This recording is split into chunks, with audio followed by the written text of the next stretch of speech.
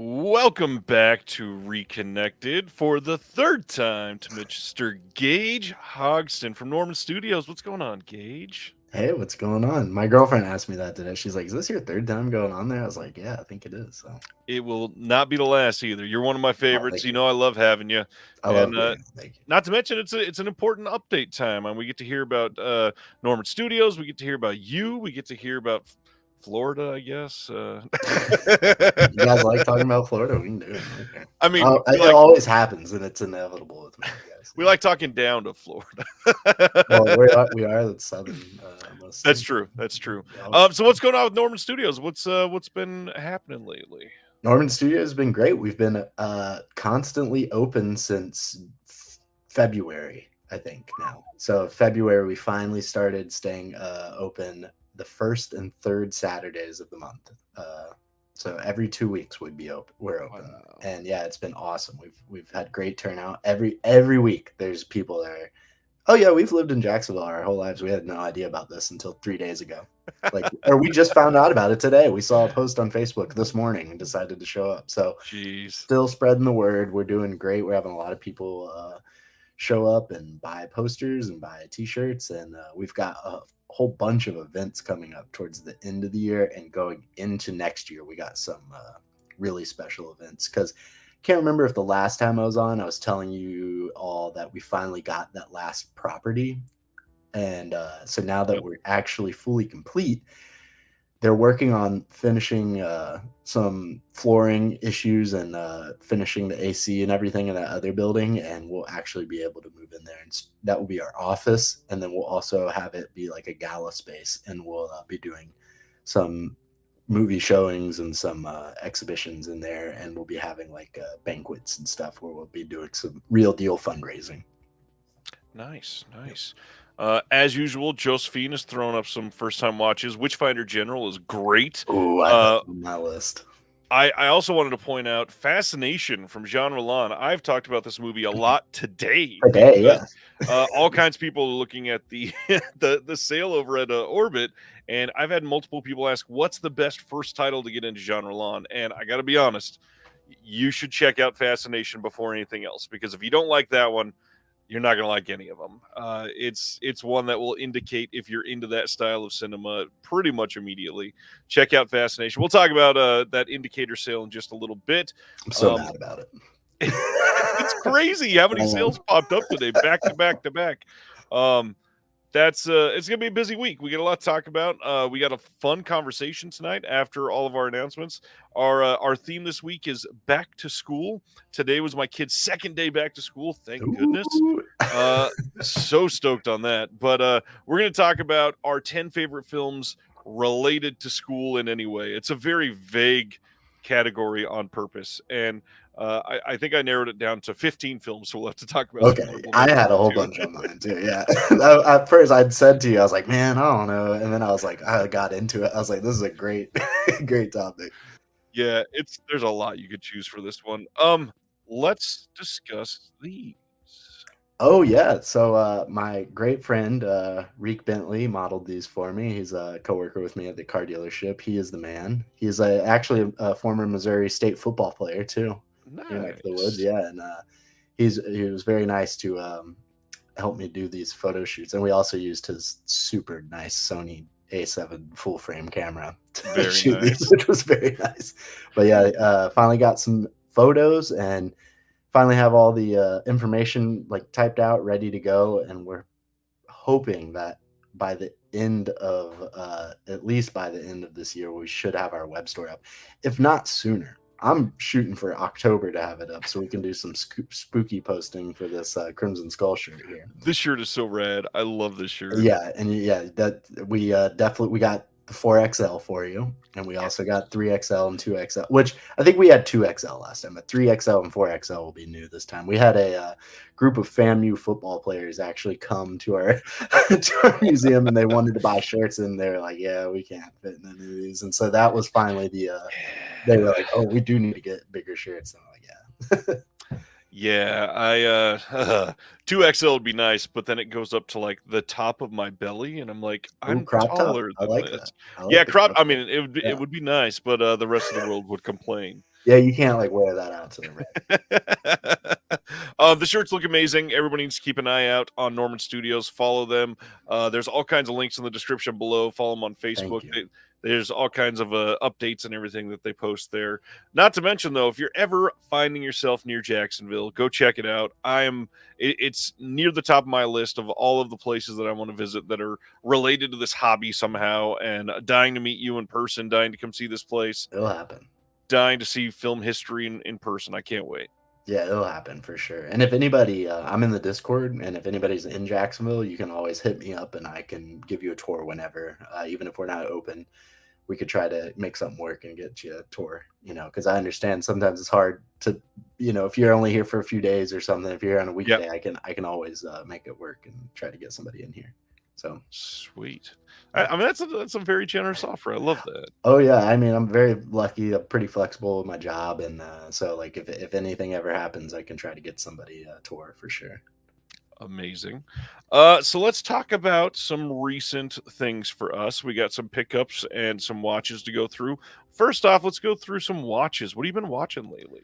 So I actually grabbed a lot of stuff this time. This Nice. is my new setup that I have, by the way, everybody. I got my closet here. Gorgeous. The two Billies, 2.5 Billies. So this is like all my Criterions and Kino, Warner Archive, and then studio stuff that's like not that flashy. And then this one will be all the Vinegar Syndrome and partner labels and Mondo Macabro and Severin. And Nice, then nice. the half Billy right here is like Arrow. And then I have stuff like my oversized stuff like my A24 stuff. My girlfriend got me this awesome shirt and the Stop Making Nice. Sense 4K for our 4-year anniversary a month ago. So I still want to know why that Stop Making Sense 4K was so expensive. I know, which is a great anniversary gift. She got me the shirt and that. I was like, damn, that's cashed out. But we're gonna go watch it over at my bud's house because he's got the Atmos set up. So we're gonna go watch it over there. So I'm excited to check that out.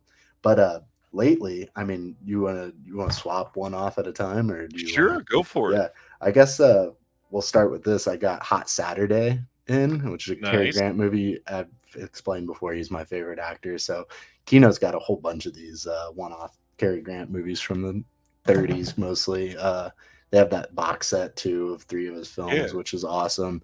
Hot Saturday was great. It's got Randolph Scott in it too, which is his buddy. So they kill it in this together, and I really enjoyed that. And then I'll do one more because it's kind of the same era, but I got the Sony Cocktail Hour, which I asked the question in the Discord if anybody had like a list of these like one-off Sonys, because it's kind of weird. They just kind of Yeah. do these like every couple months or so. They'll put a random disc out, and this is a pressed disc. It's not BDR. I thought it would be BDR, but it looks awesome too because Sony kills their transfers. So Always. and it's pre-code, and this movie also has Randolph Scott and BB Daniels.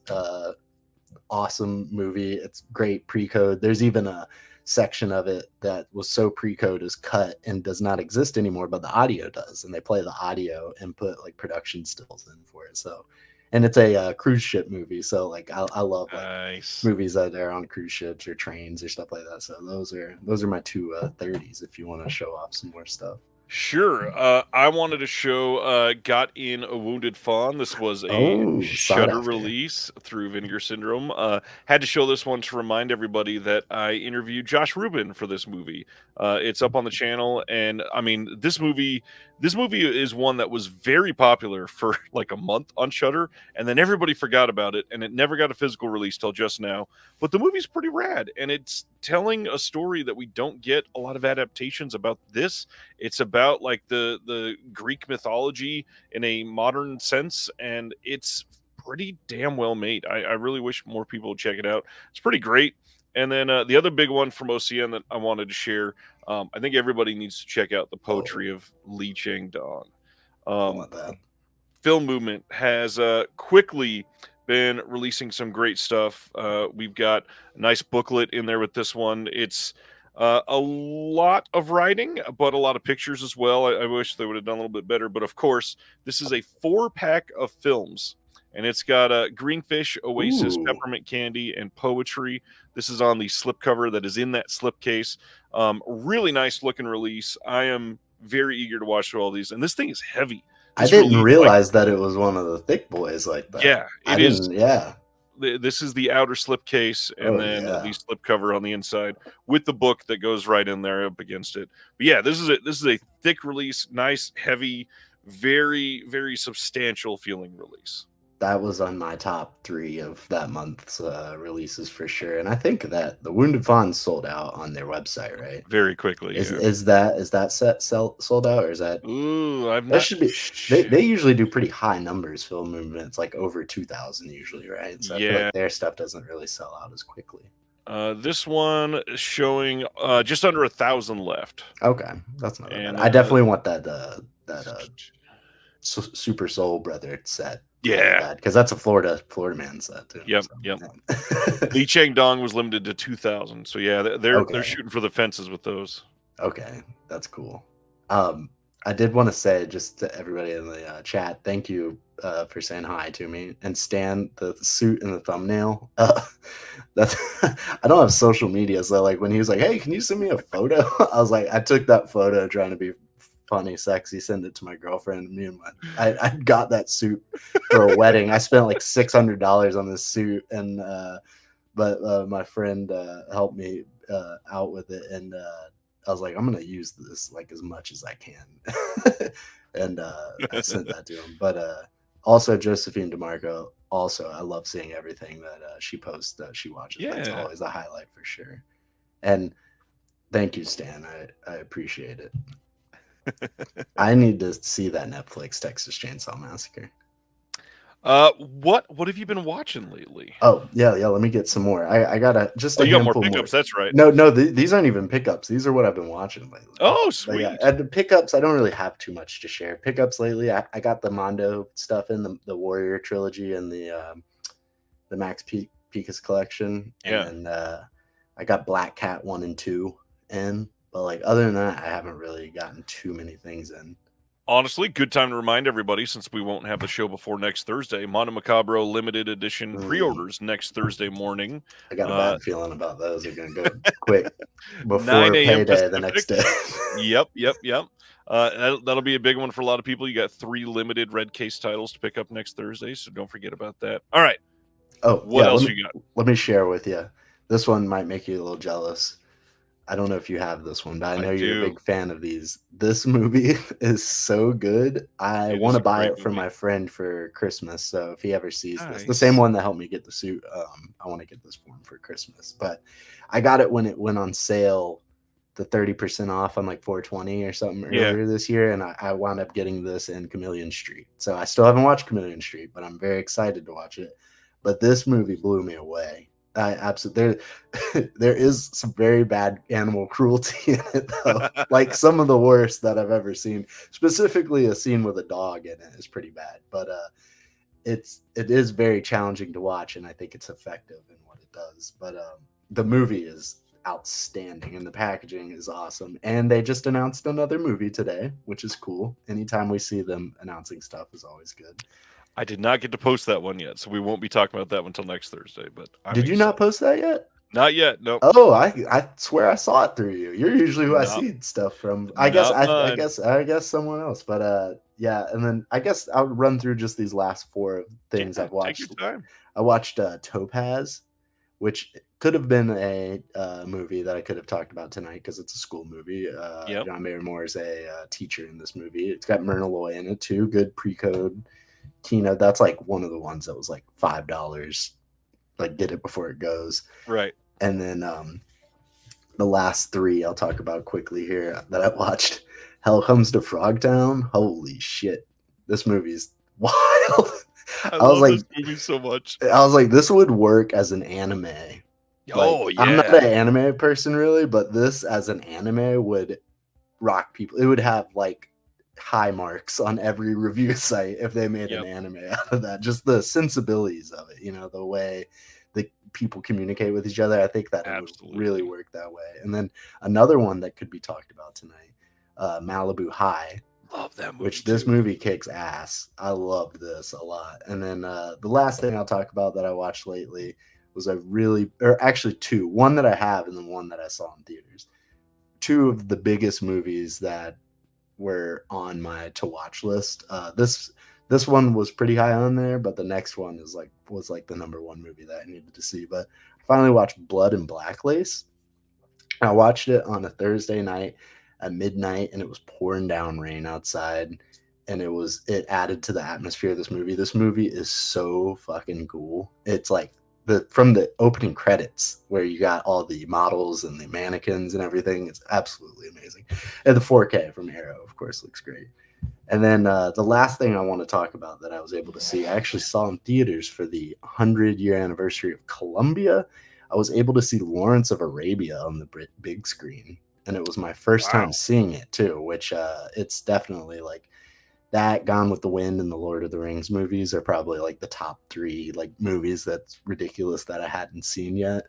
But Lawrence of Arabia, I mean, I knew I'd like it, but it also exceeded all expectations. David Lean's the man. Bridge on the River Kwai I liked a lot. Summertime was one of my favorite movies that I watched for the first time last year, and Lawrence of Arabia was just super special. It's an epic in every sense of the word. Every sense of the word. It's like 4.5 hours, and like it goes by it's paced well, and it was awesome. They had the overture play at the beginning, and then they had a intermission at the intermission, and we got to go re-up on our soda and get some candy and go to the bathroom. And I was like, man, if more movies did this, I think it's it would perfect. Be a hit. I mean, you make the people go back and buy more stuff. Like, it makes sense, right? So yeah, I really enjoyed Lawrence of Arabia. I got to get the 4K from Sony now because I don't have that volume 1 box set. It is a great looking 4K. I don't know how I've suddenly been able to keep up some theater watches. I usually have not been able to do that much, but over this last week went and saw Alien Romulus in theater. Very divisive film. I am shocked at how many people are flat out not just, man, I didn't like this one, but are flat out, this is an abomination to the Alien franchise. I thought Alien Romulus was pretty great. It had some great visuals. I loved how it tied into a lot of the lore from the series. It not that it like cleaned up storylines or anything, but they reached in and shared some things that were important with the first film. The only thing that I didn't like, of course, is this whole AI deepfake character that they leaned into in this movie. But everything else about it was pretty great. Very happy with the ending, especially. Very nice creepy creature at the end that they leaned into for some pretty amazing shots. I thought that they did really great. Fede Alvarez is an incredible director. He directs the absolute hell out of this film. This week I also saw Quiet Place Day One, the prequel that came out this year. It was good. It's a good movie, but all I'll say is it just felt like every other Quiet Place movie. All 3 movies have been basically the exact same movie, just in a different location. I dug the first one. I saw it in theaters. I thought it was fun. Like, that was like, I mean, I feel like we're still kind of in that string of like new generation horror movies. Like, I always say, like, Cabin in the Woods kind of started of this like new generation horror, and I think, which is funny because that movie's 14 years old now, I think. But which is crazy. But I really dug that first one. Never saw the second one or the new one. But that's in theaters right now? No, I got to see it at home. But this last one is kind of an odd one, but this one was in theaters. As I revealed last week on the show with my wife, I went and saw the first Twilight film last time in a theater. That made me so happy when you broke that on her. I was cheesing. I was like, let's go. Man, that movie is, I got to be fully honest, a god-awful movie. There is nothing that makes sense in this movie. However, entertaining beyond belief. I laughed so hard during that movie. I don't know who that was made for. There were choices in that film that I shouldn't even give them credit. I don't think they were choices. They were just like, let's, I think, move the camera and see what happens. Oh my gosh. The amount of time that they could have cut out of this film just because they wanted people to move parts of their mouth and not say anything made zero sense. And for everybody that's seen that movie, what in the hell is that baseball scene? I've never seen it, so I don't know. But that sounds Uh, great. it's so bad and so entertaining. I do not regret it. I thought it was hilarious. Very, very glad that I could go through that with the wife and make her happy. It's the first time she's seen it in multiple years, and it was my first time ever. So absolutely worth it. That's great. I've still to this day, I took my high school girlfriend the opening night of the last one. that's I went into it completely blind. Way And to dive into the deep end. yeah, but it was like because it was opening night and like we're Right. both like whatever 17 or whatever, and this was like just filled with a whole bunch of 17-year-olds just screaming, going crazy. It was an experience. It was I enjoyed it, but it was like, what the hell is going on? Very soap opera-y, Yeah. visually more than it kind of has that Yeah. like soap opera look to it. Yeah, somebody comes to the door and then they lean hard on them for a reaction for no reason. It's just for the drama. Yeah, Absolutely ridiculous. yeah, it's great. Um, but I do want to shout out support local cinemas, support local rep theaters, art house theaters. I watched this in local Kansas City theater called Screenland Armor, which is fantastic. It is an old timey styled theater. They've got the marquee out front. When you go inside this theater, they've got this giant curtain and then this giant robot that actually cranks to open the Oh curtain. yeah, It's that's just perfection. They put on rep screenings that are amazing. This weekend, they're putting on something called Cage Fight. It's 5 Nicolas Cage films back to back. oh man. It's that type of things that makes me want to be like living 3 doors away from this place and always supporting them. So I will absolutely be going back more and more. That's awesome. I will say that our last one here in Jacksonville just closed last month, which is so devastating. And it literally got ripped away from us like within a month. It was just like, oh, Nice. we're going to close. Yeah. Sunray Cinema here in Jacksonville. We had two. We had a San Marco Theater closed about 3 years ago. And then Sunray, the building that they're in, that area that they're in is like the like trendy hipster area and has been for the past 20 years, and like it's starting to become too popular, and so couldn't afford to stay there anymore, and Of so course. we're hoping that they open up somewhere else here in town, but as of right now they're just closed, and now that that's gone, we don't have any local theater here. And they did some, I guess, local podcast or something called like Cauldron of Emotion or something. That's some Nicolas Cage podcast. I guess that's local to Jacksonville, or maybe, I don't know. They did a Nicolas Cage screening monthly, and I got to see Con Air in theaters there like a year ago, which was really nice. Nice. But Con Air is one of the ones playing this weekend, by the way. oh really? Let's go, Gage. You're in Jacksonville. How does it feel to? Oh, dude. I mean, Limp Bizkit is like that is Jacksonville. If you listen to Limp Bizkit, that's what it sounds like in Jacksonville 24/7. Fred Durst, I don't know if he went to my high school, but his John Otto, who's the guitar player, or no, drummer. My dad went to school with his older brother. So like they are there. I mean, they're local. I don't know if y'all are familiar with moving to Jacksonville right now.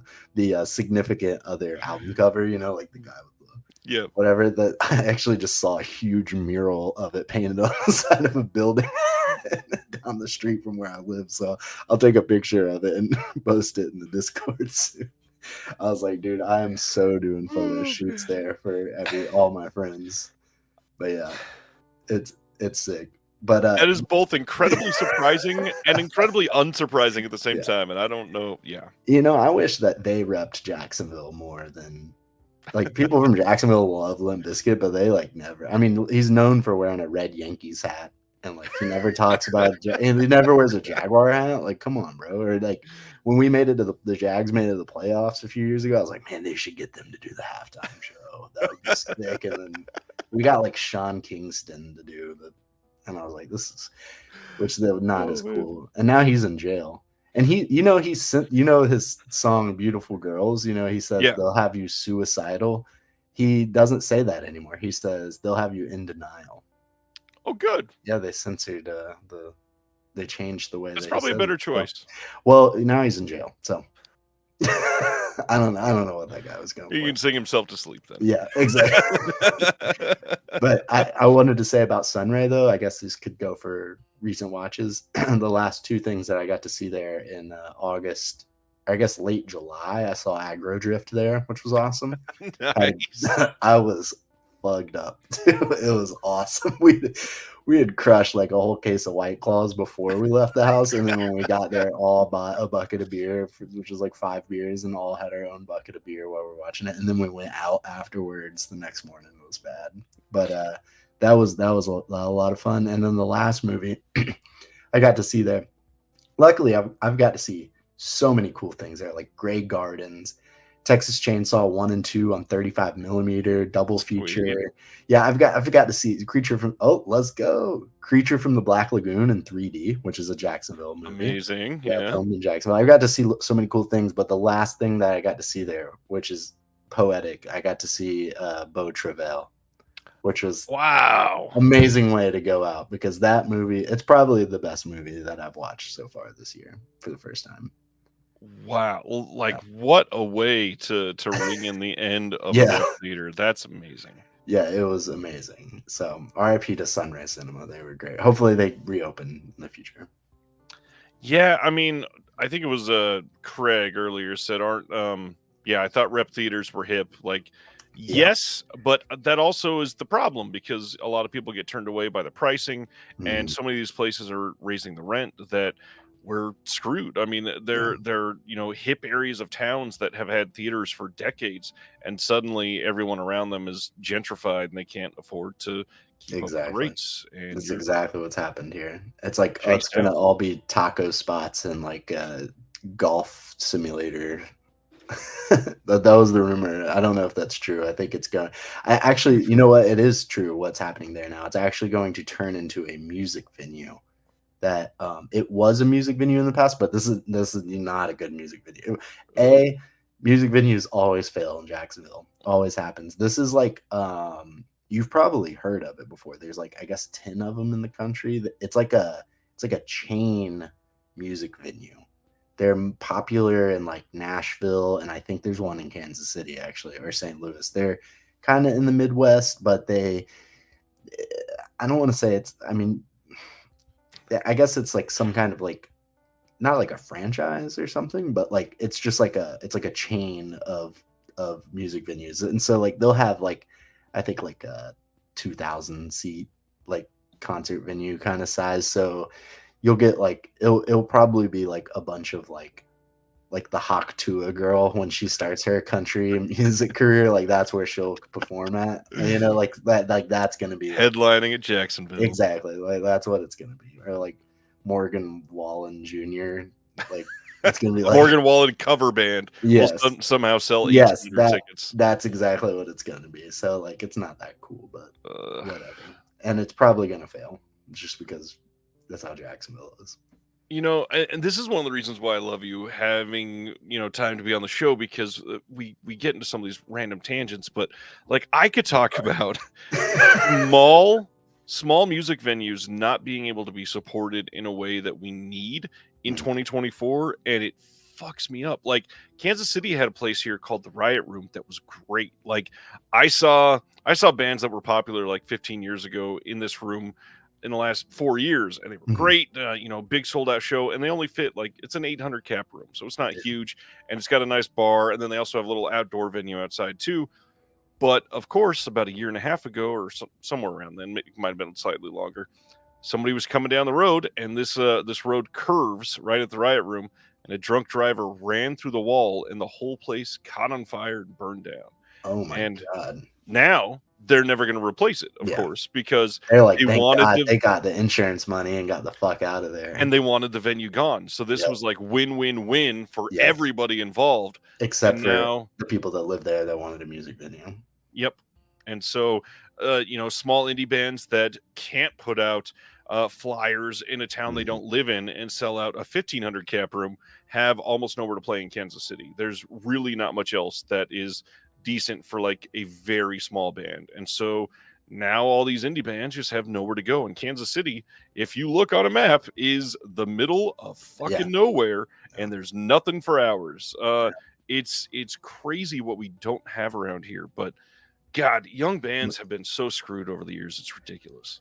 Yeah, and most people skip out on Florida because it's so out of the way. Yep. So like we already don't get anybody coming here anyways. Like we get very lucky, and if they do, they go to Orlando and Tampa, maybe Miami if they're big enough they can go to Miami. But like Orlando and Tampa if they feel like coming down to Florida, I guess. But I mean, usually bands stop at Atlanta because that's about as far as they want to go, you know, because then you're getting up into Charlotte and you get up into the big cities up there. So, but like, yeah, they very rarely come here. Everybody looks at Kansas City and they call it a flyover city, but the funny thing is they're a drive around city too. Like everybody goes way further north or way further south, and that's it. Ridiculous. Yeah. Well, at least you guys have Taylor Swift. For now, until there's more drama. And I guess Super Bowls, and we won a World Series 10 years ago. Yeah, exactly. It's so funny how you guys are the center of the world, but at the same time, like not at all. Like it's very funny. Yeah, we do have we got some good theaters, like Craig just said in the chat. We got the Stray Cat Theater that plays Deaf Crocodile films every couple months. Greenland Armor's here. They put on their Panic Fest once a year. It's great. That's awesome. Yeah, could be better though. Well, maybe if I come visit you, then I'll be able to go see some rep screenings. Hell yeah, we can. I don't know what. I mean, at least we got Cinemark playing Lawrence of Arabia, which was cool. But like, I'm just stuck to the Fathom events, I guess. Right. You know?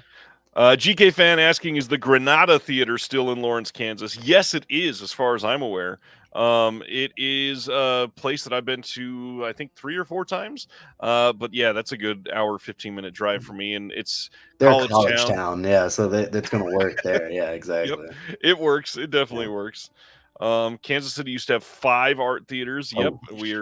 We're down to basically like 1.5 at this point. If Kansas City's a flyover city, what is OKC then? I mean, OKC at least gets some decent tours because it's closer to Texas. Yeah, and aren't they about to have the tallest building in the United States? Oh, I didn't know that. I think I saw something about that. I guess it's going to be some huge apartment building or something. I don't know. I could be completely making that up, but that's very bizarre. They do have an NBA team, though, which is always shocking to me. I'm like, that's crazy. But people probably think the same thing about us having an NFL team, which is insane. We're very lucky. That's true. All right. Anything else about Norman or anything about you in the last 6 months that you want to bring up before we head to announcements? If they do, though, I'll probably think of stuff on tangents future in the show about me. I mean, I'm just chilling. Norman's, please come. Anybody that wants to visit, please come. And please come. We need visitors. Come to Jacksonville. Yes, anytime. Come to Jacksonville. Come hang out, bro. We go get some seafood and hang out. Yeah, good time. We go to the Jags game. Perfect. On that note, this last week, we started out with a 4K and Blu-ray announcement from Synapse coming on December 10th of the Block Island Sound. This is a film by the McManus brothers. It says something terrifying is happening off the coast of Block Island. Strange forces thriving, influencing residents and wildlife alike. Birds are dropping out of the sky and fish are mysteriously washing up on shore. What is happening? This one has an audio commentary by the directors. We've got a bunch of featurettes on this, and we've got a slipcover on the 4K with new art from Joel Robinson. And I've not seen this one. Heard good things. This is a fairly new one. Came out in 2020. Yeah, see, it says you saw it on Netflix. That's cool as a movie, though. I'm sure. I mean, it wasn't a Netflix original, but it was on Netflix, which is cool. Certainly not. Yeah, that sounds cool. That's cool. I like seeing Synapse, dude. Like newer movies like this is fun. Yeah. Next, we got a couple announcements out of Australia from Via Vision. Just a reminder, Via Vision is the one that owns Imprint. Imprint is like a sub-label of Via Vision, so you can expect same level of quality, same packaging, stuff like that. These are both coming in October 30th on Blu-ray. This first one is the Mummy Collection. This one is going to have the Mummy from 1932, the Mummy's Hand from 1940, the Mummy's Tomb from 42, the Mummy's Ghost from 44, the Mummy's Curse from 44, and a bunch of these. We got new commentaries by people like Tim Lucas, Tom Weaver, some pretty big names. Very, very excited that these are getting a good release out of Australia. I'm glad people are going to have a chance to get these. I'm kind of mystified that these weren't released previously down there, but I'm glad that they're getting a good release now. Yeah, that's real. I mean, so The Mummy is the I guess that would be the only huge Universal, like, monster movie that I haven't seen yet. I've still never seen The Mummy, but I've seen all of I haven't seen the Phantom of the Opera either, the '40s Phantom of the Opera, but I don't really That consider one's kind that. of separated. Yeah. Yeah, exactly, but I've, so I saw that this year, excuse me, Universal is doing the 8 all in one because they did the 4, Yep. then the 4, they're doing the 8 all in one, and I never got the second box that has The Mummy in it. So I'll probably try to buy that 8 film set and just sell my Smart. volume 1. Also save on shelf space. So, but this is cool that they're getting all these in Blu-ray. Hopefully the Uh, 4Ks come. of the original, which one of those Yes. are your favorite? I'm assuming Creature. Of the original, Yeah. man. So Creature obviously has very sentimental connections being filmed in Jacksonville, and that was one that I grew up watching with my dad a lot. But the one that I rewatch the most is Dracula. Every Halloween, I always watch both the English and Spanish Dracula. I always because they're both an hour long, so they're Yeah. very easy to watch. And so like I would like to say that those are probably my favorite because I think they have a lot of they're older too. Obviously, Creatures from the '50s. I like the Right. '30s pre-code stuff is always more fun to watch for me. Frankenstein's great too, but I would say Dracula or Creature are tied for different reasons. Makes sense. I don't talk about it much. I adore The Invisible Man. I think that movie is way ahead of time. It is so The Mummy and The Invisible Man were like the last two that I need to see, not counting the Phantom. The Invisible Man I watched for the first time 2 or 3 years ago when the 4K set came out. That Nice. was my first time seeing The Invisible Man, surprisingly, and it is awesome. It's so good. I It's couldn't believe it. hilarious. It's It's so brutal. funny. Like Yeah. so many fucking people die in that movie. Yeah, he's just so angry. It's funny. It's so good. It's oh my god, I had so much fun watching that. That was part Great of my movie. spooky season watching probably 2 years ago. Nice. Speaking of funny, the other one coming from Via Vision is the Abbott and Costello Horror Collection. This one's going to have Abbott and Costello meet Frankenstein, meet the killer Boris Karloff, meet the Invisible Man, meet Dr. Jekyll and Mr. Hyde, meet the Mummy. This is a great collection. This is why we had a lot of people post, why isn't Meet the Mummy in the Mummy collection? It's because they're putting out the other collection. It'd be weird to put it in both. So here it is. You get both, and I'm sure these will be fairly cheap from Via Vision, and you should Yeah. be able to get it at Orbit, Diabolic, places like that. I love the coloring on this Yes. box set too. I love the old school. I mean, art from the 30s and 40s can't be beat. Unless the 20s through the 40s, I should say. That's all good stuff. But the Abbott Costello movies, these were like staples of the my TV local antenna cable stuff. So I've seen almost all of these in bits and pieces throughout the years. I don't know if I've ever seen any of them from beginning to end. So but I've seen like every part of all these just because they were always on TV. Well, and so many people, look at these as like, I don't know, punchlines, but these are actually like well-made good movies. These are the pinnacle of their time for a lot of people. Yeah, they're great. I always enjoyed watching them. That's just like the perfect background movie for me. Is stuff like this. Exactly. Yeah. And All right. Oh, go ahead. I'm sorry. I was just want to say Stan Geezy say Dracula's kind of rough in my opinion, which like I hate having discussions about like stuff like this because I completely get it because like it's so impossible to show this movie Dracula to people because Right. it's to me I love it. I love the transition from sound to or from silent films to sound films. It's such an interesting time period where they haven't found out the syntax of how speaking on film works, and it works the best in Dracula because it's so awkward and weird. Like when he just like Well, and very stage too. yeah, exactly. He just It's enters. very stage. Yeah, and yeah, exactly. His entrances and his just silence in his entrances and the It's like applause breaks. yes, it's amazing. There's like silent no soundtrack. It's just very quiet. You Yep. just hear the hum of the optical track. I love it. I love that stuff. That's part of the reason why I like it so much. Next up is Crunchyroll putting out a 4K and Blu-ray steelbook of One Piece film Red. Not much of an anime guy myself, but I've heard that this is supposed to be great. I'm glad that people are going to be able to get a release of this, and it's not super expensive from what I can tell. Yeah, this looks like a good release. These Crunchyroll anime sets they're putting these out left and right now. They sure are. Yeah, that's cool. I like it. I'm down. I would like to get a lot of stuff from Discotek because they put out like a lot of anime from like the 70s and Yep. like mini series animes, where it's like only 8 episodes, stuff like that. That looks really cool. So Stuff that you couldn't see for a long time too. yes, exactly. And it seems like they do a pretty good job. Craig says, when they restored Dracula a few years back, I was lucky enough to see a screening of it, and a woman who was in the film was there. She was helped up to the stage and talked about what she remembered. Damn, that is great. Sick. That is awesome. 102? Oh, she was 102. Amazing. That's insane. That is so cool.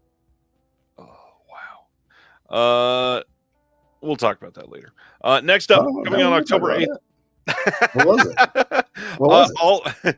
All I said, ways to support Disconnected. Okay. Go on the Patreon, link in the description below. Oh, yeah. Change your Amazon bookmark. Come on the show if you ever want. Let me know. Buy the Physical Media Advocates. I feel like this issue just came out, but we're already. I have mine. I should have grabbed it. We're already putting out issue 12 in 9 days. So it's get so ready. Cool. The Physical Media Advocate, 10 out of 10. I love it. I was like so hyped when I opened it up.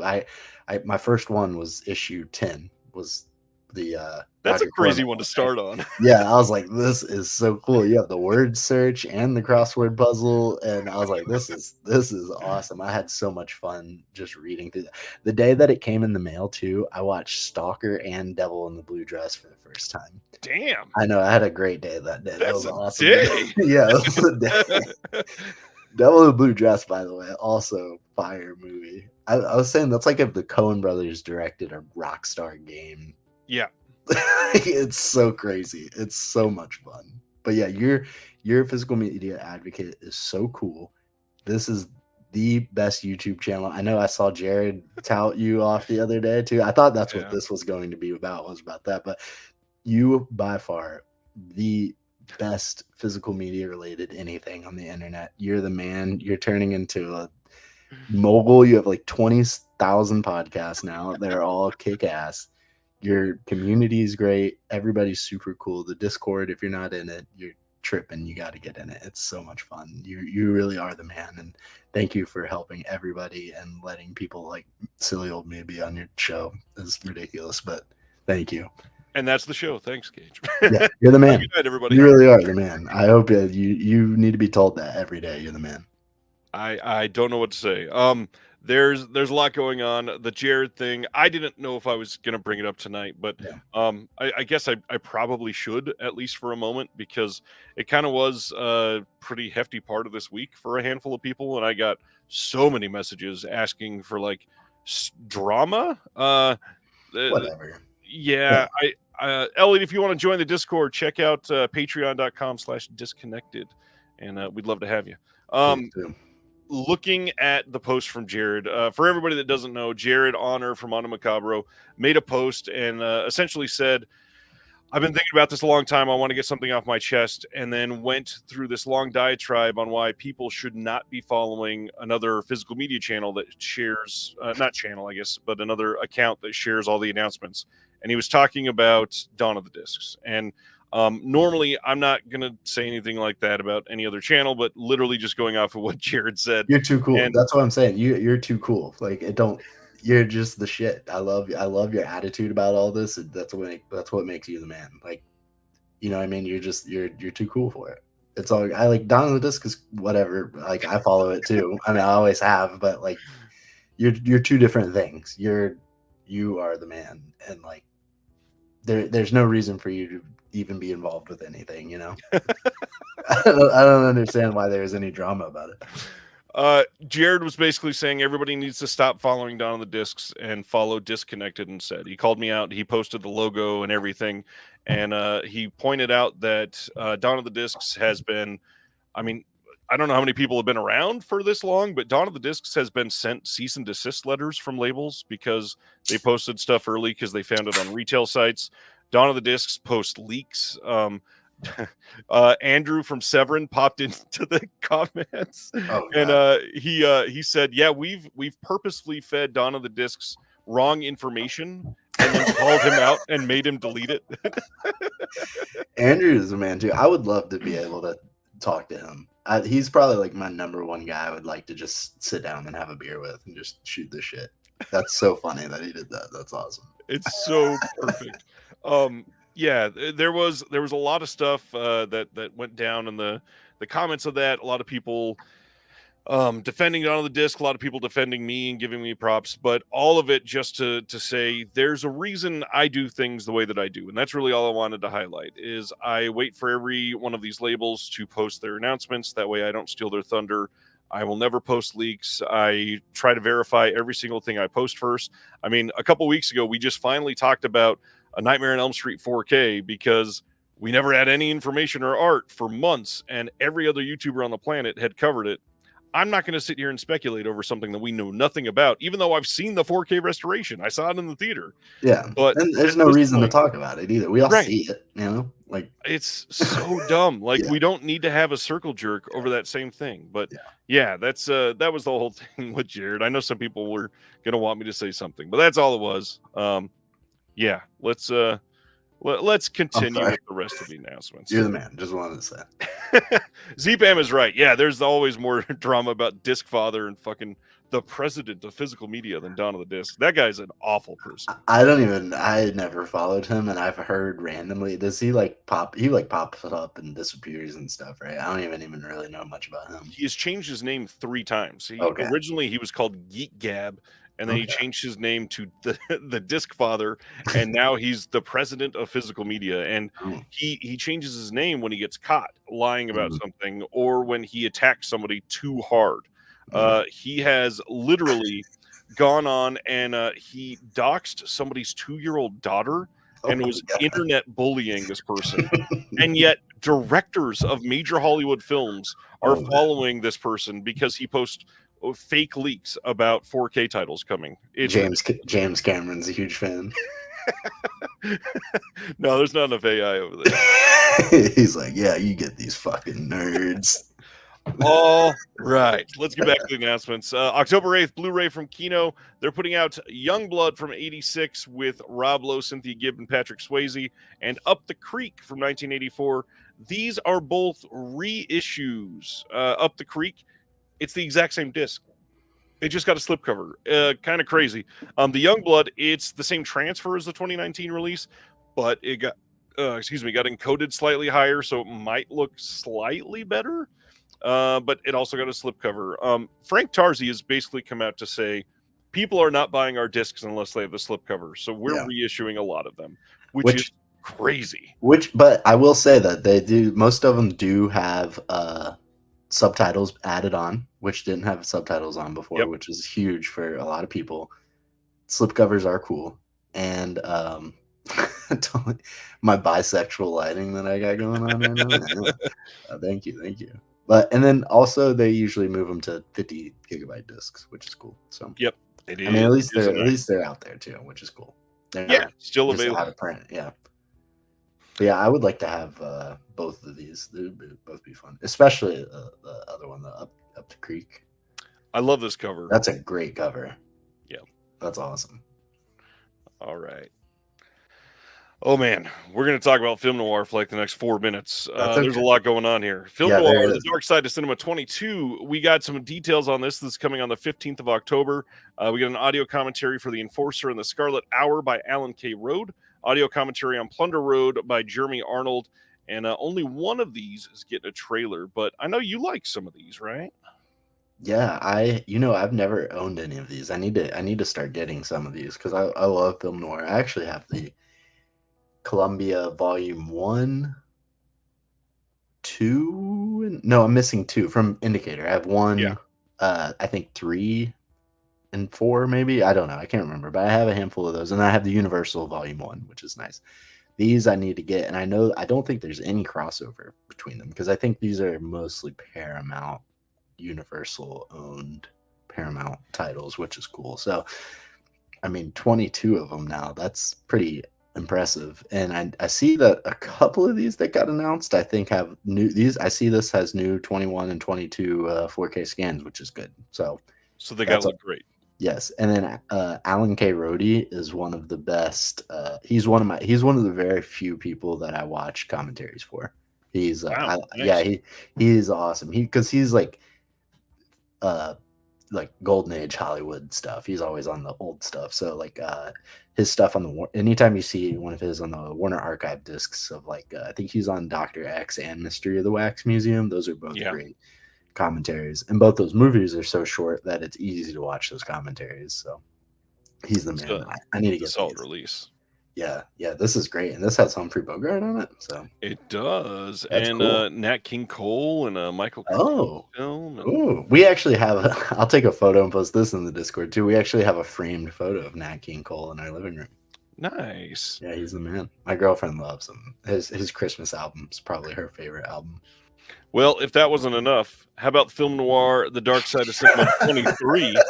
I thought 22 was the last. I thought you were gonna do 22 and 21. Let's go. This one we don't know when it's coming, but again, brand new 2019 to 2022 HD scans by Paramount. They're all 4K scans. We got Rope of Sand from 49 with Burt Lancaster, Peter Lorre. Kiss Tomorrow, Goodbye from 1950 with James Cagney on that one. Love it. And then Never Love a Stranger from 58. That one's got John Drew Barrymore and Steve McQueen. Let's go. That's an all-star studded 3. And then Rope of Sand, I think, just had an Umbrella release too. I believe it did, yeah. Which I like Umbrella. I just don't own anything because I know eventually it'll come through Kino or somebody over here. Right. Yeah, but that's really cool. Those are all great. James Cagney, awesome. And good looking set. Yeah, I do want to point out, considering we're 23 sets deep in here, if you've never checked these out, let your definition of noir get a little loosey goosey. Yes, because Kino certainly has. Which I mean, it is understandable too. It's a very it's not a genre. I was just having my good friend Adam, which I need to send him the link to this so he can start watching right now because I got him into collecting discs a couple about a year ago. But him and he had texted me the other day. I forget what movie it was, but he asked me you know what it was? He asked me if neo noir was a real genre or if that was just some bullshit tagline that people. And then I was like, well, technically noir is not a real genre. It depends on how, you want to break all this stuff down. So yeah. Noir, I mean, what is film noir? 23 of them just from a single studio. They're just, I mean, you could just put a crime film in it and call it film noir, I guess is what they're doing at this point. But as long as it's crime in black and white, it's film noir. There you go. Girl and a gun. That's all you need. That's all you need. That's what Goodard said, right? So we got some questions on these. Stan says, anybody know what the prints are like in these sets? I mean, they look pretty good. Most of the ones, especially if they've gotten brand new HD scans in the last 5 years, they're good enough for standalone releases. They just wouldn't sell. And so you put them together in a set, in a box, and collectors will go crazy for them. So, yeah.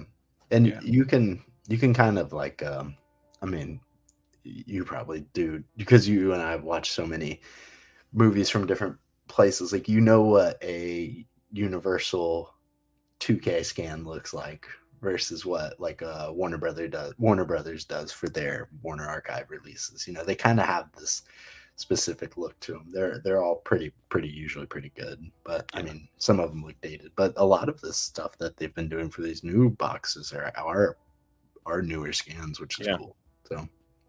Then Simner's asking, here's a question: 50 to 100 years from now, what's the type of movie or series that you think Kino or a Kino style label would put out that would be like this?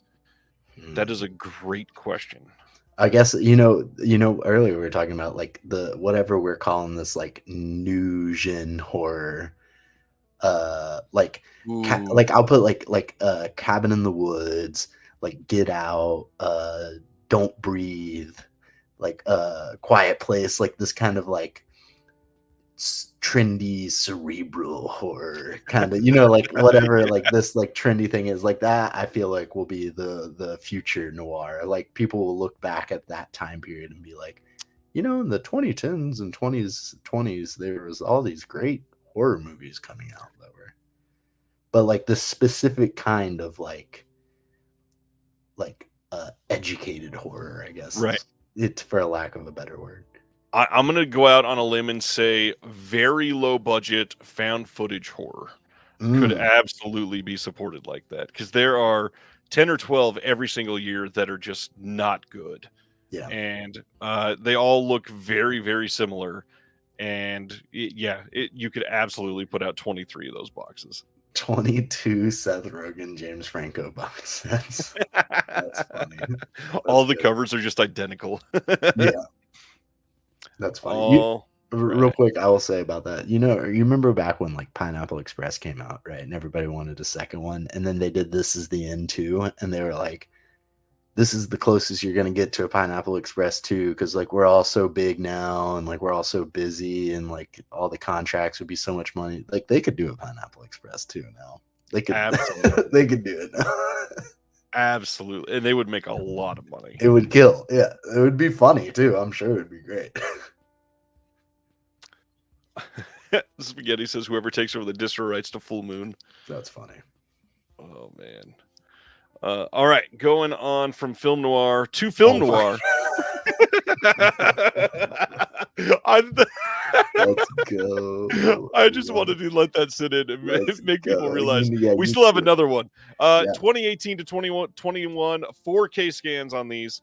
Union Station from 1950 with William Holden and Nancy Olson. Jennifer from 53 with the one and only Ida Lupino. And then The Crooked Circle from 1957. Yet another thing. Yeah. Exact same thing that we could say. 1957, like getting late for true noir, right? But it's called Crooked Circle. That's a noir ass title. I mean, I've never seen it, so I can't say it, but it's post neo noir realism noir. There you go. All right. Ida Lupino too, which is cool. Exactly. Now that we're away from noir, September 3rd on Blu-ray from Universal, Belgravia, the next chapter. This is something that I'd never heard of, and I guess this is a spin-off of the original. And this is from the creators of Downton Abbey and the Gilded Age. You can check this one out on Blu-ray. Two things about that. My girlfriend would probably like it. And 2, MGM Plus original series. That's the first I've seen that used on a Blu-ray disc, which is good to see that Amazon's staying in the game. That's cool. Also, hell of a top hat. Amazing. We Were Soldiers from back in 2002. I didn't realize how funny his face looks. It's supposed to be like stoic, but like that's like fun. Yeah, that looks like he just came out of the latrine, and he looks like the who's the puppy guy? Walter. Walter.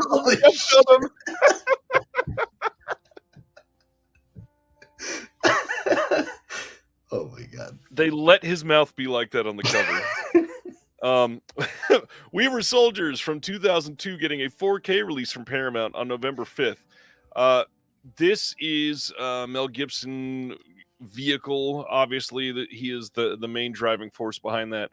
However, I figured it was probably time to mention the Paramount news that has been being passed around this week. Did you read up on any of that? I did. I read about it. I think that it makes sense, and I think it'll be okay. I think this just makes sense for what's happening there. Like, there's going to be a bottleneck kink that could potentially get better as time goes on.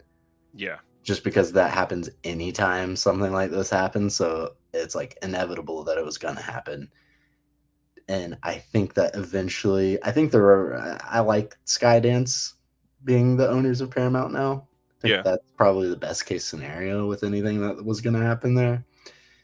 But you may have a little bit more news on it. But like I guess the news of like current people that had licenses not hearing back from Paramount now, that's scary. Hopefully that all figures itself out though. Yeah, so big hats off to the digital bits. Always great information. Bill Hunt over there, somebody that has tons of contacts in the industry and all that. So essentially, word is getting to him that there are a lot of people that have been working with Paramount. They were suddenly just facing a complete freeze on new licensing from Paramount, which is not normal. People remember I don't know, 2020-ish. I was about to say it was before 2020. It was like no Paramount stuff ever, and they've really Paramount did nothing. Yeah, at all. And then Imprint really seemed to be the ones that greased the doors on this. And Paramount has been doing a lot to get out there, allow people to license a lot of their back catalog. And the digital bits came out with some coverage that said they sent out some inquiries to sources in the industry. And as it looks now, based on the recent sale of everything, they reduced their US-based workforce by about 15%.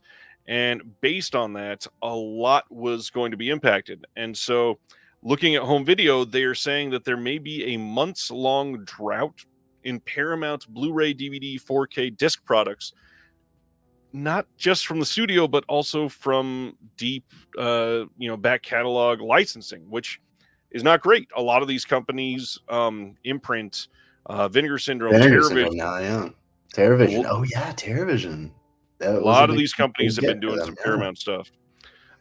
So that could be a big disruption. But the other big thing is they are saying potentially like if you don't get something on the first wave of releases, it might not get a reprint for a few months because it will be stuck in this. So there's a lot of Paramount stuff that we're talking. Chinatown that's like in and out of stock. Might have to get that. There's a lot of Paramount titles we're talking about tonight, and if it's something that's one of your favorites, I mean, I'm not gonna like say, "Hey, you should buy this immediately," because I would never say that. However, if it's one of your favorites and you want it, you may want to pre-order it, and also you may want to pre-order it from two places and just be prepared to cancel one when the other one ships. Yes, exactly. Don't pre-order from Amazon and think you're safe because you're not safe. I never pre-order anything from Amazon.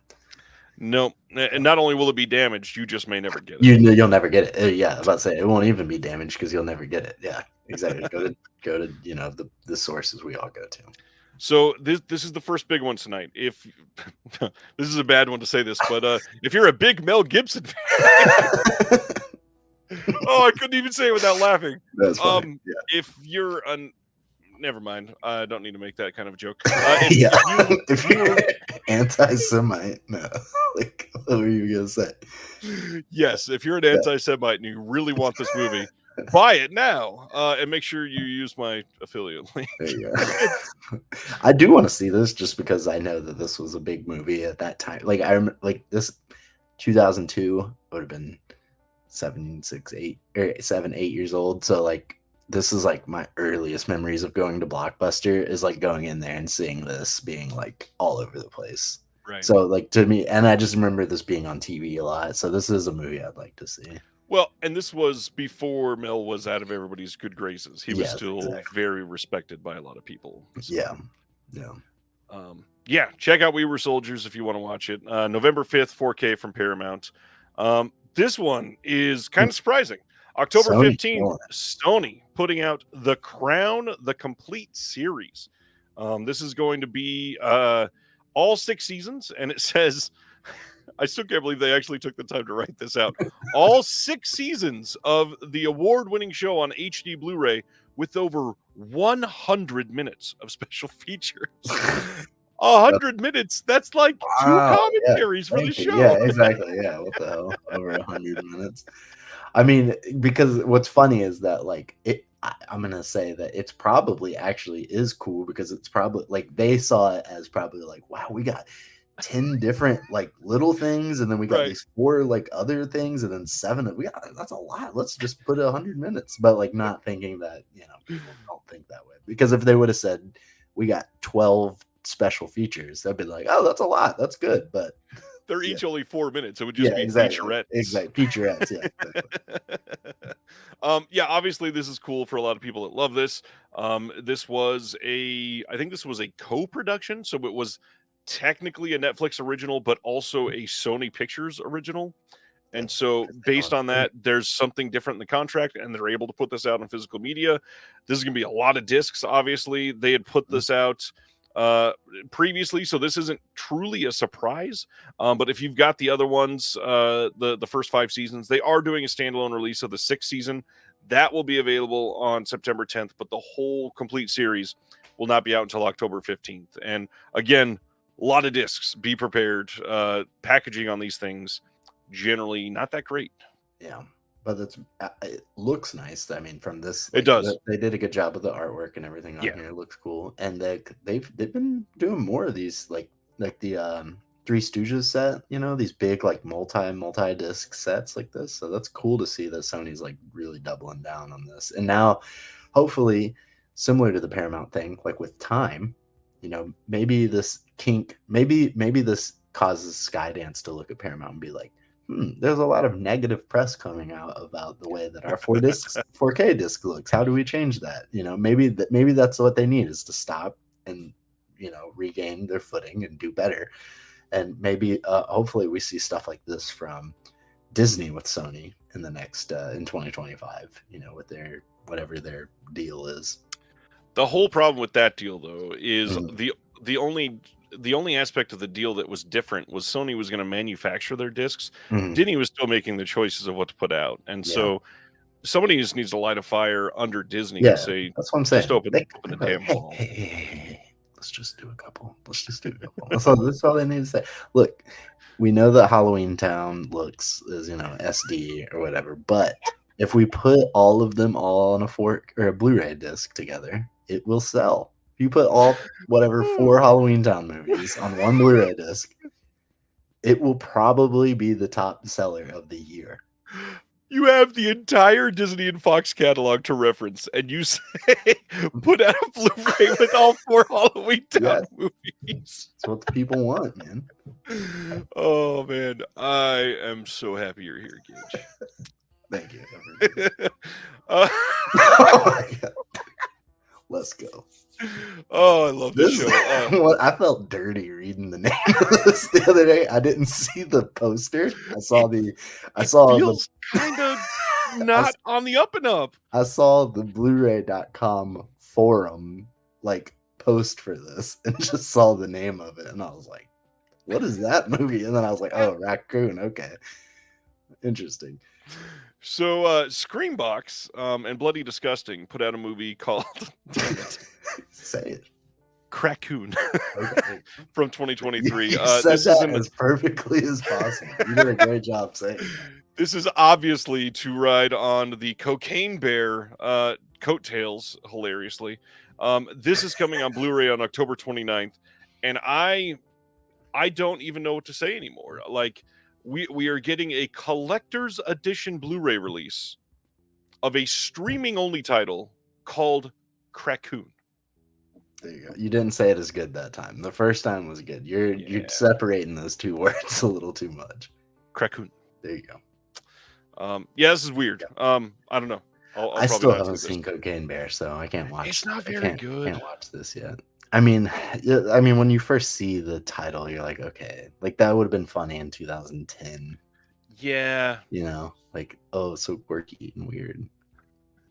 GK fan, 1 disc. What about compression issues? Then, I mean, if Sony was real, they'd do 4 discs. But come on, we gotta be real about this.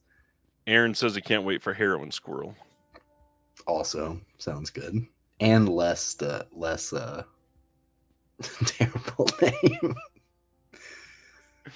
Must see Cocaine Bear. I would like to see it, and there is a 4K of it now. I remember being like, that would be one I get on. That would be one that I'll get at Best Buy on Black Friday. But then I think the last Black Friday it was still only out on Blu-ray, and now Best Buy doesn't sell discs anymore. So now I'll probably never. So I apologize in advance, but because somebody said the word Heroin Squirrel, all I could think about was, why don't we think of something better that makes sense with the word heroin? And all I could think of was Harrow Inside Out 3, and it's just people being emotional on drugs. Oh my god. Bro, you could film that movie in Jacksonville. That'd be a good Jacksonville movie. In front of the mural of Yeah. Although it'd just be opioids, not like real heroin. It'd just be pills. But... yeah. and heroin side out. Oh, that was good. Oh man, I felt depressed the moment I said that. Which I love the first one. Have not seen the second one yet. It's very good. It is super great. Yeah. The first one is like A1. I loved it. Fentanyl ferrets. Holy shit. That's the Jacksonville movie for sure. Oh man, that is a great title. All right, so this one's interesting. September 17th. September 17th, Film Chest Media Group, who I had literally never heard of before the other day, is putting out The Great Escape 2, The Untold Story from 1988 with Christopher Reeve, Judd Hirsch, and Donald Pleasance. Let's go. That's amazing. How there's a Great Escape sequel from 1988, and this is a 2-part series. I've never heard of it. That's awesome. Getting the Blu-ray release. That's sick. And you know what it reminds me of is after my friend and I went and saw Lawrence of Arabia. It started at 7, so I want to say we got out of the theater around midnight. We went to like the local sports bar and had a few beers afterwards. And I got home and I was dying on the couch because I had had beer and burger. I went to McDonald's and got burgers, and I was like dying. I felt like my stomach was going to explode.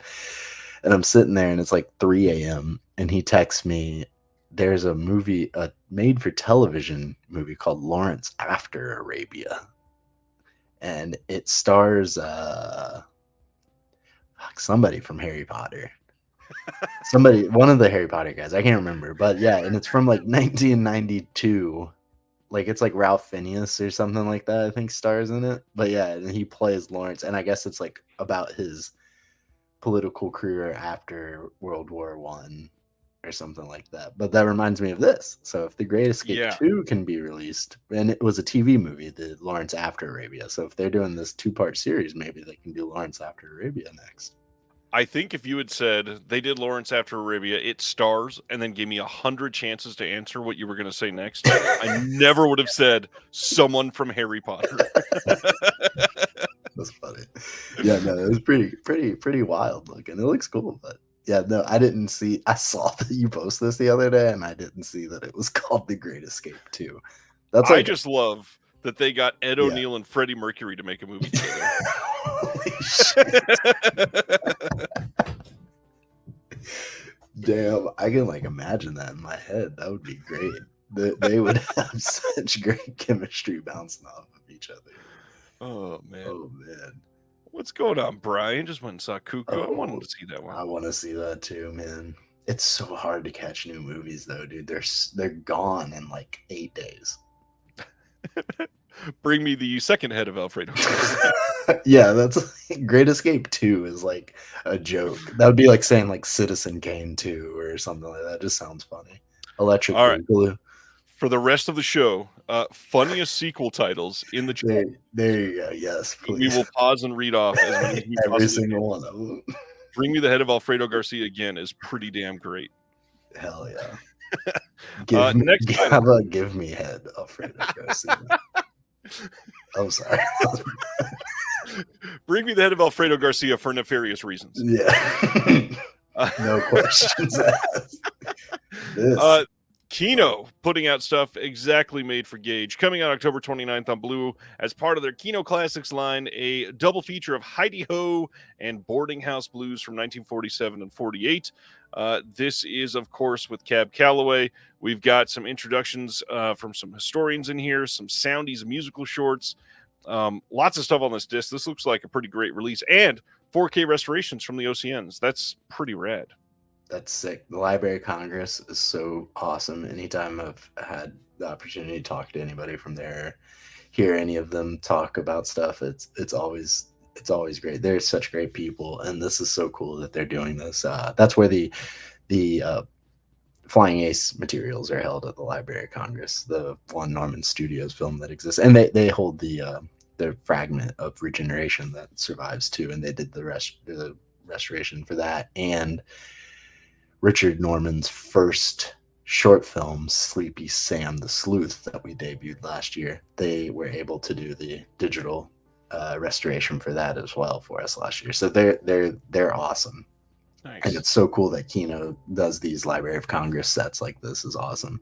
This is going to be sick. Cab Calloway, I mean, even if you don't know who he is, you have seen a lot of stuff influenced by him. Like he's like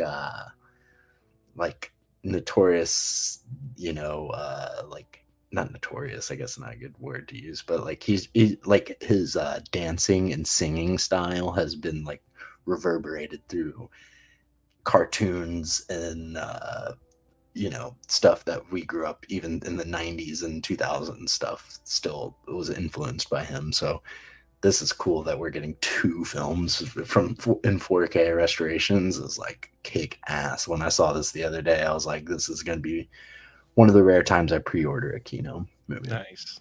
Yeah. Brian's first sequels he's thinking of is It's Still Following, and then Part 3, It Won't Stop Following. I still never saw the fall. Well, I guess is he trying to say It Follows? It Follows, right? Yeah, that's what I thought. I still have not seen that, and that just got a second sight, right? It did get a second sight, but that right around then they also announced they're actually doing a sequel. Yeah. Schindler's List 2, Electric Boogaloo. I don't think we needed the word electric in there. Kick him out. No, I'm joking. That's bad. He said he'll leave, so you don't have to kick him out. The Seventh Sense, I See Live People. That was your. You had Chris on. Was it on your show or was it on the Mondo where he kept making? No, it was on here. You just had Chris from the Ill Have Die film. Yep. Where he kept making the jokes of like the 5th and the 6th. All right. Next from Kino, catching up to Eureka a little bit. The Cabinet of Dr. Caligari coming on 4K as part of the Kino Classics lines on October 22nd.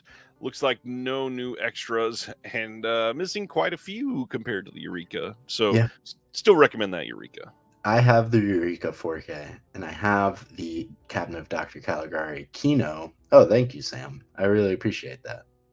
Knowledge, whatever, is not epic, but it truly is. It's not that impressive. But I do have the Kino Blu-ray of the Cabinet of Dr. Caligari. So I have all these special features and I have the 4K disc. So maybe one day if it's like fairly priced and I have excess cash, I'd get this too, because it does have the DJ Spooky, right, which is definitely a cool way to watch this movie. So if you don't have the Eureka or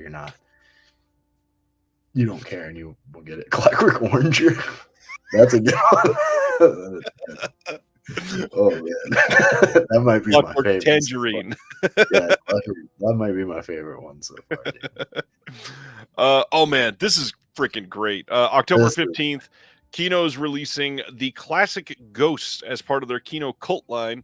This is from 1973, and this says, virtually unseen since their late night airings on ABC TV in 1973.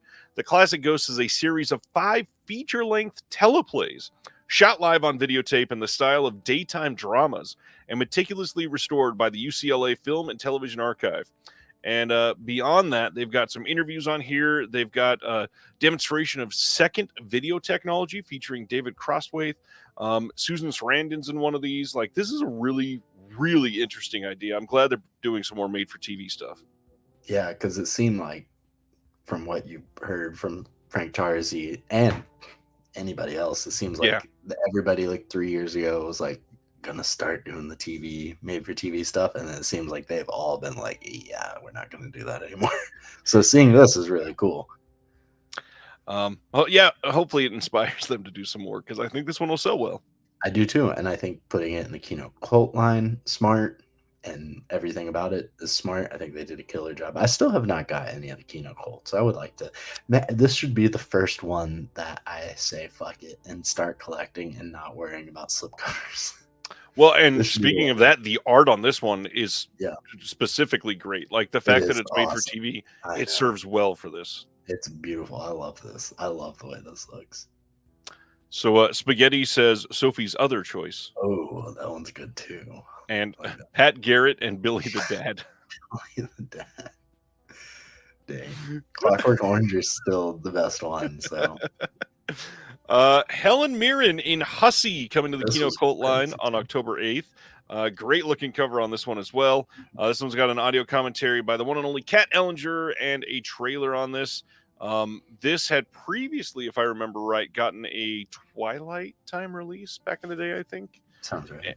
And that one, of course, has been out of print for quite some time. So the fact that this is coming back out, it's a nice change. The Twilight Time release was one of the newer ones. It came out in 2019. So even then, it still sold out fairly quickly because they always did. But yeah, glad this will be there for everyone now. Yeah, Helen Mirren, like one of the best of all time. So yeah, and a Kino Cult too, which is cool. Yeah, that was, and it's a well-known movie. So yes, exactly. That's really cool. Chris pointing out it's got a better indicator release. Yes, it does. Okay, does this have an indicator release? That's crazy. I believe it does. Usually, I remember stuff like that. That's cool. Indicator is the best. They're the best. I love them right now. Came out in September of 2019. Okay, cool. That's awesome. Yeah, I definitely want to get some of these Kino Cults. And speaking of Twilight Time, sorry, another tangent. I know you probably remember this. Somebody just announced that they are re-putting out the Moby Dick from the 1956. Oh, that is Sandpiper's doing that? Okay. Yeah. Because I know they've done a few of the Twilight Time stuff. So Twilight Time, Scream Factory titles, and Olive. Yeah, they've done quite a few. Yeah, I really want that Moby Dick for its unique look that has that crazy like bleached film stock look or whatever that makes it look like an oil painting or whatever. It looks really cool. So I definitely want to get that. I missed out on all. I don't have any Twilight Times. Why are you locked to Region A then, all that is man? You know, I actually, surprisingly, shockingly, just became region free last December. I remember you saying crazy. That. Yeah, that's crazy that I waited. I owned several Region B discs. Some that had been out of print for a long time, like the Columbia Noir Volume 1. Baby Daddy Driver. Okay, that's my favorite. Okay, so my pitch for Baby Daddy Driver is literally Adam Sandler running a heist to steal Kevin Spacey's money. Ooh, that sounds fucking good, dude. I like that. Damn, that's fire. All right. Enough about that one. Speaking of Indicator, we got some Indicator announcements. November 18th, they are releasing Pryor and Wilder as a box set with Stir Crazy, See No Evil, Hear No Evil, and Another You. This is coming on November 18th in the UK only. This will not be coming in the US. One or two of these have already had releases here in the US, and I think one of them has no release in the US, but it was only released in Australia, I think. Yeah. Another You I'd never even heard of. I didn't know that movie. But Stir Crazy and See No Evil, Hear No Evil are like staples of staying home from school and then being on some television channel.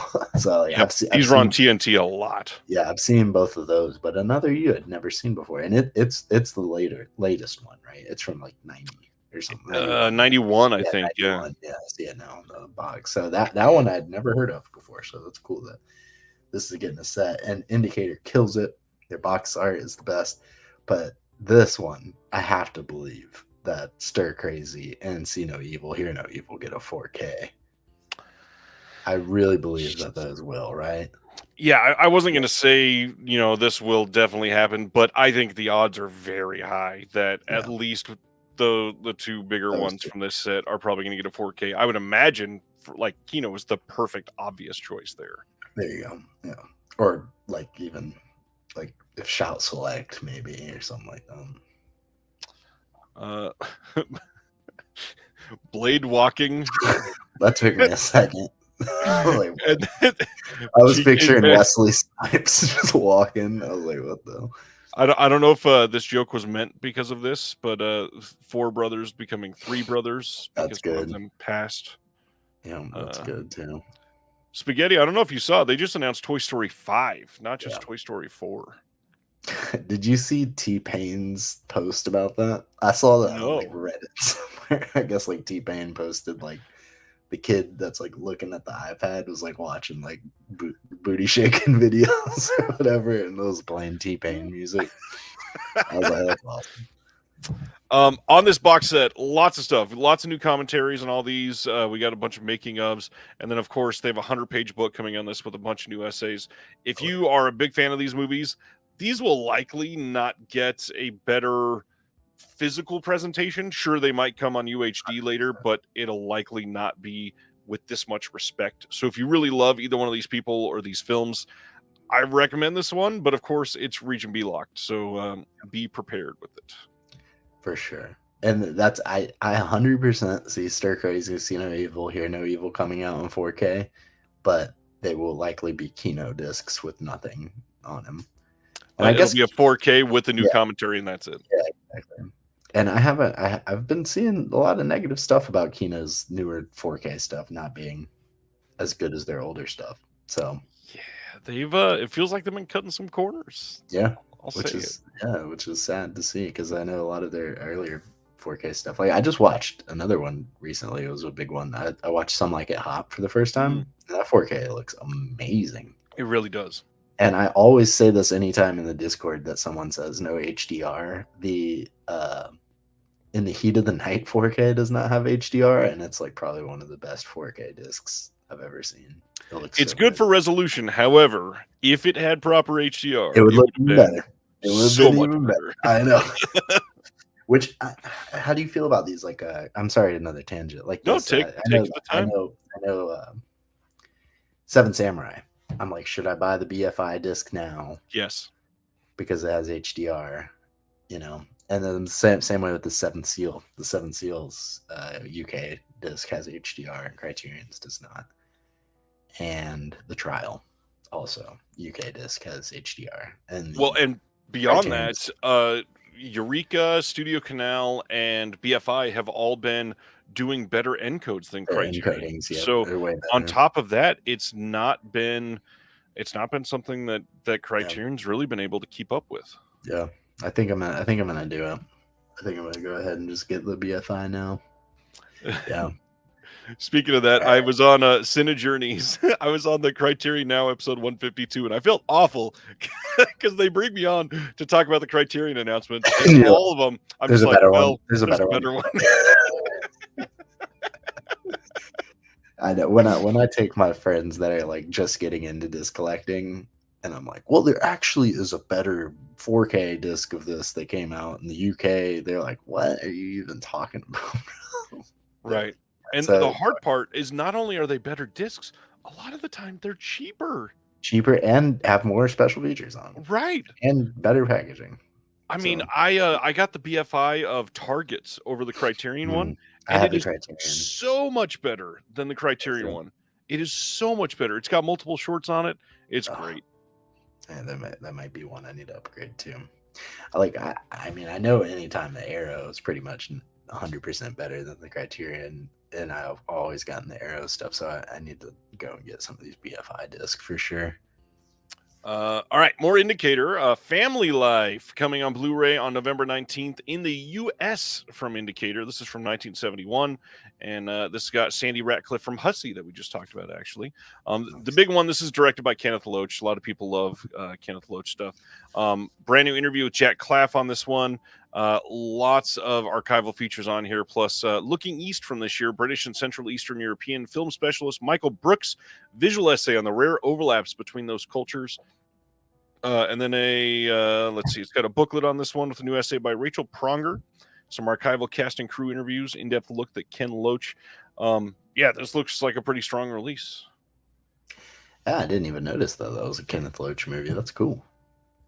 The Eighth Samurai. Pryor and Wilder Must Be Mine, says Dan Mullen. I know a lot of people are going to be after that one. It'll probably sell pretty quickly. I would assume so, too. November 19th, they're also doing Left, Right, and Center in the U.S. First off, I probably should point out, really stoked that they're focusing on the U.S. quite a bit this month. Yeah. They've not been doing much in the U.S. for a few months, so it's Mhm. nice to see them come back strong with these 3 titles. Yeah. Alistair Sim on this, and in Carmichael, and as usual, bunch of special features, audio commentary with Michael Brook. We just talked about him. Some interviews, some archival short films, new and improved English subs, and then of course booklet and indicator. Just kind of quietly, always amazing. Yeah, them, Deaf Crocodile, and Mondo Macabro are probably my 3 favorite. Nice. 3 favorite labels right now. They're all, I want all their shit. Scratching 3 very different itches. Yeah, yeah. I guess they also they just speak to my what I like more than anything, I guess, because I like what Mondo does with like the super obscure shit is really cool. Deaf Crocodile. I mean, Deaf Craig Crocodile. was out there restoring for the last half hour. Hasn't said anything. He heard you say Deaf Crocodile. He went, they Deaf Crocodile is the shit. I think they are probably the best company doing what they're doing right now is like they're especially with their new stuff with Diabolic. That you having him on the other day and announcing all that stuff the other day got me so bricked up. I was so like, let's go, dude. I'm so excited. I still need to pre-order the both there's 2 out now, right? Both there's 2 out, Savage Hunt of King Stack and the so and so has not had dinner yet. Adela has not had Adela, supper yet. yes. But beyond that, 3rd title getting announced next Friday.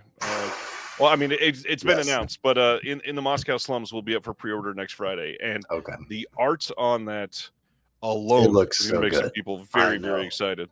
It looks so good. They're absolutely killing it right now. Everything they're doing is sick.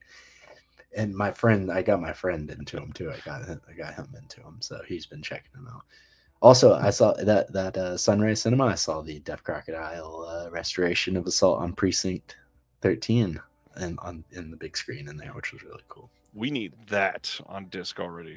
I know, it's crazy that it's taken this. I saw that in theaters 2 years ago, I think it was. And Craig, when did you finish that? That had to have been like 4 years ago. Was that even pre-pandemic? Maybe. Yeah. It had to have been right around then. Yeah. It was close. They're the greatest. And then Indicator, they do all the 30s, like I finally got that Mae West box set ages ago. There you go. But around 2020, 4 years ago, that's what I'm saying. But yeah, I finally got that Mae West box set in from Indicator. Got like the Kiss Before the Mirror, and Night Has a Thousand Eyes and stuff like that. I was able to get when they just had their sale. What was that, like a few months ago? I was able to get like a whole bunch of their stuff for $11.99. The limited edition pre-code movies was killer, and they've been doing a lot of the Josef von Sternberg early sound movies. Like I got Thunderbolt, which I checked out. That was a lot of fun to watch, and then I got Jet Pilot, which is later Josef von Sternberg, which I got that too. I haven't watched that yet, but yeah, the Indicator is the best right now too. One more from Indicator, The Man Who Had Power Over Women, getting a U.S. release on November 19th. This one is going to have, again, a bunch of archival information on here. We've got interview from 2024 with Alan Scott, the screenwriter. We've got some short films. We've got a booklet on this. Lots of stuff coming. Great art on this, as usual. Indicator is usually pretty great with that. Yeah, I was going to say this. Seeing it now, looking at this, I don't have. But okay, Cine Journeys. I do not have their Josef von Sternberg and Dietrich set. I wish I did. I think that is still gettable from places. I think it's out of print on their website, but I think it's still fairly priced places because it was available for so long. I do have the Criterion set of it. I have not cracked it open yet. I'm still trying to catch up on some of his because I finished all 3 of the Criterion silent film box set of his last year. All 3 of those movies, fucking amazing. If you have not seen those, they're so good. And then I've slowly been working into his sound film, so that will probably be something I start watching here at the start of 2025. I'm really excited about that. But I did want to say about this cover art here is like the perfect indicator cover art with their logo. It really is. I think it just flows perfectly, and it Yeah. reminds me kind of the way, it's like it's very different, but similar sensibilities, at least to the way that Undercrank does their stuff. And Yeah, I get I that. love the Undercrank art, and yeah, That's awesome. Yeah, Ben Modell is friends with one of the guys that is on our board, Jim Kirkhoff. He's an awesome guy. He actually just gave me two really cool things. He gave me a DVD VCR combo player that was like a production grade one that like could read or write to the DVD. Like so you put the VCR in it and write it to the DVD, or the VHS tape in it and write it to the DVD. It's like super heavy duty, which is cool because I haven't had a VCR in a few years. So, and then he gave me like this huge sound library of CDs, which like now you could just use YouTube to get, right. backing tracks and stuff like this. But at first I didn't want the CDs, and then he showed it to me, and it comes with like this thick catalog of of everything that's on the CDs, and the catalog says like Lucasfilm, Fox Films, Warner Brothers, blah blah blah. And I opened it up, and it's got like the sounds that they would use, and like I'm like, man, I gotta look through all these and see like what, because like if this has like the legit Lucasfilm lightsaber sounds in it, that would be pretty sick. That's a big deal. I know that's pretty sick because like he did video production for the Pentagon, which is like crazy. Well, but Yeah, not to steal thunder, very yeah, related story. yeah. Terrorvision, we put out Inferno back in Mhm. December or Yeah, January, whatever it was, which and I I great, it's a wonderful release. I Um, had to upgrade my. I know I told the story about Redwood yep, having the names on it and then cutting the names off it. Okay, I'm sorry. it's so funny though. I know. Um, I we were putting that out, and there was a little bit more room in the booklet, and I was like, well, I kind of want to reach out to Ben Modell, like with what he does for the scoring, and we have 4 different options on scores. We should get him to say something. And so I emailed Ben, and I was like, "Hey Ben, this is my number. If you don't mind, give me a call. Want to talk to you about a pretty cool project." And he emailed back within like maybe 3 minutes, and it was it's so random. He goes, "Well, I'm about to perform at the Met Yeah. in New York City. Do I need to tell them to delay for a few minutes so we can talk, or can we talk like in 2 hours?" And I was like, "Ben, go play at the Met. Fuck, Yeah, we'll talk in I'll a be couple okay. Yeah. hours." He's cool. I have not been able to meet him yet, but we're hoping that when we relaunch doing Silent Sundays at Norman Studios, we're hoping that we be able to get some of his work to be able to play at Norman Studios, and hopefully have him. We want to start That doing would like be great. guest speaker series kind of deal, where we'll have him come and actually perform and speak at Yeah. a film showing and stuff. Yeah, so hopefully we got it in there because we know one of his homies. So, but yeah, I've seen his interview with you is amazing too. By the way, I mean, he is one of the people that I've interviewed that was so just like I appreciative that somebody knew that his work existed, and I love that about him. It's like you're doing such an important service, and you think that you're kind of doing it for nobody, and yet yeah, you're still so passionate about it. And that's why I wanted to talk to you. Like, yeah, that is amazing. he's the man, and he has I believe they're DVD only of Marcel Perez, who he is a silent film actor that most of his career was here in Jacksonville, not with Norman Studios, but with I believe he actually, I forget the studio that he did most of the stuff with, but the studio that Norman Studios is, before it was Norman Studios, it was a studio called Eagle Film City, which I think I spoke about that whenever I was first on, because it didn't become Norman Studios until the entire film industry had left Jacksonville.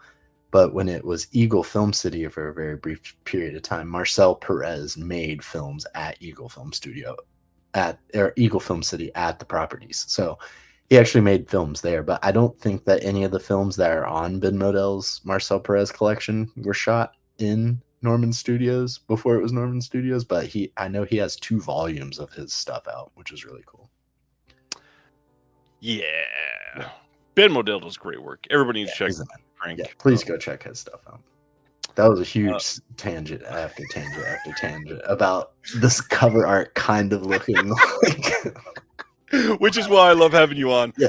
Speaking of indicator and great cover art, let's talk about modern horror steelbooks for Imaginary. Oh man! I saw this somewhere. I may have been your thing, and it said, "What a nothing slipcover."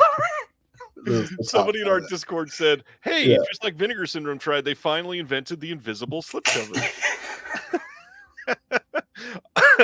October 1st, we are getting an Amazon exclusive 4K steelbook from Lionsgate for Imaginary, and of course, this is going to piss a lot of people off because they just put this out on Blu-ray. Why are we doing this on 4K 6 months after the Bluray? Makes no sense. Makes my skin Just crawl. do it Makes day me and so date. angry. Oh, so I don't disgusting. get it, but I did warn everybody this was absolutely going to happen.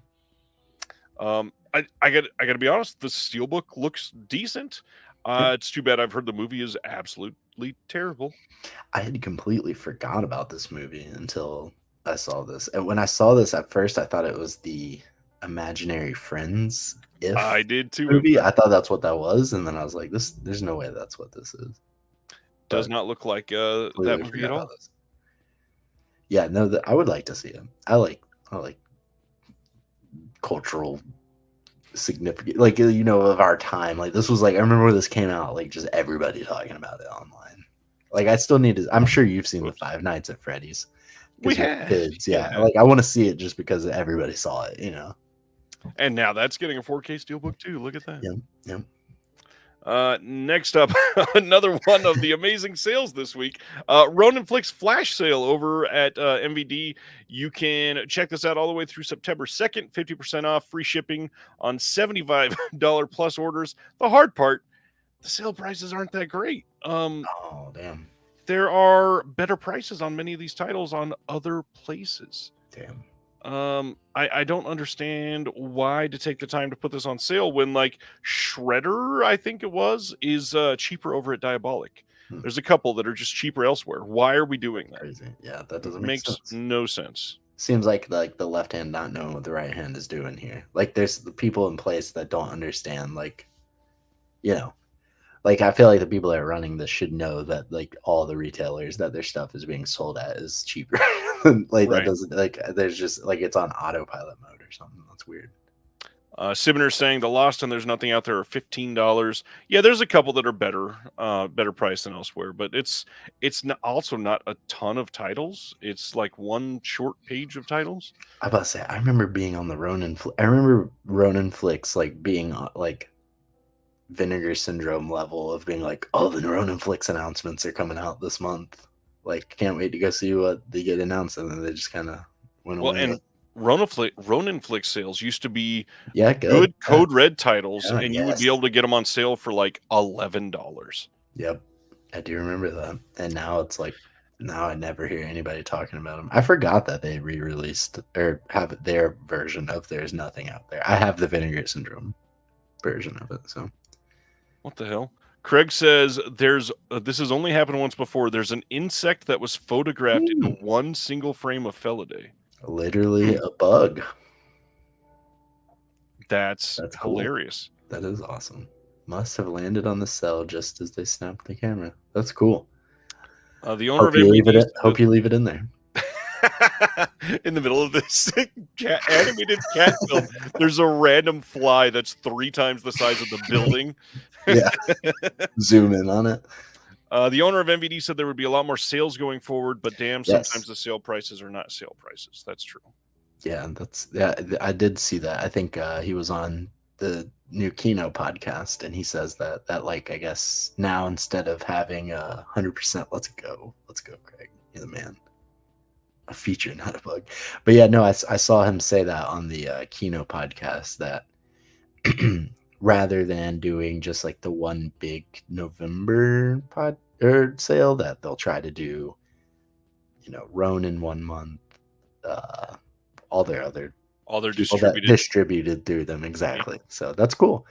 Which I'm very upset that I just missed out on that Film Detective sale because those were all like $12, and I need most of those. Like that, their re-release of the Bat, not the BDR old school, but the re-release of it It is like looks so good. very hard to find on Amazon because like sometimes it's like not actually sold through Amazon, so then it's like $39, and so like them having it for $12 was nice. So, and I want that Dorsey Brothers movie too.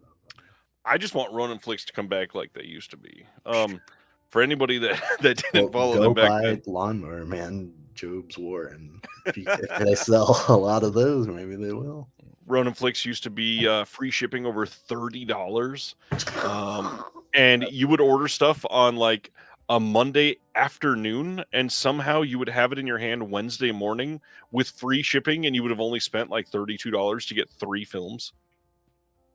It's crazy. I mean, it's crazy to think that you used to you and I were talking before the the podcast.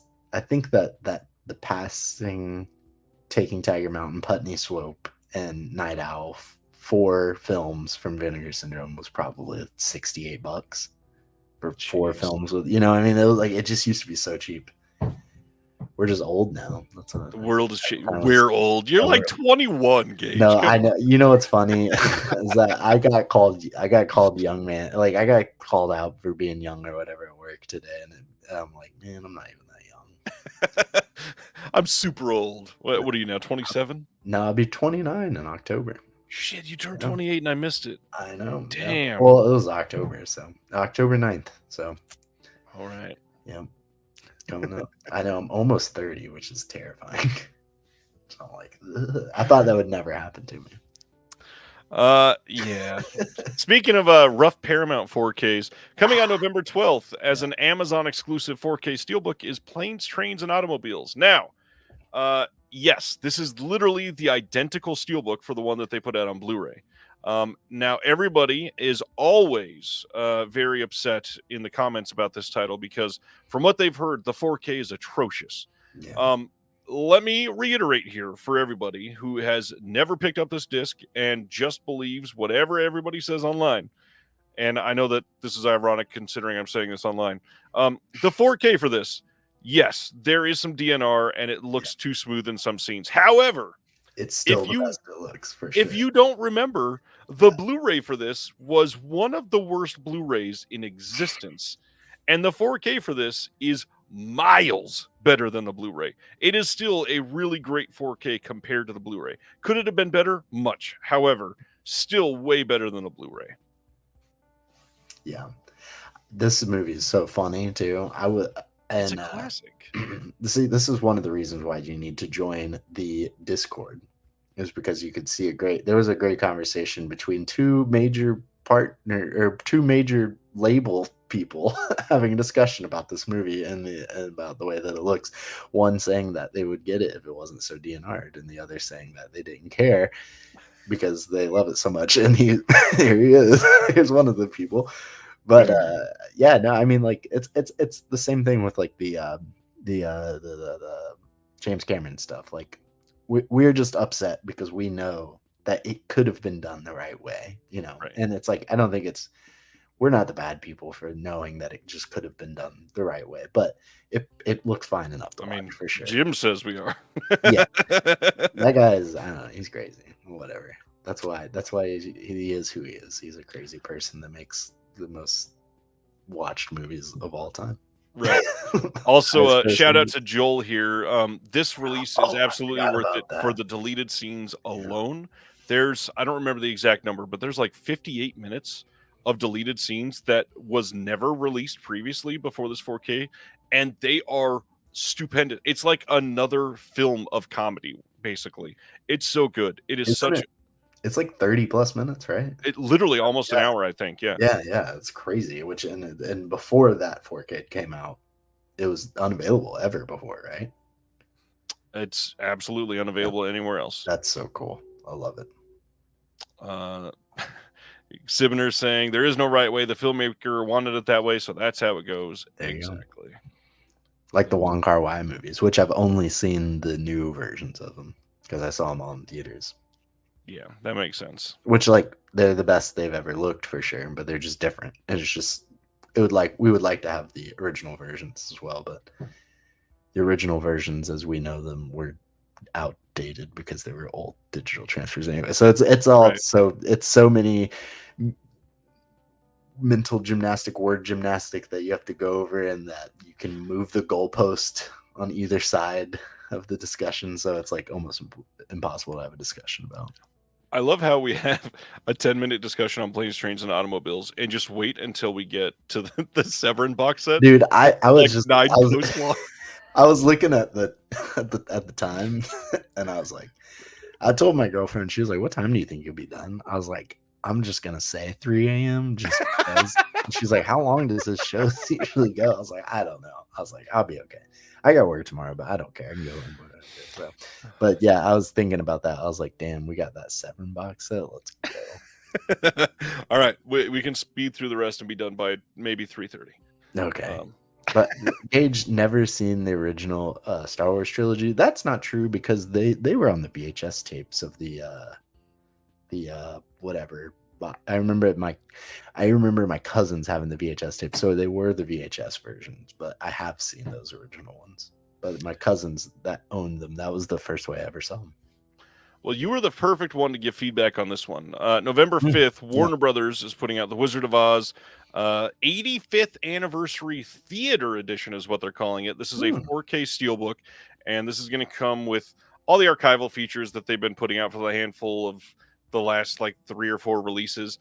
It's not much, and I'm honestly surprised they're not putting a better package of features together. They do have stuff from the old DVD that is missing, I believe, from this. But beyond that, they are doing these collectibles that they've not done on this before. There's an invitation to the 1939 premiere, the preview premiere theater ticket, Grauman's Chinese Theater 8-page program, 4 art cards from the original posters, and 8 original theatrical lobby cards. How do you feel about the art on this? How do you feel about the rest of the package? So this is getting a US release, right?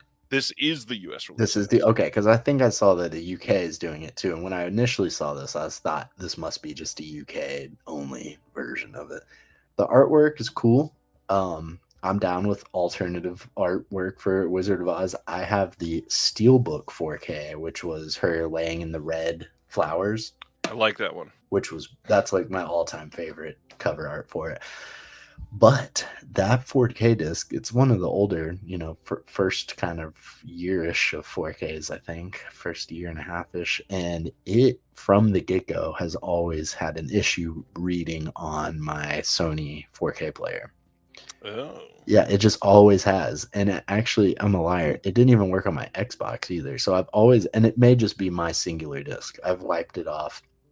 Weird. My Sony, I know, has issues with playing 100 gig discs. I know that's a known issue with it, but yeah, this one, it just for whatever reason, it's always been bad, and like from the beginning credits. So I think it's something just wrong with the disc. So I've always meant to replace the disc. So maybe this is the way I go, because I mean, I bought that 4 years ago. I'm not against spending money on the Wizard of Oz again. This is cool. This is like, I feel like if Arrow did the Wizard of Oz, this is what it would be, right? You'd get the art cards and all the posters and stuff like that. The artwork's cool. I dig it. I like the hand, the green, kind of gives us that like 40s horror vibe-ish, Yeah, they're clearly leaning into Wicked for this. Oh, 100%. And that's why they're calling it the theater edition. Not even just because it's a movie theater, but they're trying to catch that theater crowd. And so I dig it. I do want to see Wicked when it comes out. I've never seen anything with Wicked before, so I've never seen the play or heard the soundtrack or anything. I mean, obviously it's going to be a big deal for Wicked this year. I'm sure that film is going to do gangbusters, but yeah, I'm curious to see how this does. But the biggest thing, you talked about this in the very beginning. This is the first one that I can remember of Warner doing a big like package like this in the US. That's not the UK. Exactly. Like this could be a good sign. Yeah. Yeah. No. Hopefully that's what we get. Hopefully we get this. Hopefully we get a Nightmare on Elm Street collection of box kind of deal like this, and hopefully we get the Exorcist. What if they do the Exorcist this Halloween or next Halloween? If they do the Bible version The here, man, Bible people would version? go fucking Oh insane my after spending god. $250 Yeah, on people that would alone. go nuts, but that would be good though, that'd be good. Yeah, maybe they'll print 14 of them this time instead of 6. Exactly. But yeah, no, hopefully this is good. And hopefully that we get more because okay, another thing about this is constantly talked about, and I know it's talked about in your show every now and again, about like re-releases and stuff. The Wizard of Oz should always have a copy. There should be a new version of Wizard of Oz every year or two that comes out, because the studios that release this is one of the best ways I think about it, because I'm a WWE guy, I like wrestling, right? And when I was in this, the reason why I have my burner Facebook account that I follow you on is because I was in a action figure selling group during COVID when I got let go of my job. I legit lived off of going to Walmart's and getting I would go right when they opened at 6 a.m. during COVID lockdown and go in and get figures and go and because you remember collectibles were huge during COVID. Oh yeah. And I would get them for $17 and I would go and sell them in this group for $50. And so like that's how I was making money. But anyways, one of the greatest you like wrestling. Oh, but I like all wrestling. I can go. I'm from Jacksonville, so I'm an AEW fan. But anyways, one of the best things I heard from Mattel is that they have to continually make John Cena figures, because if somebody gets into wrestling, like if your son gets into wrestling and they like John Cena, right? Yep. You have to go to Walmart and find John Cena, because like if it's just like whatever, like there has to be these staples. And like how many different versions of Dark Side of the Moon you think have came out? Which is funny that we're talking about the Wizard of Oz, but like that album has to continually come out, every year it has to. So if the Wizard of Oz is getting reprinted every year anyways, like if they want to change the artwork or offer us some other stuff like this, I'm all about it. I love it. And it's cool that they're going all out on it this year. We're very lucky that that Wicked's coming out this year, because that's probably the only reason we're getting this. Just 15 more years till the 100-year anniversary. Exactly. That's what I'm saying. No, we'll get 90 and 95. They'll go all in on it. Here's And the then, 93rd anniversary edition. Yeah, exactly. Which the Warner Brothers loves doing that. And hopefully we get like I have Casablanca, but it's just the regular version. Like if they redid Casablanca in a big set like this, that would be a reason for me to buy it. And how do we not have Gone with the Wind yet? So exactly, that's that. So now that I've watched Lawrence of Arabia, my number one movie that has eluded me now is Gone with the Wind, and number 2 is Lord of the Rings, which my girlfriend and all my friends, because to them Gone with the Wind, I might as well be watching like hieroglyphic projections or something. They're like, that's so old. Why do you even care about that? Blah blah blah. But like to me, for like American film canon, it's super important. But yeah, no, that movie. I mean, I think we all know one of the biggest reasons why it hasn't got a release. I think they may be a little scared because of all the stuff. Remember, it was pulled off of Max for a few weeks or whatever. So that, and then I truly believe that it's just a very expensive project, because they want to do it. They're going to want to do it right. And that's a 4-hour film that's 3 strip Technicolor. So that's like probably the same price of restoring 9 movies. Yep. So like, probably I know that they just finished North by Northwest, which I'm assuming probably was a huge undertaking, and so that's probably next. I've tried 3 times to get through Gone with the Wind, and it's too boring. And I hear that a lot too. People say that, but people think Dracula's boring too. So we're talking about that. Point. So I'll have to see myself. Warner Brothers also putting out Captain Planet and the Planeteers, the complete franchise, on October 15th on DVD. Now, I know that the DVD thing is off-putting for some people. However, this is 2 complete series of animated shows. You're getting so many episodes on this. This is fantastic. Like, there's so much coming on this. I'm so glad. When I was, I think, 4 years old, I met the guy that voiced Captain Planet and thought that I'd just seen God.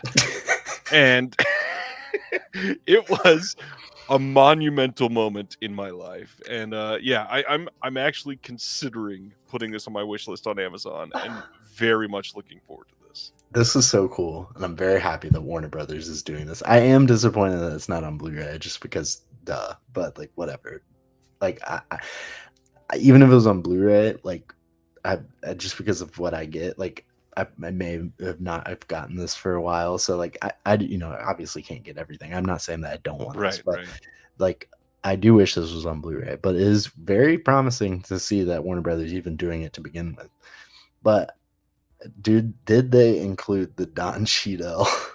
No, I'm joking. Because have you ever seen that? Yes. That is when I saw that, I thought So that was funny. the funniest thing I've ever seen in my life. And Stan Yeezy, I know I didn't say that you said it was boring. I did say, even when you said that earlier, though, I said that I know, like, a lot of people that I know think Dracula's boring. Joel's pointing out this was out of left field, but these have never been released on disc other than the very first season. So yeah, this is a big deal. Damn. Gage, I wasn't alive when this came out. No, but it was very prevalent on television when I was younger. Which, like, I would say, like, I was born in 95. So Jesus Christ. I was born in 95. So like 2000, 2001, 2002, like stuff like this was still on TV. Like this was on every day. I remember this. This would come on at 5 o'clock every day. This came on the same time that because my mom babysat for a living. So when I was growing up, I'm an only child, which is always cause of discussion because like it has such a stigma attached to it. Everybody's like, "Oh, you don't seem like an only child," and I'm like, "What's that supposed to mean?" But you don't hate everyone. Yeah, I'm like, what the hell? But Gage has so many years to not watch his Blu-rays. That's funny. That's good. I'm trying hard. But the Captain Planet, my mom watched kids for a living. So at 5 p.m. every day, that's when everybody was getting picked up. This was always on TV. Like at 5. This was like everybody's going home. Captain Planet's on, sit down and watch this. Yeah, I'm not old. 95. Everybody just heard 95 and now everybody's just complaining. That's I graduated high school, sad face. Oh man. Oh man. I'm born in 92. 95 is young. There you go. Yeah, 92. Well shit, you're 30, so or over 30, but yeah. You make that sound so much worse. You're over 30. Imagine being over 30. Gross. All right, that's enough Captain Planet. Let's get to some great animation. Some more of my childhood. This is a little bit more definitely my era. Yeah, you were 9. This is perfect. Mm-hmm. November 12th, there is a standard edition coming of the SpongeBob SquarePants movie on 4K. Now, this is a big deal because the Steelbook came out previously, and a lot of people were worried that it wasn't going to get standard. I normally don't post the standards, but this is getting a later standard release for some reason. Mm-hmm. But again, Paramount release. If you were after the standard of this is a favorite of yours, you might want to pick it up. SpongeBob's 25 now too. He can rent vehicles without the insurance fee or whatever. You can rent a hotel room now. SpongeBob is 25. That's insane. When this movie came out, I was so hyped on it. I didn't get to see it in theaters, but I did get it like the day it came out at Blockbuster. I remember going up there with my friends and renting this. The SpongeBob the movie, the game, one of the better licensed video games. Me and my friends are big fans of licensed video games. They don't make them anymore, but there's actually the first one of the series, Battle for Bikini Bottom, just got remastered, and it's called Rehydrated. You can get it on Xbox and PlayStation and stuff now. We have it. We've played it. It's pretty good. It's amazing. It's one of the, I'm not even joking, it's one of the best licensed games ever. It's like that. The King Kong, Peter Jackson King Kong is another great licensed video game. But yeah, SpongeBob the movie, the game, was the sequel to Battle for Bikini Bottom. So it's like almost the exact same kind of stuff in it. Hopefully one day that becomes available. Yeah, glad this is coming out. Glad it'll get a standard. Good looking stuff. We talked about Crunchyroll steelbooks earlier. This one's pretty damn cool. November 12th, they're doing a Blu-ray steelbook of Afro Samurai, the complete series and the movie. And this is a big deal, obviously, for a lot of people. This was like the anime for years for so many people. You've got some amazing people associated with this, with RZA. You've got Samuel L. Jackson in this. You've got Mark Hamill, Lucy Liu, Ron Perlman. And then some of the classic voice actors like Tara Strong. I've Yeah. still never seen Afro Samurai, and I need to. I've never seen it, but another one, the Afro Samurai video game, is awesome. If you've ever I've heard played it. that is great. Yeah, It's through Xbox 360, PS3 era. It's a little bit later, but it's an awesome video game. Video game nice. kicks ass. Yeah. So I would imagine the show is great. Well, we also got back-to-back sales today, so let's go through those. First is we were talking about Kino Lorber putting on TV stuff. They are doing an As Seen on TV sale until September 2nd. And my big recommendation, of course, is I'm Dangerous Tonight, which is a Tobe Hooper directed film. And on the commentary on this is the one and only Dr. Will Dodson, with Christopher Woofter from the Miskatonic University. There's a whole bunch of special behind the scenes that are on this disc for the first time as well. And shout out to Stan Geezy, who has done a lot of stuff for Tobe Hooper. You can buy his books on Tobe Hooper right now. Go to Amazon and search up Stan Geezy. Yes, I need those books. And it was cool to see Stan Geezy was on your big episode that you had the other day. He was great. I loved him. He was awesome, and definitely need to get that book because I've said this on one of your podcasts that I believe that the Texas Chainsaw Massacre is not just one of the great American horror movies, but it's one of the best American movies ever made. Amen. So I do really need to get his book for sure. Maybe that will be my next book that I read. Nice. Oh, Gage's lost father, Will Dodson. Yeah, him and I definitely need to be in the same room at some point. and that room should be for blood tests. Yeah. Your wife saying that, bro. Him taking his shirt off had me dying, bro. Oh, man. That had me dead. Yeah. Like, damn, that sounds great. He strikes me as the kind of guy that likes to wrestle somebody that he doesn't know. No. He's the kind of guy that likes to wrestle. Yeah, wrestle. Like I can imagine him meeting me and like him like trying to like jab me in my gut. And I'm like, what are you doing? Like, Gage, nice to meet you in person. Within, let's arm like, wrestle. 4 hours, just him and I are going at it, just like trying to put each other in a headlock. I could see that happening. The next sale is the indicator sale over at Orbit. That is on now. This goes until August 25th. And the big thing is they are putting on sale the UK titles as well. It's not a ton of titles. It's very much a select list of titles. However, there's some good ones on there. They've got the Genre Lawn 4Ks. They've got the Michael J. Murphy box set. They've got the Todd Slaughter box set, which is the big one that I want. That's what I want. The main thing that you need to know is the 30% off doesn't show until checkout. So it'll look like it's regular price, and it is until you go to checkout, and then you'll get a big discount. And this is the best way to buy some of these. Some of them are like $16 regular, and then you're getting 30% off of that. So it's a pretty good list, and it's Orbit. So 3 free stacks. If you get 3 items, free shipping. I mean, that's a pretty incredible deal. Yeah, I started browsing through this for like 10 seconds at work today, and I instantly got out of it. I was like, no, fuck. I need that Todd Slaughter set ASAP because it's been like about a year, I guess. So I'm always worried about stuff selling out from Indicator, and that is something definitely right up my alley. Lots of 30s. Yeah. Horror, British horror. I'm like, let's go. Like, yeah, I need that so bad. So then there's some of the genre lawn stuff. I only have a handful. I think I have Fascination, Rape of the Vampire, and that might be it for the genre lawn, but I think I have the Cold Eyes of Fear 4K.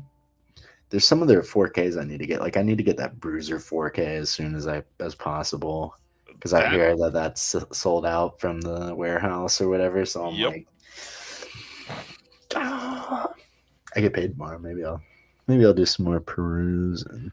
Sam is asking what book and what site. Well, Sam, I'll answer that again in just a second. Sibner, this is copied directly from their site. This line right here, this sale does, in capital letters, stack with our 3 free shipping for media mail. Yeah, that's pretty clear right there. Yeah, I didn't even try. I would assume that Orbit would still do that. I wouldn't think that wouldn't be off. So Sam was asking what book, what episode. The man Stan Geezy was on my big 3-year anniversary stream from Jeremy's apartment in the beginning of August, so 3 weeks ago. Mm-hmm. And Stan was on camera a handful of times. Stan has written multiple books on Tobe Hooper films. He's got one. Shoot, I might just be able to bring up the link right now. Just do that.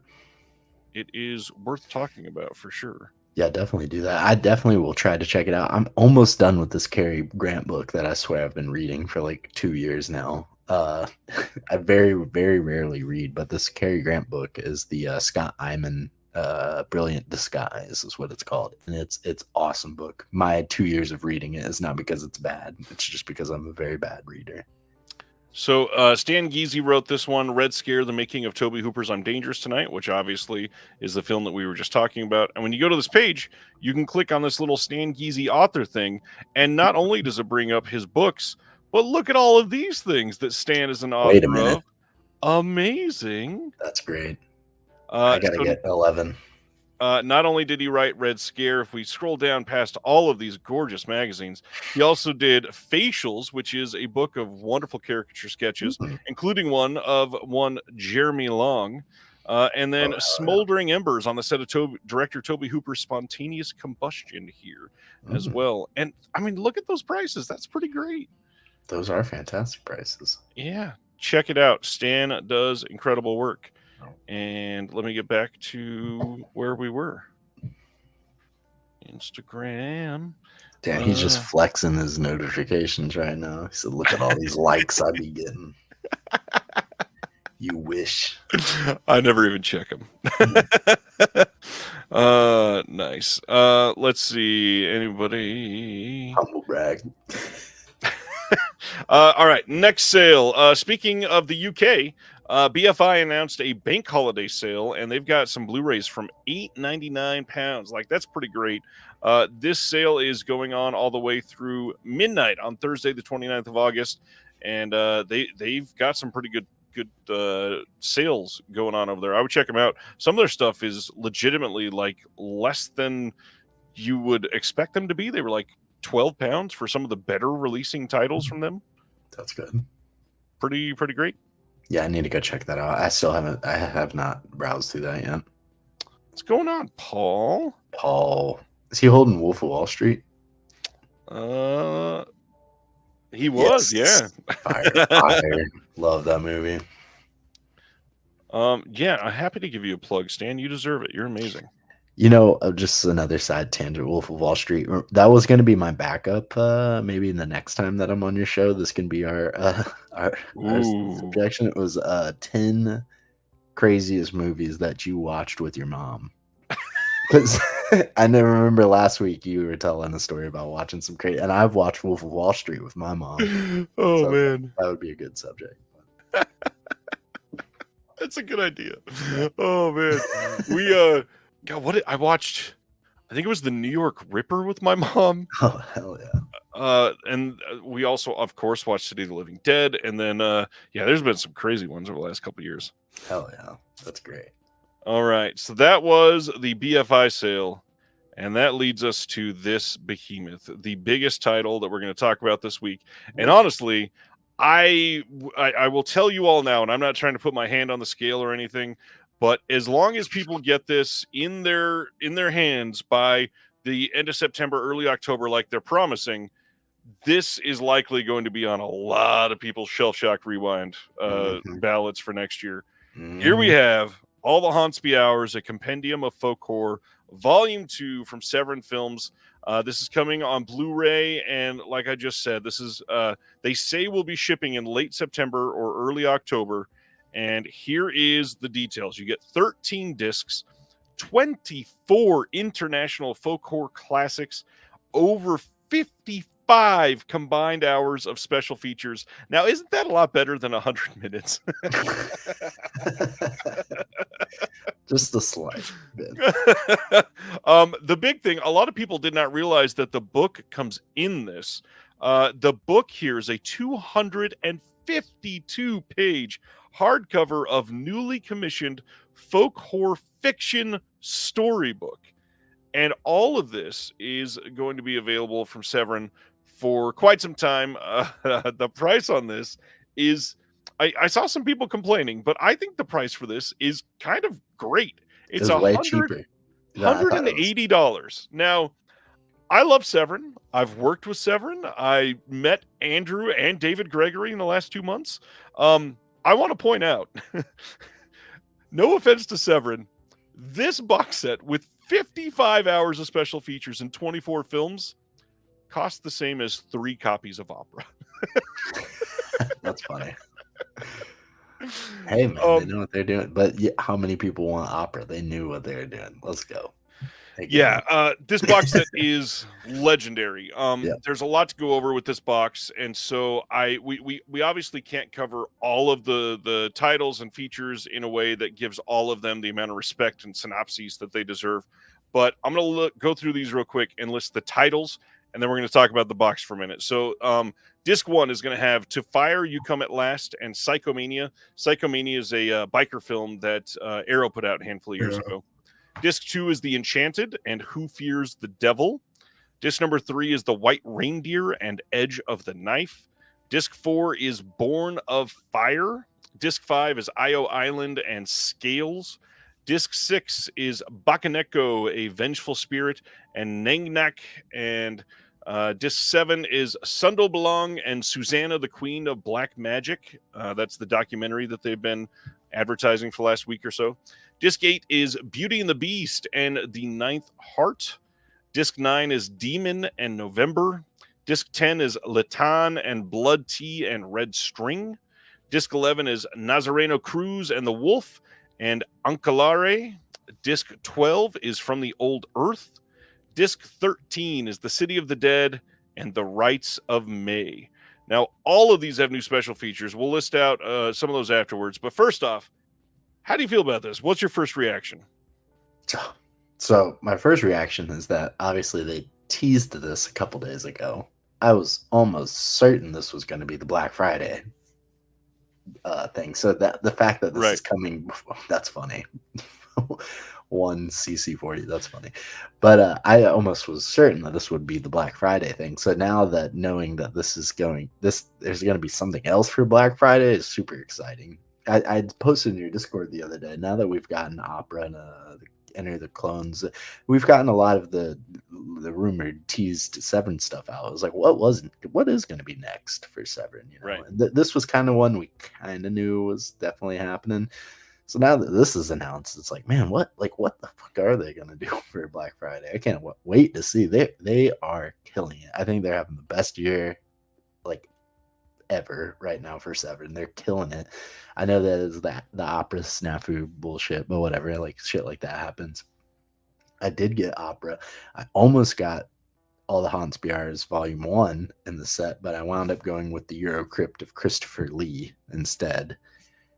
Now I kind of wish I'd gotten all the Hans Bjar's more, but I'll probably still wind up trying to get it soon. I'll probably even get it before the Black Friday sale because I know that even during their sale, it wasn't even that cheap. It wasn't like you could still get it for about the same price on like Orbit and stuff like that. So definitely still want Volume 1. Do not have it yet, unfortunately. This set has a lot of films in it that I do have wanted to see for a while. Craig from Deaf Crocodile said that he had his eyes on White Reindeer. That's been out from Eureka, I believe, in the UK. And that has been on my like top want list for a really long time. So now I will be getting it in this box set.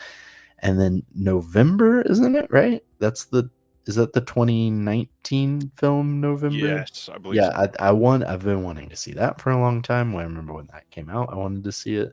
So that's really cool. This artwork is kick-ass. I think everything about this is kick-ass. Having 24 films is cool, like that's a shit ton of movies. Like that will last you a long ass time. Like, I'm my goal this year was to watch more movies than I did last year, and last year I watched 82 movies. So, I mean, this is, a quarter of that. So, Right. so it's like This that. is This would take me a long time to watch all of them. this is 24 films, and Yeah, if you just buy the box set, and not even counting the book, which is a massive 250-page hardcover book, 24, 24 films for $180, $7.50 per film, and each amazing, film has tons of special features. This is like one of the killer. best values in physical media, period. And that's why Severin is the king of box sets. They are, and that will be another thing I say is that when I first saw it, in my head, the first thing that came into mind was $235. That was the first thing I said. So then when I went on there and saw that it was $180, I was like, oh my god, that's a great deal. So Stan is asking what's the release date. If you order from Severin, it will be shipping in late September or early October. If you order it elsewhere, because it will get a wide release, that is going to be available on October 15th. So if you pre-order from Diabolic or Orbit or anything like that, it'll be shipping around the middle of October. maybe with my next PayPal pay in four, I'll do a pre-order of this, and I will add on the Enter the Clones box set because I don't want to miss out on that impossibly limited Yeah. disc, which I don't think will be that impossibly limited because most of their stuff isn't that.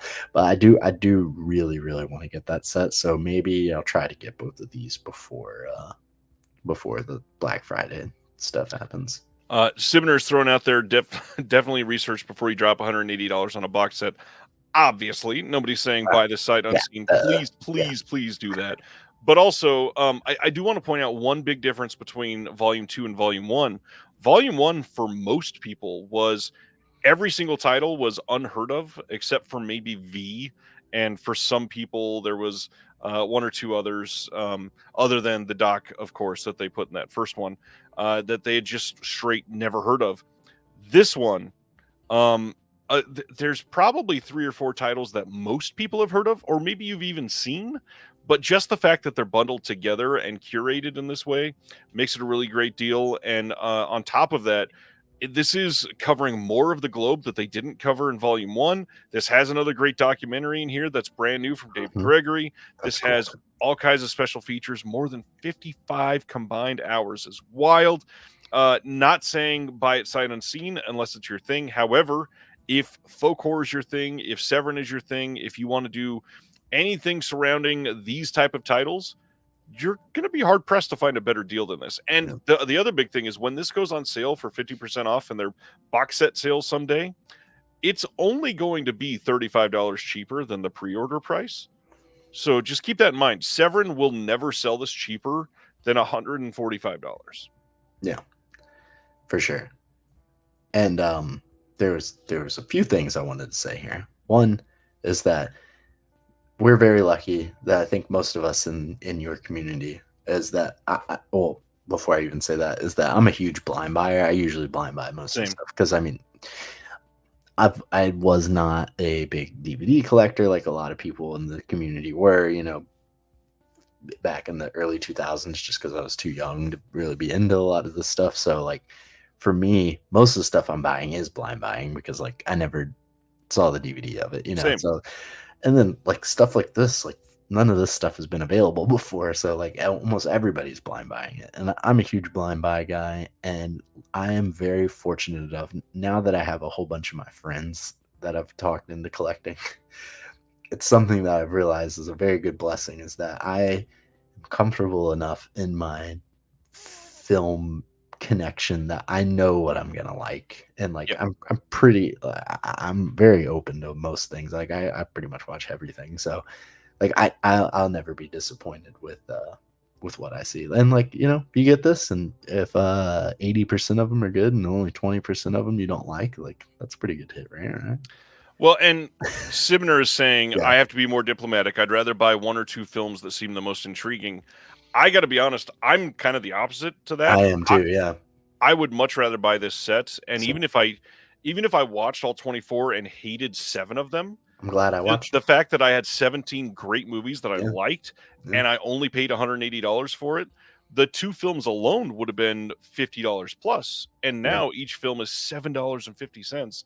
Yeah. I can't really complain about that. Even if, like I said, if I hated 7 of the films, the $50 on the two films is still just around the same price of those 7 films that I'm hating.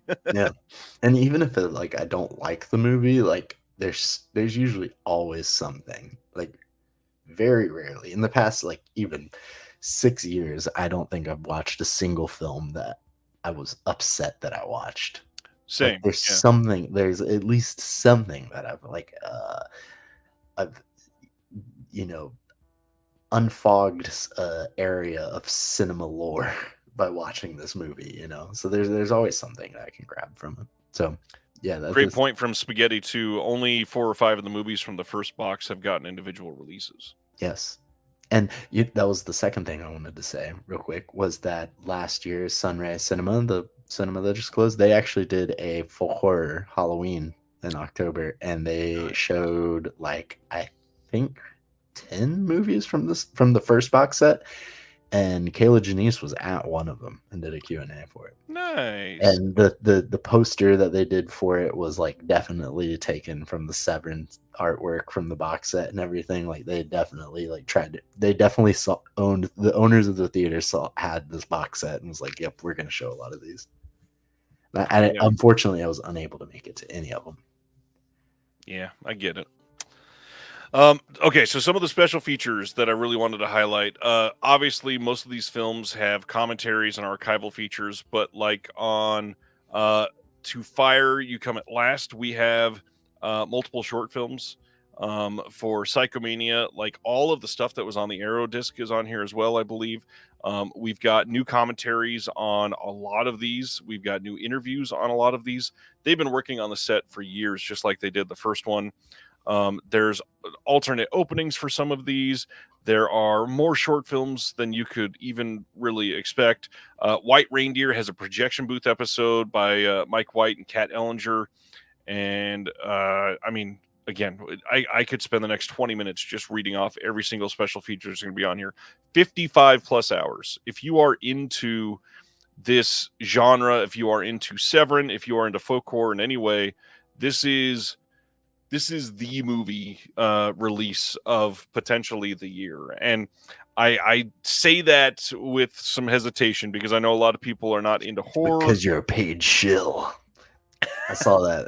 That was fun. Oh yeah, I love being accused of that. This is just I don't know, for me, like, this speaks exactly to my tastes. And the first box set was stupendous, and everything I've seen out of it has been mind-blowing, and I learned so much from that first box set, and just absolutely happy with it. No, Chris, White Reindeer is not the one that got the Vinegar Syndrome partner release.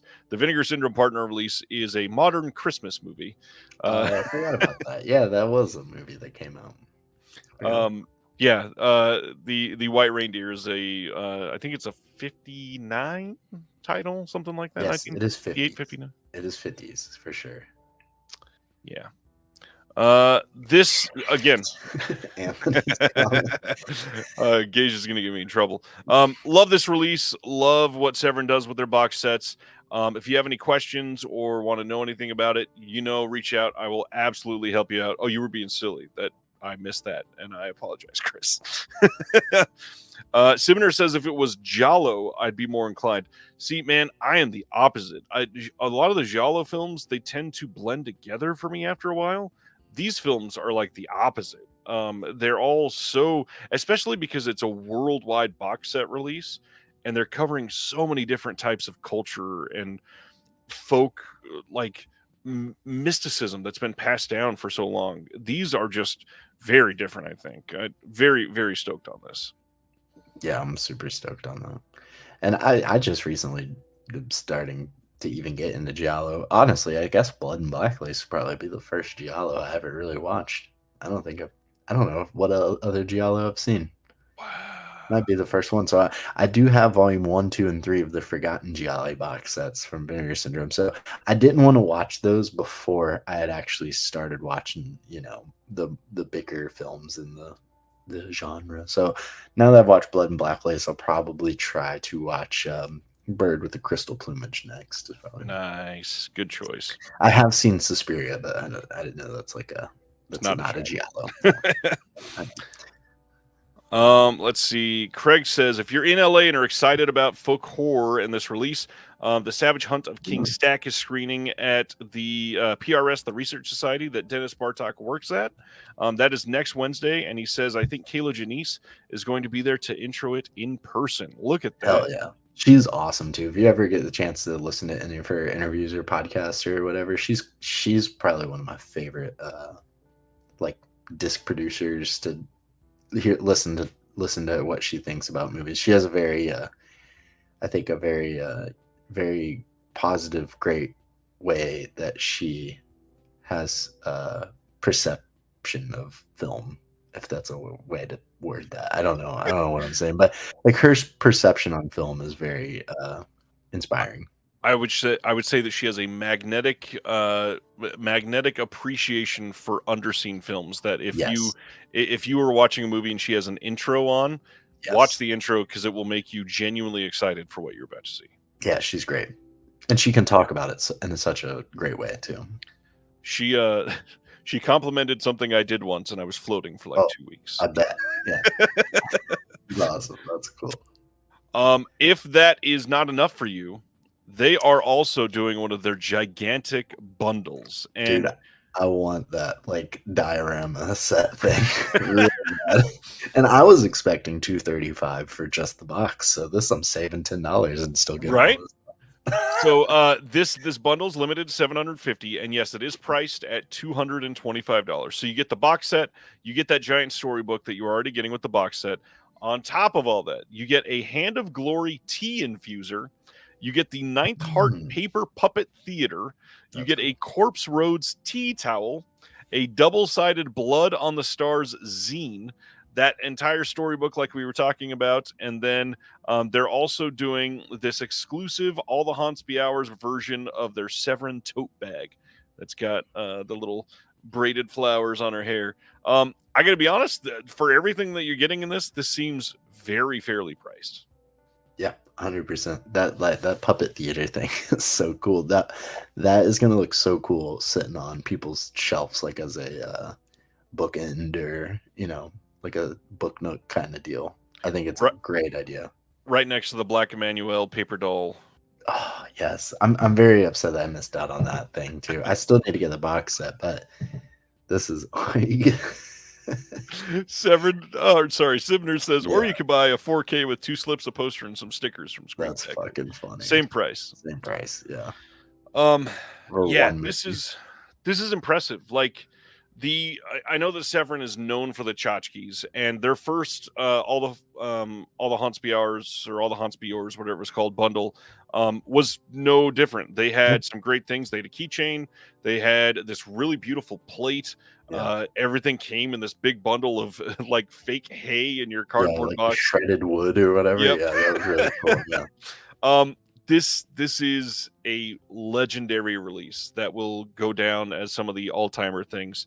And not to, again, as Gage already said, I'm a paid shill. I'm genuinely not. And not to sound like I'm... I walked in on him and Films at Home. They were talking about... They secretly run a cabal of YouTube... Him, Dawn of the Disc, and Films at Home. Well, I need to get in on their money because they are making much more than me. Oh my god! I'm trying to get on Films at Home channel too. I'm gonna go on there too and spread the word of your great podcast on this channel. Again, what's up? Not a paid shill. However, I will remind everybody, this Saturday is Severin's big pop-up. I don't remember what they call it, but their pop-ups event. Film festival or something. Yeah, something like that. Something like that. Yeah. So reminder that last year, that's where we found out about Opera. That's where we found out about Spider Labyrinth. That's where we found out about a couple of the titles that just came out in their last sale. And so we have all First off, I was definitely not in a Lambo. You saw how You're tall I too am big. in person. Yeah, I'm about to say you're too big. The Lambo would be cruising around in me. But second off, like, I was barely holding on for dear life in Jeremy's car. What's he have? He's got a fairly modern, nice car, but it's still fairly small. I get my job all day is I shoot cars at a car dealership, so I get in so many cars that are just so fucking small. Like I have to get in the back seat of a Mustang, which like shouldn't have back seats. So like I'm like, what the fuck? When I was buying my first car, somebody tried to sell me a car that they had welded the front seat in place. I literally couldn't even fold in half to get in. And they were like, so do you want it? I was like, no, of course not. my first vehicle is a 1992 Chevy Blazer, which I still have. It's at my parents' house. The seat broke in it when I was in high school, and we welded it in place because it was like sliding everywhere. So I have it welded in a spot that's for me perfect. But like anybody else that drives my truck, they're like, yeah. So that was great. What was I saying? Oh, the Severn thing on Saturday. So just keep in mind, we're about to find out a lot more. I'll tell you guys, if you're excited about this bundle and what they've been doing this year, and how could they outdo some of that, just wait for Saturday. Saturday is going to be sick for multiple reasons, and every year it's always around the same time, and because it's on the West Coast, and they're doing like movies till like 10 o'clock or whatever, like we're going to be getting like Severin like leaks and stuff going on until like 4 in the morning. Yep. Because it's all on the West Coast. So it's awesome. And this Saturday is the start of college football, which is my favorite thing in the whole wide world. It's like up there with movies, and wrestling is like my favorite things. And there's games on because there's a Hawaii game that kicks off at 11:59 Eastern time. I will be up till 4 o'clock in the morning watching the football games on my phone, waiting for more and more Severin leaks. So I cannot wait for that, because not only the films that they show at the theater for the festival, but also they do like trailers and stuff of things that they're going to be doing. So we usually get lots of like leaks and stuff for that. So I'm very excited for that. Chris, you missed that Saturday's the Severin pop-up shock film festival thing where they're revealing a whole bunch of titles. Is Jeremy going? Doesn't Jeremy he go? is going, and so is Alex. Goes. So he's got to spill all the tea. In the, Alex. Oh, there you go. He says it right there. If I could read. Yes, give me all the info. Gage, are you a fantasy football guy? I am. I'm in 2 leagues. I was almost going to be in a 3rd league this year, but it wound up being a $200 buy-in with all my managers at work. And I was like, I need a raise before I can do a $200 buy-in to college. It's a big buy-in. Fantasy, but I already am doing a $100 buy-in. That's more than a 24 film box set. Come on. I know. That's what so, but if I won, I would get like $2,000. So I could get I could get the Vinegar Syndrome subscription. I could get a whole bunch of stuff. You could buy like 3.5 Criterion box sets. That's funny. That's I mean, there's nothing that needs to be said about that set. Like, it's cool that's coming out. Whatever. That's the last. The amount of testosterone that just emanated from you just listing your interest canceled out my HRT for the day. I can't wait to be on Celeste on her channel. We're supposed to be doing that soon. I can't wait for that. Because I feel like we talked about it. We have a very similar sense of humor, and I feel like ours should be a Patreon exclusive. Like it shouldn't be for the public. Oh man, that might have been my favorite comment of the That is good. That comment was almost as good as Baby Daddy Driver and Clockwork Orange. Okay, we're still doing Okay, announcements. yeah, We only sorry. got 2 left. I'm sorry. Okay, hold on. One last thing about that Severn box set. I'm so sorry. Is all the tchotchke stuff? I love it because you know why? Because my mom would love it, and your mom would love it too. Everybody's moms would love it. So next time you see people making fun of all the tchotchke stuff, just know that your mom would like it. Well, and beyond And I that, like dig it because of a that. lot of the Severn stuff is genuinely useful. Like, I would use the tea diffuser for sure.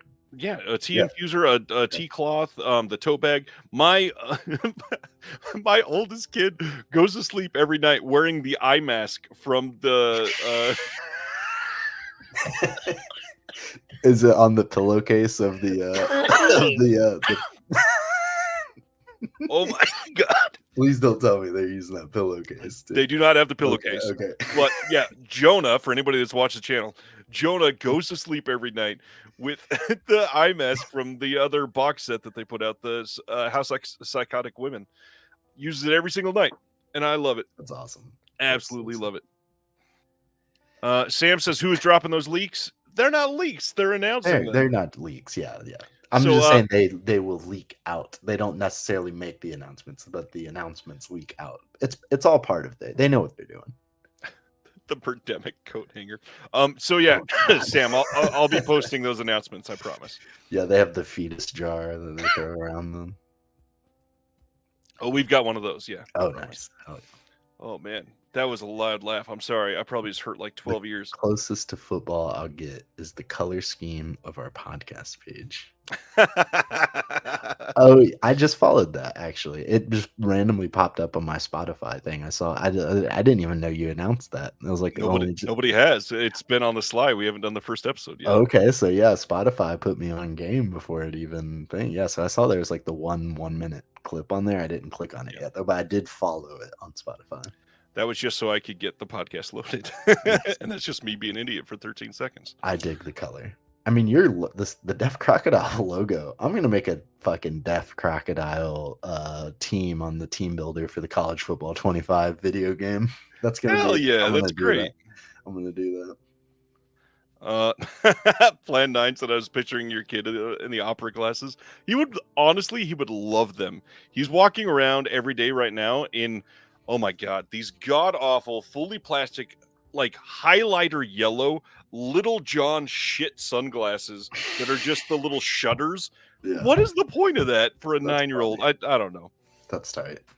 Love it. Greg, I just found it myself online. I didn't know it was up there. I mean, low key, if you follow the show, hey, announcement. There's a Deaf Crocodile podcast coming. Ta-da! That was the leak that I just came in with. What's up? All right, 2 more titles. Enough Rope.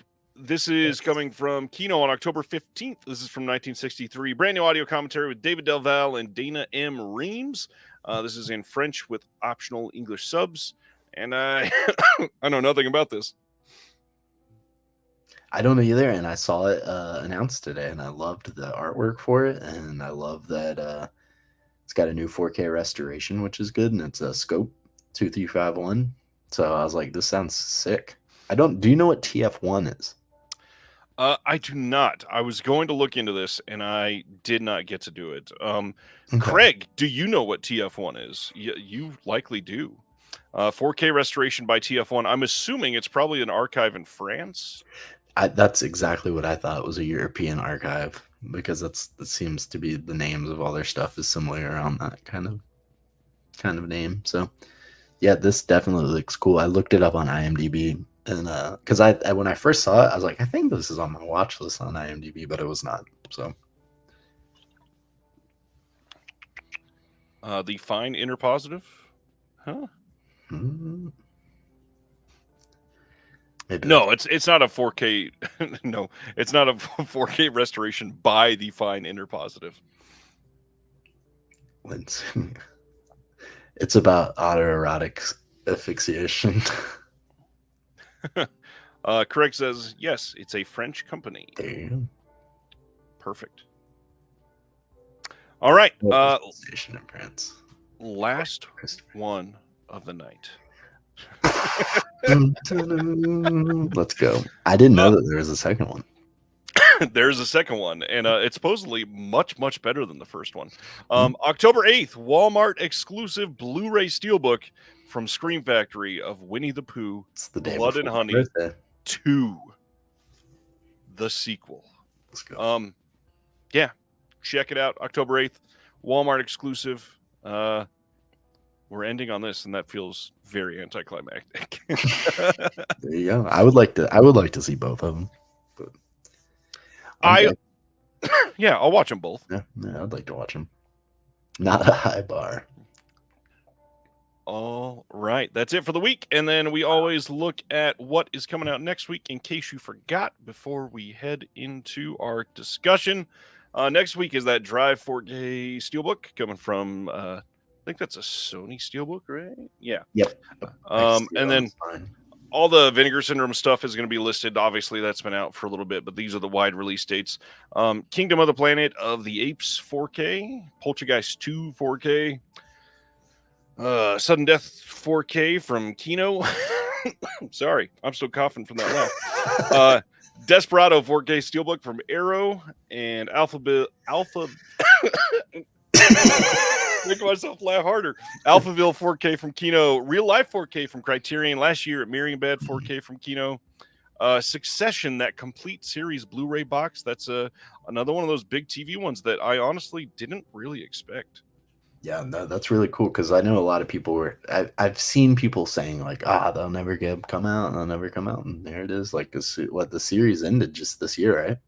I think so, yeah. Yeah, so I know all my friends are like, you gotta watch it.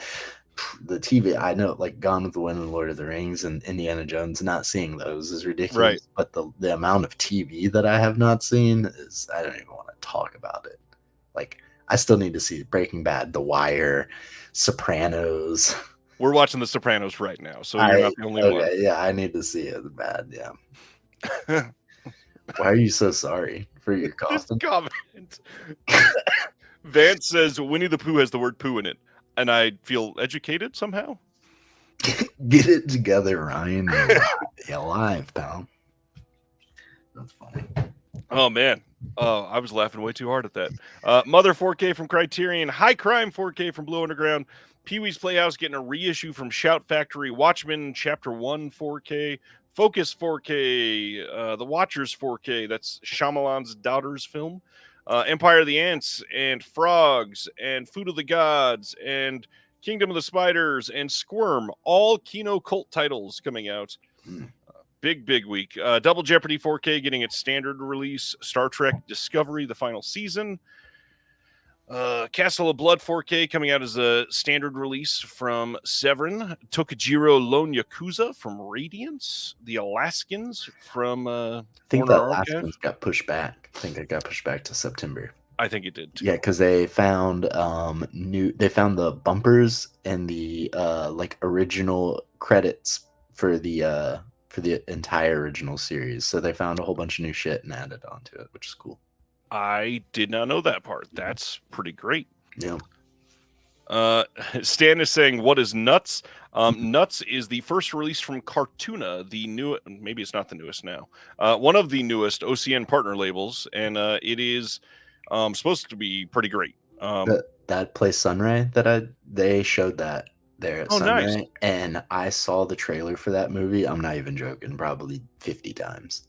Like every movie that you went and saw for like that year, I swear they showed the trailer for that movie on it because they had showed it several times. Right. Thank you, Celeste, for leaving a 1-star review. At least it'll be the first 1-star review that doesn't call me a libtard.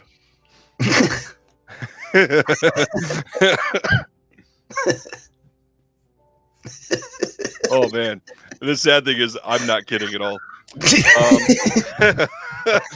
The White Dawn coming from Kino, The Woman 4K and Offspring 4K coming as a dub. You're still laughing. I'm sorry. No, keep laughing. The way you said it. And then I just started thinking of Mel Gibson's face on the cover of that disc. I don't know. There's too much. Oh man. Laugh it up, lip. I do want to point out Door to Door Maniac here from Film Masters coming next week. That is a Johnny Cash starring film with a bonus feature on there called Right Hand of the Devil. So it's another one of their double feature discs. And Will and I did a visual essay on Right Hand of the Devil. We talk about the life and oeuvre of one Aram Catcher, who is the director and star of Right Hand of the Devil. And we got our I laugh really hard because we got our most praise-filled review of one of our extras yet, and I posted it today over on all the social media because it was a pretty good review, and the review literally said 2 words about our bonus feature. That's it, and it was, quote, quite enjoyable. There you go. Nice. Love that. I think our first review ever that came out said that we were adequate. Adequate. That's funny. What did Francis Ford Coppola say about it? He said that it's just it insists upon itself. Oh, there you go. Too political. Your show's over. Yeah, it happens all the time. Lots of Warner Archive next week. Hillbillies in a Haunted House from VCI. I forgot about that. Proud Rebel. This is I don't even remember who's putting that one out. Yes, it's a newer company. I remember you talked about Real Vault. Real Vault, yes. Real Vault. What is that? Yeah. Beetlejuice 4K Steelbook coming back out. Aces High from Kino. God, there's a lot of stuff next week. Viva la Muerte from Radiance. This is a big one. Maybe we should talk about that for a second. True. Memento Mori, the however you say his name, Jorg Buttgereit films got delayed because they accidentally region B locked all of the films in this set for the US release. So Arrow is delaying this for a handful of weeks, and you will be getting that later. I want to get that. I want to get that for my friend too, because he's recently got in. My friend Matt's recently got into collecting discs, and he's like super into like he'll buy shit that even I have never even heard of. Like he'll just randomly buy like some random like German bootleg of some extreme European horror movie from 2005, and I'm like, all right. So I think he would like that. I want to. Celeste, God damn it, you were way too funny. Celeste says it's Jorg Buttgereit. That's funny. That's great. Oh God, that's good. Oh man, I didn't mean to start laughing while you were describing that, but that was hilarious. That is good. I've heard What You Wish For is really good. That's also coming out next week. Oh yeah. Terra Firma is releasing next week as well. Ride from this year getting a Blu-ray release. I believe that's from Wellgo. And that's everything. There's obviously a lot coming. What was that thing down there way at the bottom? What did I skip? Kitty's Salacious Sensations. Okay. Yeah, we don't usually cover the hentai, but if you really want me to, I can. What is that? Any of these that you are either already got in or dying to get or have pre-ordered? I do want that Pee-wee's Playhouse. I know that it originally had already had a Blu-ray set released by them. I do want to get that. I remember when he passed away, I was like, man, I really want, because I had one when I was younger. You know, they had Pee-wee's action figures. Yep. There's a little cherry action figure, and I want that on my shelf. You can't see it up here, but I have a few different things. Like I have the Viewmaster from Vinegar Syndrome, and my girlfriend got me a little toy like washing machine. It's kind of like an inside joke between. I actually really laundry is like my favorite chore. I love doing laundry, so she got me that. But yeah, no, I was like that. A little cherry action figure would be perfect for my thing. But I want that. I want that High Crime 4K. I also want both of the new cinematograph titles, and yeah, I mean, there's infinite stuff that I want to get, but yeah, lots of good stuff. All this Radiant stuff that's about to come out looks kick-ass. In other words, it's an expensive damn week next week. I mean, we're getting in. This is the time of the year. September through December is like all the big shit, you know, or September through November. Those 3 months are the 3 biggest months of the year for everybody, for sure. Absolutely. We are 3 hours into this and have not even started our film discussion, and that's amazing.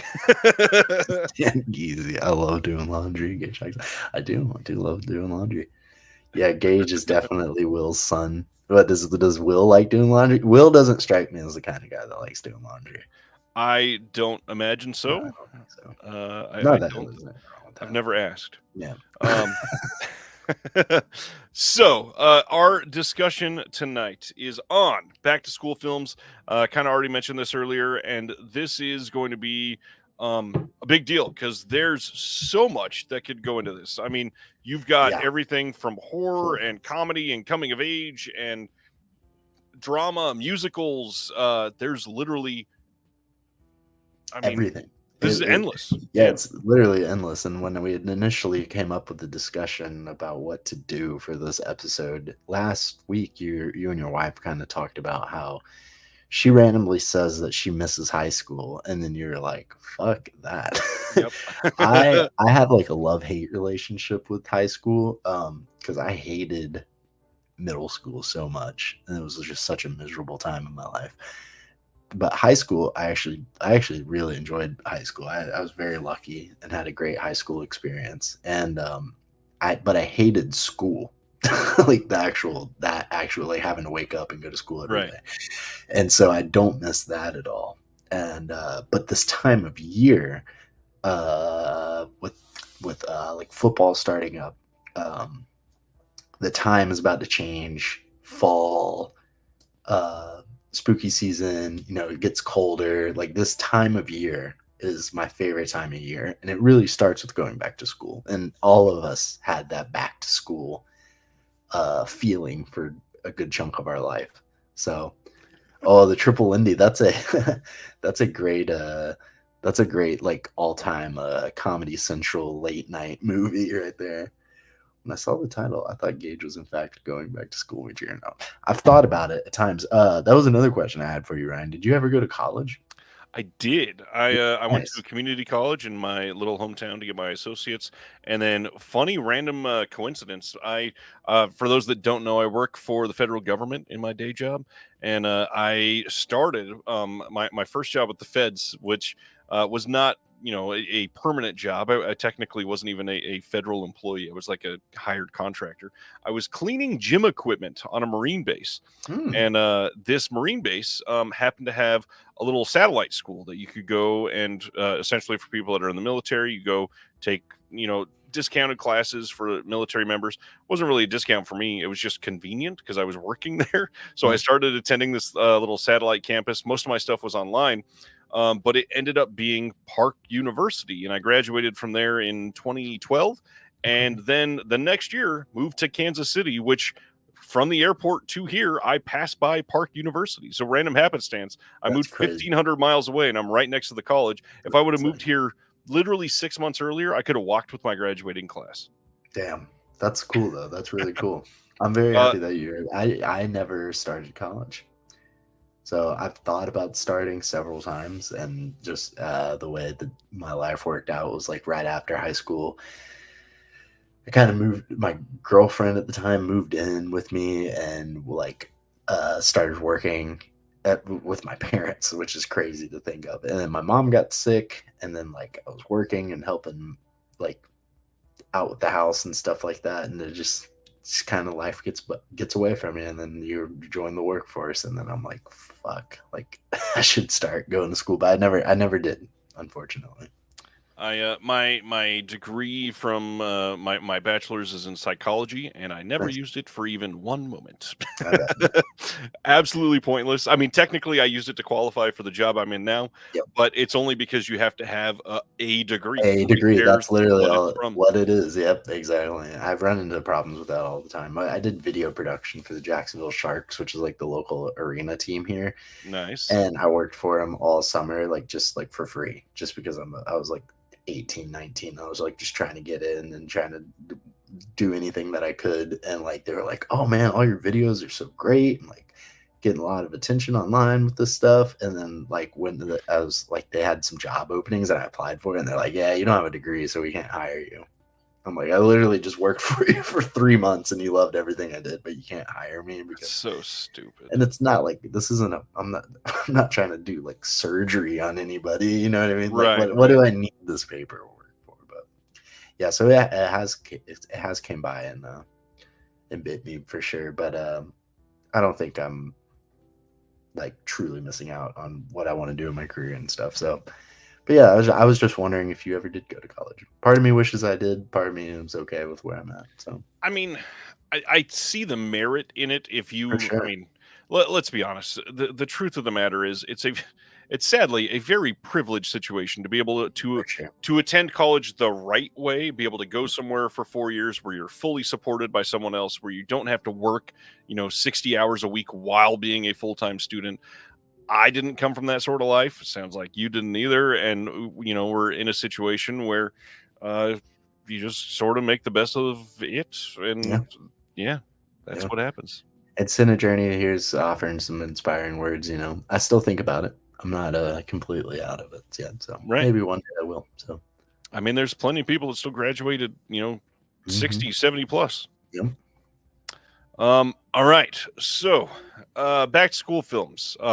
Anything related to education, preschool, all the way through college. Is there anything while you were doing this that you recognize that you love about school films? Yes, and there's plenty of there, like you said, there's it encompasses so many genres, right? And there's different ways that you could go about this. When we initially talked about it, we were saying maybe doing high school, but then you said, we should do all of school, which I'm glad you said that because that really, really made it a lot easier. And there's different things that you could look at these to like some films are like truly films that are about school, and then there's films that just take place Yep. surrounding school, and then there's like movies that just give school vibes. So it's like there's all different ways that you can attack this. And I wound up coming up with like a list of like 30 movies. So to whittle it down to 10 was fun. And I partly did it in a way that like I wanted to include some stuff that I didn't think that you would say, but then at the same time wanted to include some that I definitely think there'll be some crossover between us. Well, like a couple of them I didn't even want to include just because like what is there to be said about him because they're such Yeah. prevalent films, but like I included them anyways just because I was like I want to highlight them even though they don't need it from me. There's a lot here. First off, that I noticed that were very similar for me, and I think a lot of it lies in what you already mentioned. What I said last week with my wife, and that's Yeah, I hated yeah, school. I you hated hate it. everything about it. I don't want to go back to it. And so a lot of these are comedy based for me because Yes, it's same. like vicariously living through someone that actually enjoyed it. And I'm like, "Oh, that looks like you could have so much fun in 6th grade or whatever." And I'm like, "That doesn't exist." A lot of these I are very modern because that tended to be a trope starting with like the 80s. A lot of these were focused on school comedies. A lot of these are very modern for me. A lot of these are very like important films. A lot of these are ones that I watch and they hit hard for me, and they've been around for a long time. Stuff I've watched quite a few times. I've got a lot of discards. We're going to talk about these afterwards, of course, but we got our top tens, and these are again 10 favorites. They don't have to be the best 10 in the world. I Exactly. know that there are better movies. Like, 100%. sure, The Breakfast Club is amazing. It's not on my Yes, list it's because I not don't on my want to talk list about either, it. but I like the Breakfast Club too, but I didn't want to talk about it exactly. A lot of these are ones that I've never talked about on the show, so I'm Oh, very cool. excited to talk about these. So That's awesome. let's start with your number 10, Gage. What do you got? Oh, okay, we're starting with me. Okay. Well, first I'll say Stan Geezy, Blackboard Jungle, and Heathers. I've never seen both of those. Heathers is definitely high up on my watch list, and D. Sibner Blockers is in my top like 11. Like it was like just missed my list. I It's saw on my that in honorable mention. theaters. It's so fucking funny. And then also Goodbye Mr. Chips I've never seen or Blackboard Jungle, and I know Goodbye Mr. Chips I think has a Warner Archive Blu-ray. I think.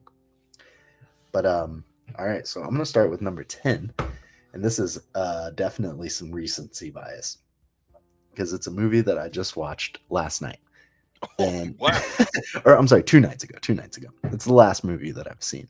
So after And we play on the topic, nice. after we plan the topic, and this movie I was already going to watch anyways. So recently I watched earlier I talked about I watched Malibu High and I watched Topaz, which are actually two school movies.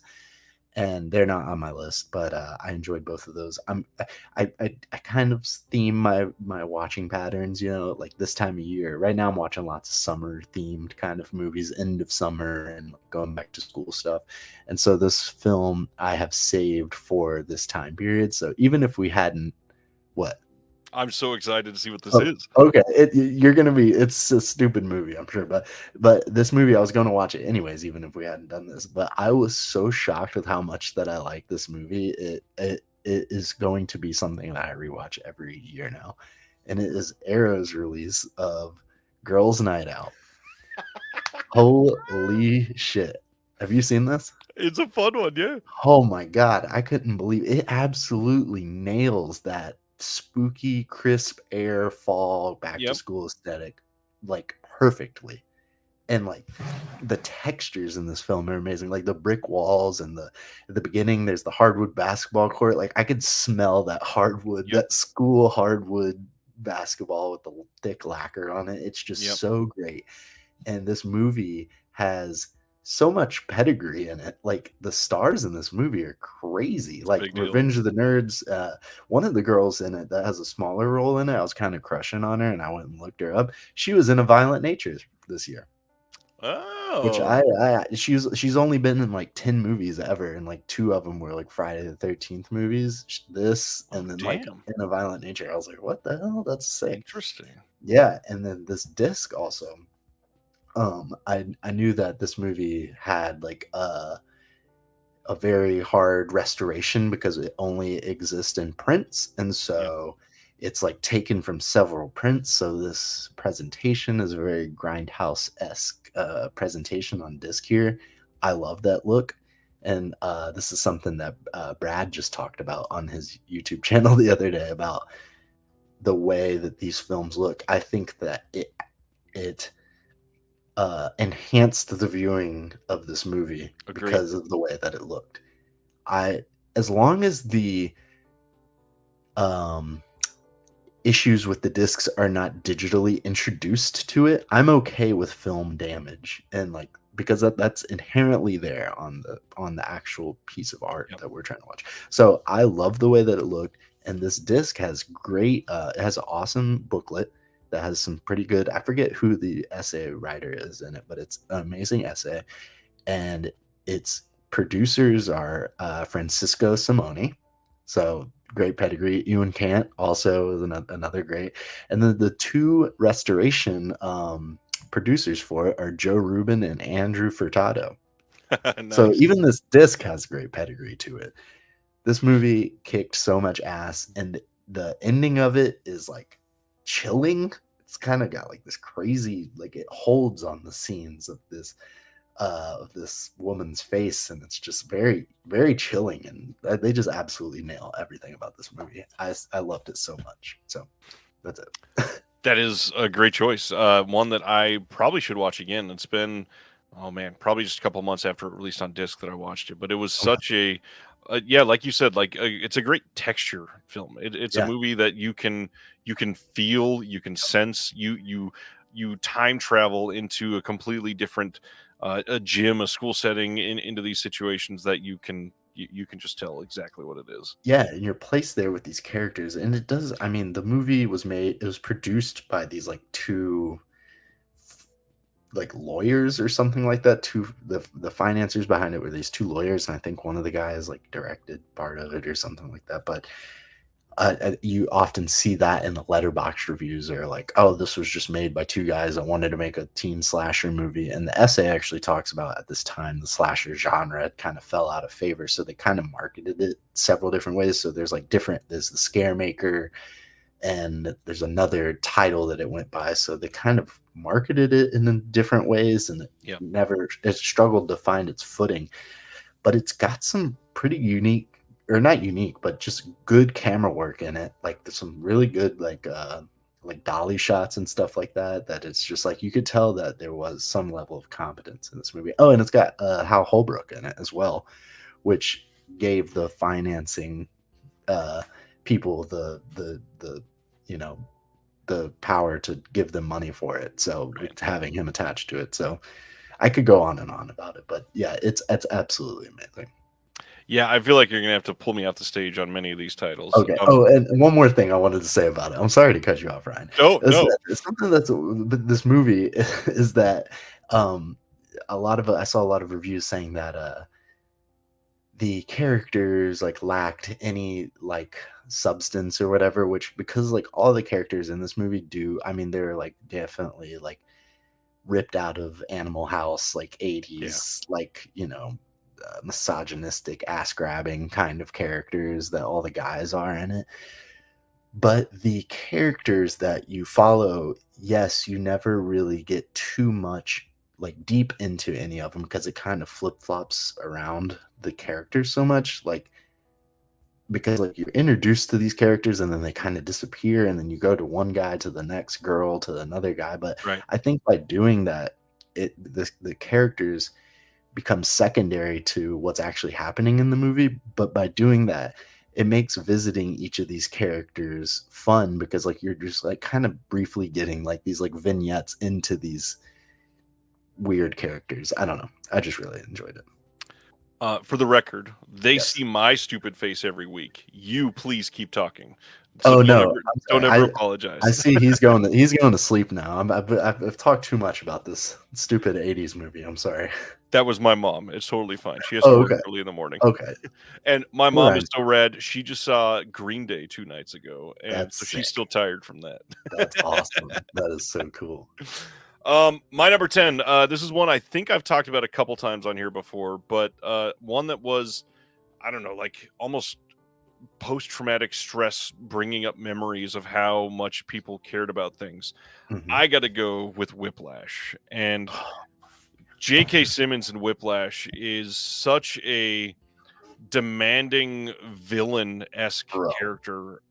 This movie is legendary, and as somebody that grew up playing in wind ensemble and jazz bands, and I wanted to be in some of these bands so bad. Like I started learning clarinet in elementary school. I learned bass clarinet because I realized I could be more sought after as a player if I was playing something that wasn't as common as a clarinet. And then I've found out that there's no bass clarinet in the jazz band. So over summer, I went away and taught myself how to play saxophone, and came That's so back sick. and fell in love with jazz and music and being able to play solos and all this stuff, and then went on to play for years. So That's this awesome. movie hits Only home. one Go famous ahead. clarinet jazz player.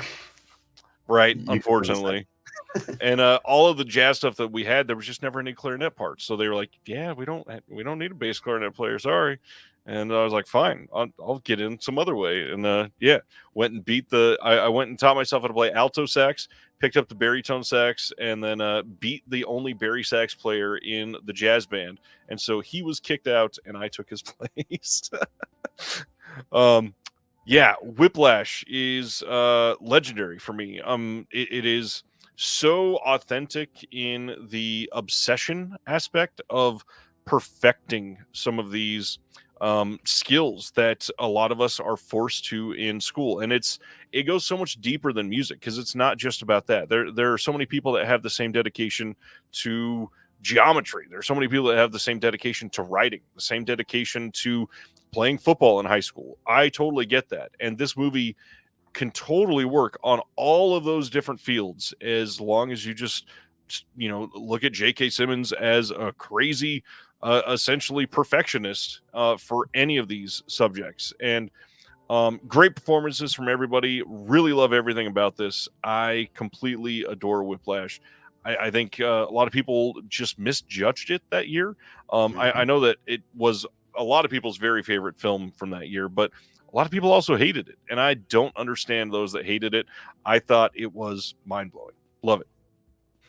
That is so awesome. I'm so angry right now because I didn't even think of Whiplash. Not only is it my favorite film of 2014, but for the past 10 years, I've been telling people that it's my favorite movie for the past 10 years. And now that movie's 10 years old, which is crazy that I just didn't even fucking think of this. So I played the drums in jazz ensemble. I know we've talked about this Nice. before. I actually got to see it on opening night, which was really cool at the Cinemark here, and me and the two people I went with were the only three people in the theater to see it on opening night, which is just insane. But it was like the 10:55 showing, so Oh my god, that movie is absolutely amazing. Everything about that movie It's is perfect. fucking perfect. It's a perfect movie. And one of my favorite things about that movie that I remember seeing online was I guess he was on the whatever Letterman's show was, but or who is it? Stephen Colbert.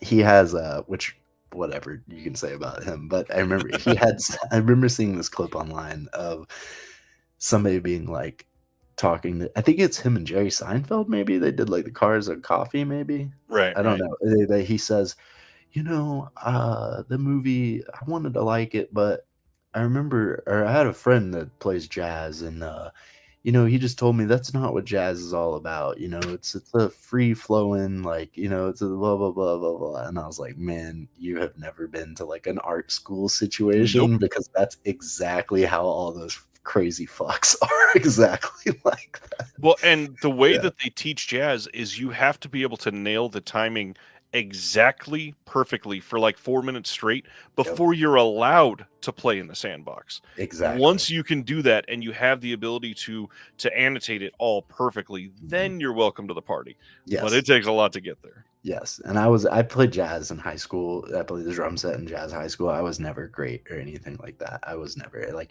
there's so much involved with it, especially with drumming. I would say drumming's probably the easiest thing to do in jazz, because I think drumming is the easiest instrument to begin with. Anyways, people disagree, but whatever. I think it is. But just like being able to, you know, syncopate your left hand on the snare with what the alto sax is doing. Right, It right. takes so much repetition of you and I practicing 3 days a week for 4 months that I can get that. So like that the movie does have a perfect ending, as Craig says. That movie is amazing. And it's getting a re-release for its 10th year anniversary, I saw. So I would like to go see that in theaters again. Yeah. I have the Blu-ray. I do not have the 4K of it. I need to get the 4K. It's a beautiful movie. Yeah. Absolutely love it. Damn, I'm so mad that you just said that and I didn't even fucking think of it. That's my number one now. So whatever I say is number one. Girls Night Out was my number 11. Yeah. That's hilarious. And it was my number 10, bottom of my list. Yeah, that's great. That's my number one. So All right, number 9 for you. number 9, I do not have the disc of, and I never owned the DVD of it, but we did own the VHS tape of it a long time ago when I was a youngin'. But my 10th favorite is a college football movie, and it's the greatest football movie ever made, and it's Waterboy. Nice. I watched this movie probably 500 times, and Friday Night Lights. I've never seen Friday Night Lights, and I know that that's considered like the greatest football movie, and it's getting the 4K now. So I'm excited. Hopefully, I'll finally try to watch that here soon. But yeah, Waterboy is all-time classic. Another movie that is like not much you can say about it because we've all seen it 100 times, other than Down Here in the South. Like Rob Schneider's character in that movie. That's literally every Gator fan. So yeah, just want to throw that out there. And now Chris, he's a Texas Longhorns fan. He's in the SEC now too, so he'll have to deal with people like that on a daily basis now. And slowly he will become that too, now that he's in the SEC. So. That's hilarious. But yeah, Waterboy is all-time classic. I remember my dad at his work had a CRT TV with the VCR built into it, and I remember just going up there when I would have to like go to work with him every once in a while, and I'd just sit in there and watch Waterboy, finish it, and then just restart it, rewind it, and put it back on and watch it again. I watched this tape so many times that this tape like started to have the worst tracking problems. Oh, I bet. Yeah. We wore out this thing so much. And honestly, there was like 4 Sandler movies back to back around that time that it was like that, just Yeah. on constantly. There may be another one on my list. Ooh, we'll hear about that in a bit. But before we do, I want to hear. I know it's only tangentially related. How do you feel about the fact that they're doing a Happy Gilmore sequel? I'm about it. I don't care. Whatever he wants to do. I don't hate it. I don't hate it either. Happy Gilmore is actually not even one of my favorite Adam Sandler movies. Like, it's pretty good, but it's like not even in my top 5 probably. So I just love that Netflix is paying him a shit ton of money to take vacations with his friends and make fun movies. I know, I dig it. I still want to. I think I'm gonna try to watch the Hubie Halloween movie this Halloween because my friend watched it and he said he It's a good enjoyed it. movie. So yeah, It's a good I'm movie. gonna try to watch that. So I dig it. It's fun.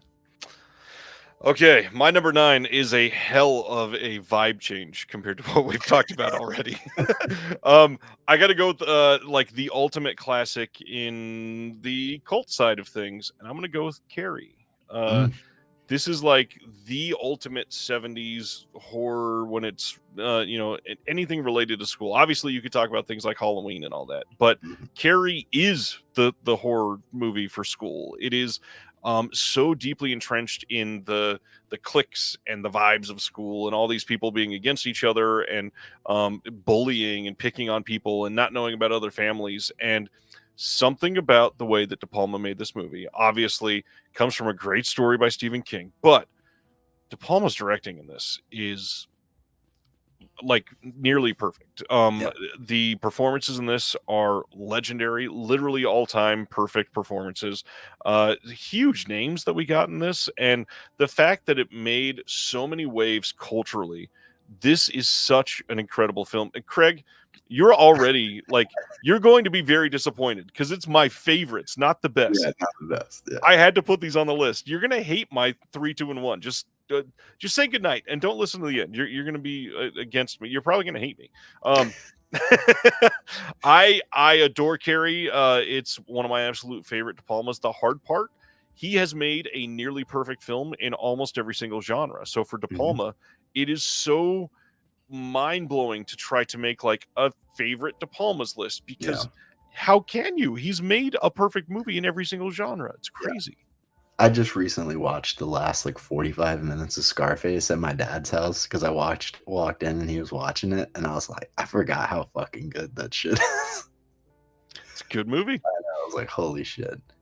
But Good movie. yeah, Carrie it's like paced perfectly too. It's like a Yes. it feels like it's 30 minutes long. It's so good. Yeah, And it that's awesome. starts immediately. Like Mhm. with that movie, it could have been like a very ambling preamble to this, where Yeah. you're trying to establish her as a character, but no, like they go straight into throwing tampons in the shower at this lady. Like Yeah. there's so much in this movie that's just so well done. Yeah, no, it's really awesome. That was a movie that I watched on streaming a long time ago. I've only ever seen it on streaming. I'd like to get the Aero 4K of that for sure. I love that movie though. Yeah, it's also perfectly that which a lot of the movies on my list will have it, including Girls Night Out, has that it has that wooden smell to it. Yep. You know what I mean? It's got that just which luckily, I guess, in a way, in my high school and middle school growing up, where when we're in poorer neighborhoods, so like I still had a lot of that growing up. Like my lockers at my high school were like legit from the 70s. So I had a lot of that growing up. So when I see these movies like this, it reminds me of my high school in a way. So it just looked Perfect. very similar to that. So yeah, that Yes. movie perfectly nails that aesthetic as well. That like gym clothes, dressing out for gym, like Yep. I love that so much. What's funny is I watch a lot of these movies and feel the opposite because I went to Yeah. school in California and Mm, it was in the desert, and so okay.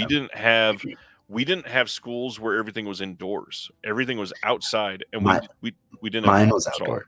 Yeah, my school was entirely outdoors too. My high school Yes. was. Yeah, all the hallways were all outdoors. So that's crazy. Do you know what's crazy about that? They'll never make a school like that again. It was so easy to just walk on the campus with an Yep. assault rifle. Just like how lucky we were to make it through school.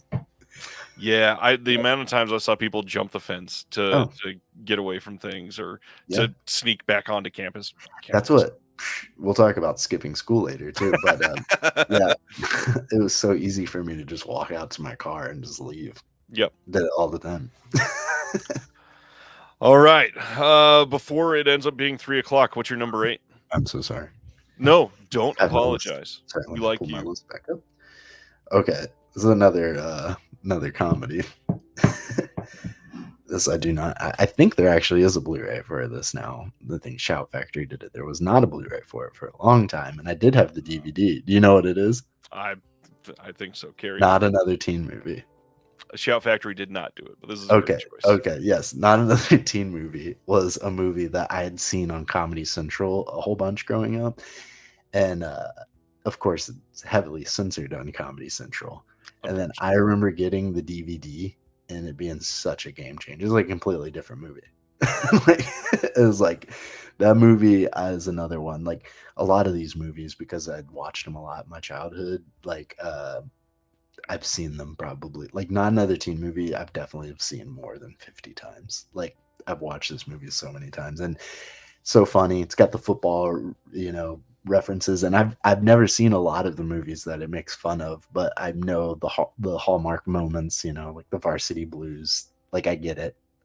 I like the stair coming down the staircase. Like I get it. Like I get all that. Just the the one black guy is like, come on, man.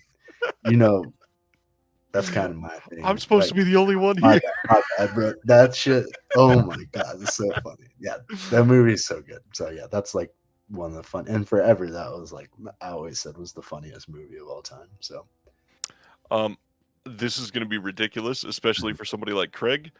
I will talk about Not Another Teen Movie in a little while. Let's go. My number 8 is a classic for me. Mean Girls. Mean Girls is a perfect movie. It is hilarious. It has an all-timer cast. It is, it literally, just the fact that it has affected so much culturally. It had to be on my list because it has been everything. Like the amount of times that we have quoted things from Mean Girls in my day-to-day life over the last 20 years is mind-blowing. This is one of the most quoted films in my life of all time because it is pitch perfect writing, it is great casting, and it is memorable beyond belief, which a lot of these films are fairly memorable, but this on my list I think is easily the most memorable one. It has everything you could possibly want in this. The film holds up, obviously, because they just fucking remaked it. Remade it? Is that the right way to say it? Yeah, as a musical this year, which honestly I didn't hate. I didn't think it was god awful. It was nowhere near as good as the original, of course, but it's decent. It's fun. Oh yeah. So you remember last time we did our list, I think I'd only saw one of the 10 movies that you did. So far, this is the first one that I have not seen. I have not seen. Oh, interesting. It's on my top 10 after Lord of the Rings and Gone with the Wind. Mean Girls is up there because almost everybody my age has seen it. So Clueless, I do like Clueless a lot, but I can't say if it's better because I've never seen Mean Girls. But yeah, no, my friend Andrew, who I call my boyfriend all the time. That's like Mean Girls is one of his favorite movies. So smart man. Yeah. Ash says joining after watching a boring convention. This is so much more exciting. I'm glad that we can do this for you. I believe you are on number 7. Yes, I'm on number 7 now, and I just realized I have this stack here, and it's all upside down. So I'm gonna flip it because Girls' Night Out was at the bottom. I had 5 of the 10, so which is cool. Not too bad. But this is also one I've kind of watched recently, and it's a VSA of Wolfpack. This movie kicked ass, dude. When you hear, have you seen it? I did. This movie is so much better than the reputation it has. 100%, because when you read like satire of football team for fascism, Reaganism, MAGA, like blah blah blah, and you think 80s VHS, VSA, like, oh, you kind of know what you're getting into. But I think it's so much deeper than that. Like, I think it's so easy for it to be like heavy-handed, but it's not in a way. Like the acting is actually really good. The guys that's the guy that stars as the star football player that is the guy that's going for president. He's absolutely kills it, and the way that he speaks is so convincing as that character. Like he doesn't seem like someone that's acting. Like he seems like he truly believes the things that he's saying. He absolutely kills it. And there's specifically one moment in the movie that I want to note is, when he goes and talks to the TV production Yeah. guy, and they have this discussion in his classroom, and they sit down at the like news set or whatever. The movie changes to feel like it is a news interview style. Like it looks like a 1980s like NBC Nightline kind of cinematography, that it just so smoothly changes from a movie into that kind of filming style that it's like, wow, that's a really cool little move they pulled off there. But Yeah. it's a football movie too. I like football, and it's also got that perfect wood smell to it that I've brought up multiple times tonight. Just I love that old high school look. So I yeah, love that no. one of the things you found in common through all these films is Mhm. the wood smell.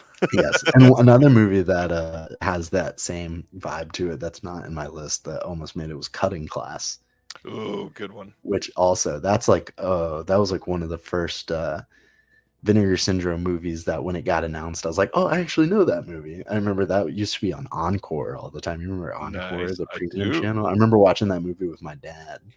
And I have the slipcover because I bought it with all the slipcovers. I have Yeah. the him getting crushed behind the bleachers or whatever, Yep. because like that's the scene I remember the most from that movie, and it's Nice. that wood smell, that wood look. So yeah, I love the smell of wood, and I love doing laundry. Those are the two quotes that you guys got from me tonight. Yeah, this is a great choice. I laughed quite a bit when I saw some of the feedback in like the Facebook groups where people were Mhm, saying, "Yeah, this is so heavy-handed for fascism and all that." And in all reality, if you look back to when this came out, mhm, considering all the McCarthyism and the Red Scare and all the stuff from the previous 25 years, mhm. this movie could have went so much heavier Oh, on for that sure. side. Yeah, honestly, I feel like it's Red Dawn is more heavy-handed than like this Yes. is. You know what I mean? So like this Yeah. movie kills it. Yeah. Yeah, it's a good pick. Definitely one that I did not even think about for this. That was great Yeah. though. Yeah.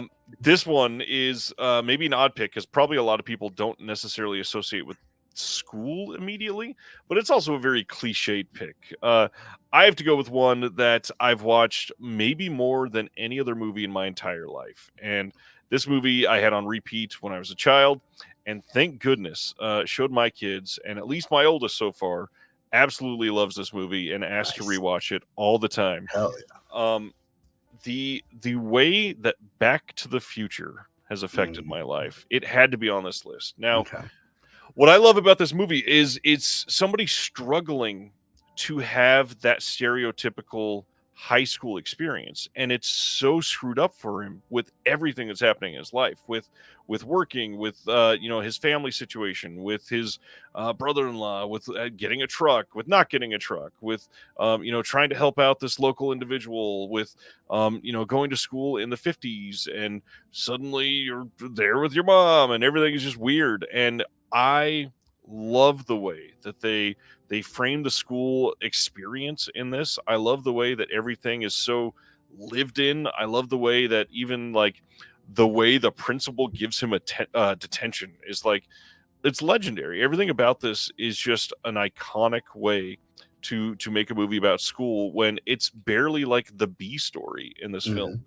Mhm. It's such a well acted movie. Obviously, it's perfectly written. It's easily the best thing Zemeckis has done, probably. Um, I don't know. It's Back to the Future. Too many people have talked about this. There's nothing Yeah. to say. Oh yeah. I mean, it's again another one of those movies that's like this. But earlier I was saying Gone with the Wind being, or no, it wasn't Gone with the Wind. It was something else being in the top 50, like Yeah, American film canon. Like Back to the Future is probably in the top yeah. 10. Like that's just such an important movie for this country. Like everybody has seen that movie. I'll I've reverse that only with my number six pick. What's that? I'll And it's your reverse number that with my 6. next Yeah, pick. yeah. Uh, I've still have only have ever seen the first uh, Oh Gone with, wow. or the first Back to the Future. You Yeah. haven't seen Gone with the Wind 2, Goner with the Wind? Yeah, that's I'm hoping that company puts that out after. That's funny. Yeah, that was my number 7, Back to the Future. On to your number 6. Okay, Ash, I'll say real quick. Me and Earl and the Dying Girl. I got to see that at Sunray, the theater that closed down recently, and I really enjoyed that movie too. I like that movie a lot. Fun fact about that movie is the girl that I was dating at the time, who we dated for like 4 years, 5 years. She was the girl that moved in with me after high school. Um, the uh, One of the guys that stars in that movie is from Jacksonville, and we both followed him on Instagram, and he followed my girlfriend back and like DM'd her and was like, "Damn, is your hair really turquoise?" I was like, don't respond to him. He was trying to slide, bro. Oh man, that's funny. But yeah, that's a good movie though. I dug that movie. It is very sad though. Good. So okay, my next one is another one that I had the DVD of, and this DVD was worn the fuck out. This movie, okay, you just said that Back to the Future is the movie you've watched the most in your life. Probably. The movie I definitely watched the most in my life is Don't Be a Menace. I've seen that like a bajillion times. This movie could be second. It's probably second or third. And you'll appreciate it a lot. And I don't think there's a Blu-ray of it yet. And it was a direct-to-DVD movie. American Pie Band Camp. Yes. This movie is another movie that I would have included on crazy movies to watch with your mom. Yep. Because this movie would have came out in like, I think 05, maybe Something like that, yeah. 05, 06. So I would have been like 10 or 11 years old. And I remember sitting on the couch with my mom and my dad watching him jerk off into the sunscreen bottle. Just being like, okay. But don't laugh. Don't make it a hint that you know what he's doing. My dad is like, he's like dying laughing, and my mom's just shaking her head. But that movie is so fucking funny. I loved that movie. So it's my favorite American Pie movie. It's a good one. Yeah. So that's all I wanted to say about that. I love that we left Back to the Future and Carrie, those lesser movies in the dust to talk about American Pie. He said the D Sibner says there is a Blu-ray. Oh, I might have to get that. Interesting. It's a good movie, man. It is a good movie, and I would love a full, complete set of all that with like updated bonus features and interviews with everybody. Yeah, that would be cool because that movie has like pretty cool cast. Like it's got a few guys in it that wound up doing other things, and it's got like some of the guys from the other American Pie movies and stuff. So yeah, I didn't like the other ones that came out around that same time as much as like Bandcamp, Beta House and all Beta that House and Naked Mile and stuff like that. Naked Mile was probably the better one of all those, but the Bandcamp was definitely like a notch above for sure.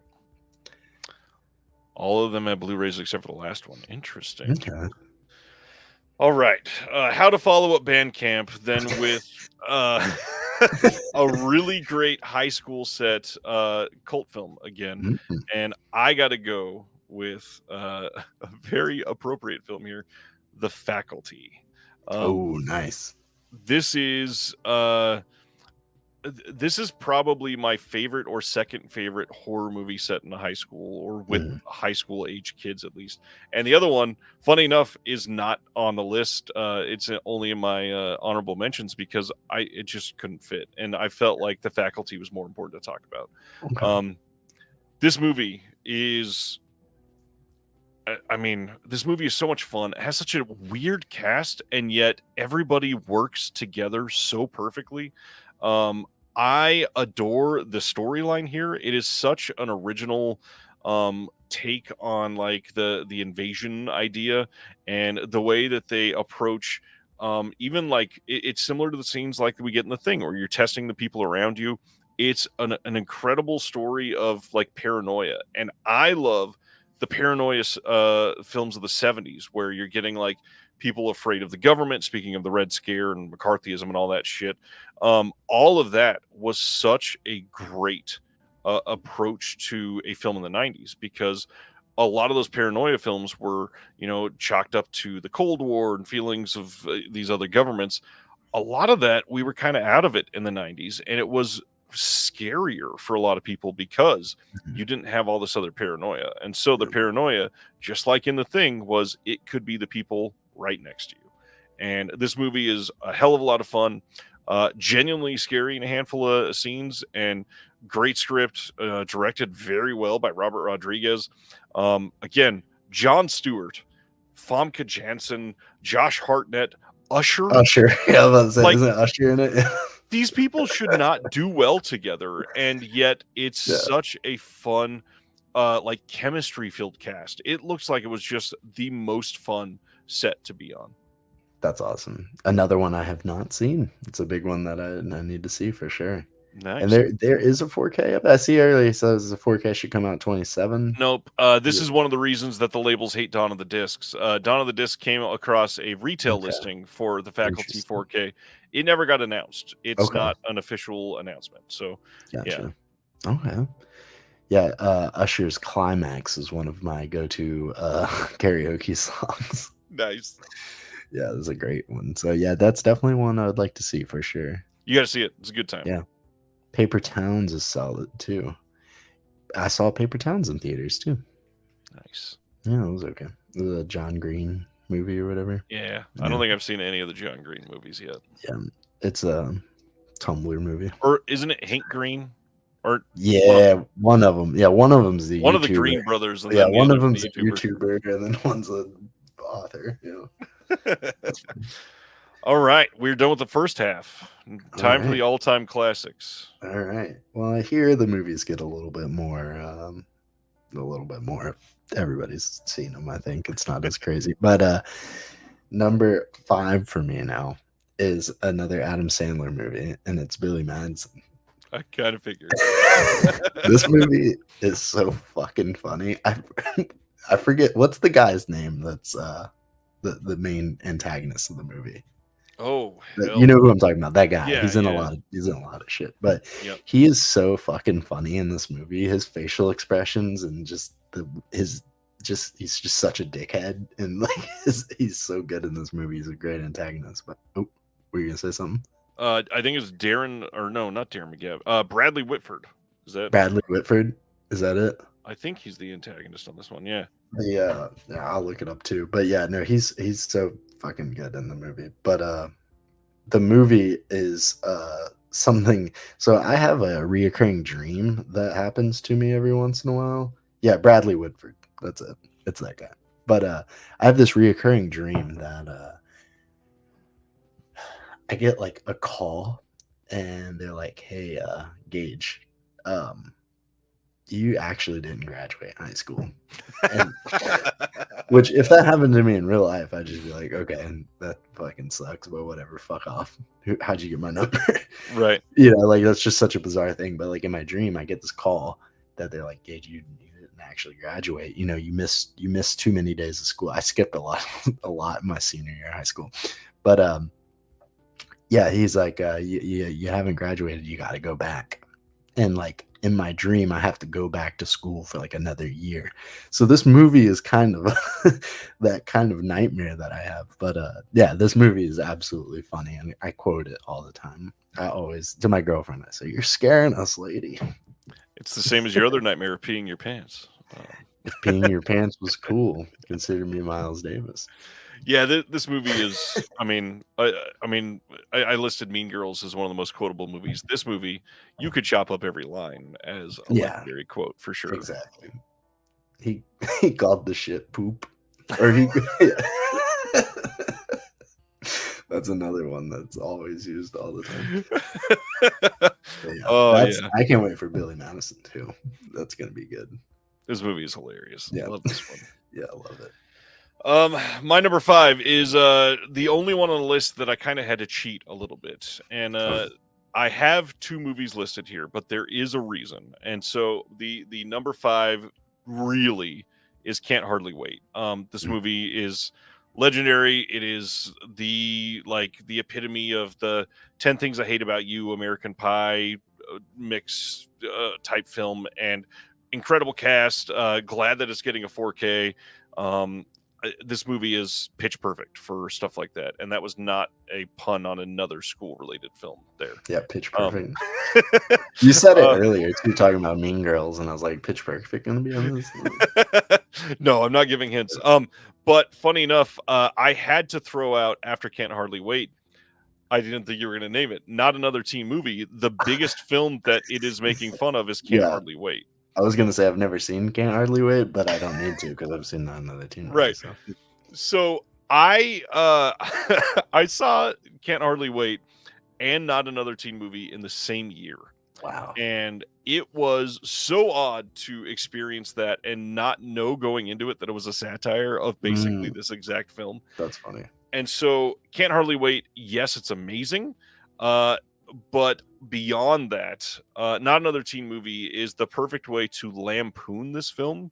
And this is in my opinion, the only really good modern satire that is done like this. Obviously, like um Pop Star from The Lonely Island Yeah, I is need to an see that. I hear it's incredible funny. Yeah. satire, but this, like when you're actually lampooning a genre, Yeah. this is the best way to go about it.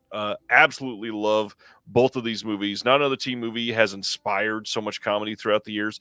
Fun fact, even used the the editing from the subtitles at the beginning of Not Another Teen Movie that goes around Oh, in yeah. tubes. I Yeah. did that in our visual essay Oh, on that's amazing. Papatopolis for TerraVision, and it is so damn funny. The foreign exchange student or Yes. whatever. Yeah. Yeah, That's this is amazing. incredible. And yes, Walk Hard is a masterpiece. I was I I was should have I was mentioned that. waiting for you to pause. I was gonna say that Walk Hard is I say that Yeah. now after Bandcamp, that was, or was it, no, it was Not Another Teen Movie I said was the funniest movie of all time. Now I say Walk Hard, Gage Hogsten is the funniest movie of all time. Perks of Being a Wallflower is definitely eligible tonight, I would say, Ash. And then Yeah, for sure, that's definitely available. Ronnie says, doesn't Can't Hardly Wait all take place at a party, not a school? There are scenes at a school, and they're all like the relationships they have are from school there. Yeah. And like that's why like House Party was another one that was like Yep. on my list, but I was like, I don't know, like how to count it. I don't know, but like yeah, for sure, I think they all count. Yeah, absolutely. For sure. So yeah, that's my number 5. I had to include both of them because I didn't think you were going to say None of the Teen Movie, but that's perfect. Okay, yeah, that was one of my favorites. All right, so now I'm gonna get my list back up. Okay, cool. We're gonna go with, this is number 3 for me, right? Number 4, I think. 4. Okay, so this is a movie that definitely everybody's seen before. This movie, my current girlfriend and I, is the first movie we watched together, and she made a funny joke about it the other day because my friend actually just got a girlfriend, his first girlfriend in a while, and he said that they watched a movie and or talked about movies, and I asked what she said her favorite movie was, and she said it was this, and my girlfriend said, "That's a basic bitch movie," and I was like, "It's funny because it's the first movie you and I watched." But Donnie Darko, which it is a basic bitch movie, but whatever. But it's good. And this is another movie that my girlfriend and I quote to each other all the time, and I quote the worst line, the worst lines that are said at a bus stop to her all the time, like "Shut up, bitch." And, my favorite part of this movie is the guy smoking the cigarette. And he's like, "This is some good shit." And he's like, "It's a cigarette." But yeah, no, that movie is, the soundtrack in that movie is fucking 10 out of 10 on both versions of it. Oh, Last American Virgin finally got a Blu-ray. I need to watch that. It's my friend Carl's like favorite movie, and he loves that movie so much. So I do need to get that. But yeah, Donnie Darko, there's not much that needs to be said about it. Yeah, it's been analyzed to death. Yeah, it kicks. I like it. I love that we got Maggie Gyllenhaal and Jake Gyllenhaal interacting in a film in the most pitch perfect, said it again on purpose, sibling way. Yeah, they're the dinner table scene, or breakfast or whatever. Yeah, it's so fucking funny, dude. It's so good. Oh man, love it. Yeah, it kicks ass. My number 4 is a bit of a period piece, and not one that people talk about as a period piece enough. And when I talk about it, I always highlight it as that because it is perfectly done. So I got to go with Greta Gerwig's Lady Bird. Ooh, that was close to being on mine too. This is the perfect period piece for 2002. It is done. The fashion is exact. The music is exact. The interactions between the high school students exactly like it was in 2002. All of this is just so great. And then on top of that, you are throwing in an incredible relationship dynamic between mother and a daughter, done in a way that has not has not been done that way on screen in that realistic of a way in most films. I think the performances in this are far and away better than most of the films on my list tonight, and I think that Laurie Metcalf is one of the greatest actors of all time, and nobody ever talks about it. Yeah, that movie kicks ass too, and Timothy Chalamet is so good in it. He is. Good girl. That shit's so fucking funny. He's so good. That year, that was like would have been like I saw Hostels, Call Me by Your Name, and Lady Bird like all within like 8 months from each other. I'm like, damn, this kid fucking rocks, dude. He did all this crazy shit, and now he's like huge. But yeah, Nice. that Lady Bird was awesome, and you absolutely nail it with it. Kills that 2002 aesthetic perfectly. 8th Grade was a great. I never saw that either. 8th Grade is fantastic. Documentaries could count for sure. Absolutely. But Lady Bird kills that year perfectly, where I think that we're due for movies set around that time period. I think we need, and my friend Carl and I, who want to make movies one day when we grow up and figure our lives out, we always joke about like making movies about that time period, because that's like when we're children, you know. It's like what's that fuck, I can't remember, what's that DJ Qualls movie, The New Guy? You remember that? I do, yeah. Yeah, we were like, we want to make that movie, but just in 2024. Craig says, Jesus Christ, 2002 is considered a period piece. When it comes out in, what, 2017? Is that what it was? Yeah, around that, 18. When it comes out 16 years later, and they're specifically setting it in 2002. Yeah, I mean, I could set it in 2015 and it could be a period piece. Absolutely. Exactly. But the big difference is they actually go out of their way to make it everything stylized for 2002. The clothes, I mean, like that's what the art department, I'm sure, would count it as a period piece if they have to go out and find 20 cars from 2002 to be in the movie, you know. So I guess that counts as a period piece for sure. Absolutely. Yeah. Sibner says, I would include American Teen, truly an authentic look at teen life in the 2000s. Nice. Okay, I'll check that out. I'll add that to my list. All right, is it my turn? Yes, sir. Okay. Let me get my list. I'm so sorry. Make sure of that. Okay, so we got 3 more left, right? 3 more left, yeah. All right, so my next one is probably the last one that, I mean, there might not be any more crossover, but this one for sure, I doubt you have. But I believe I talked about it on our first episode together, and that is Harold Lloyd in The Freshman from 1925.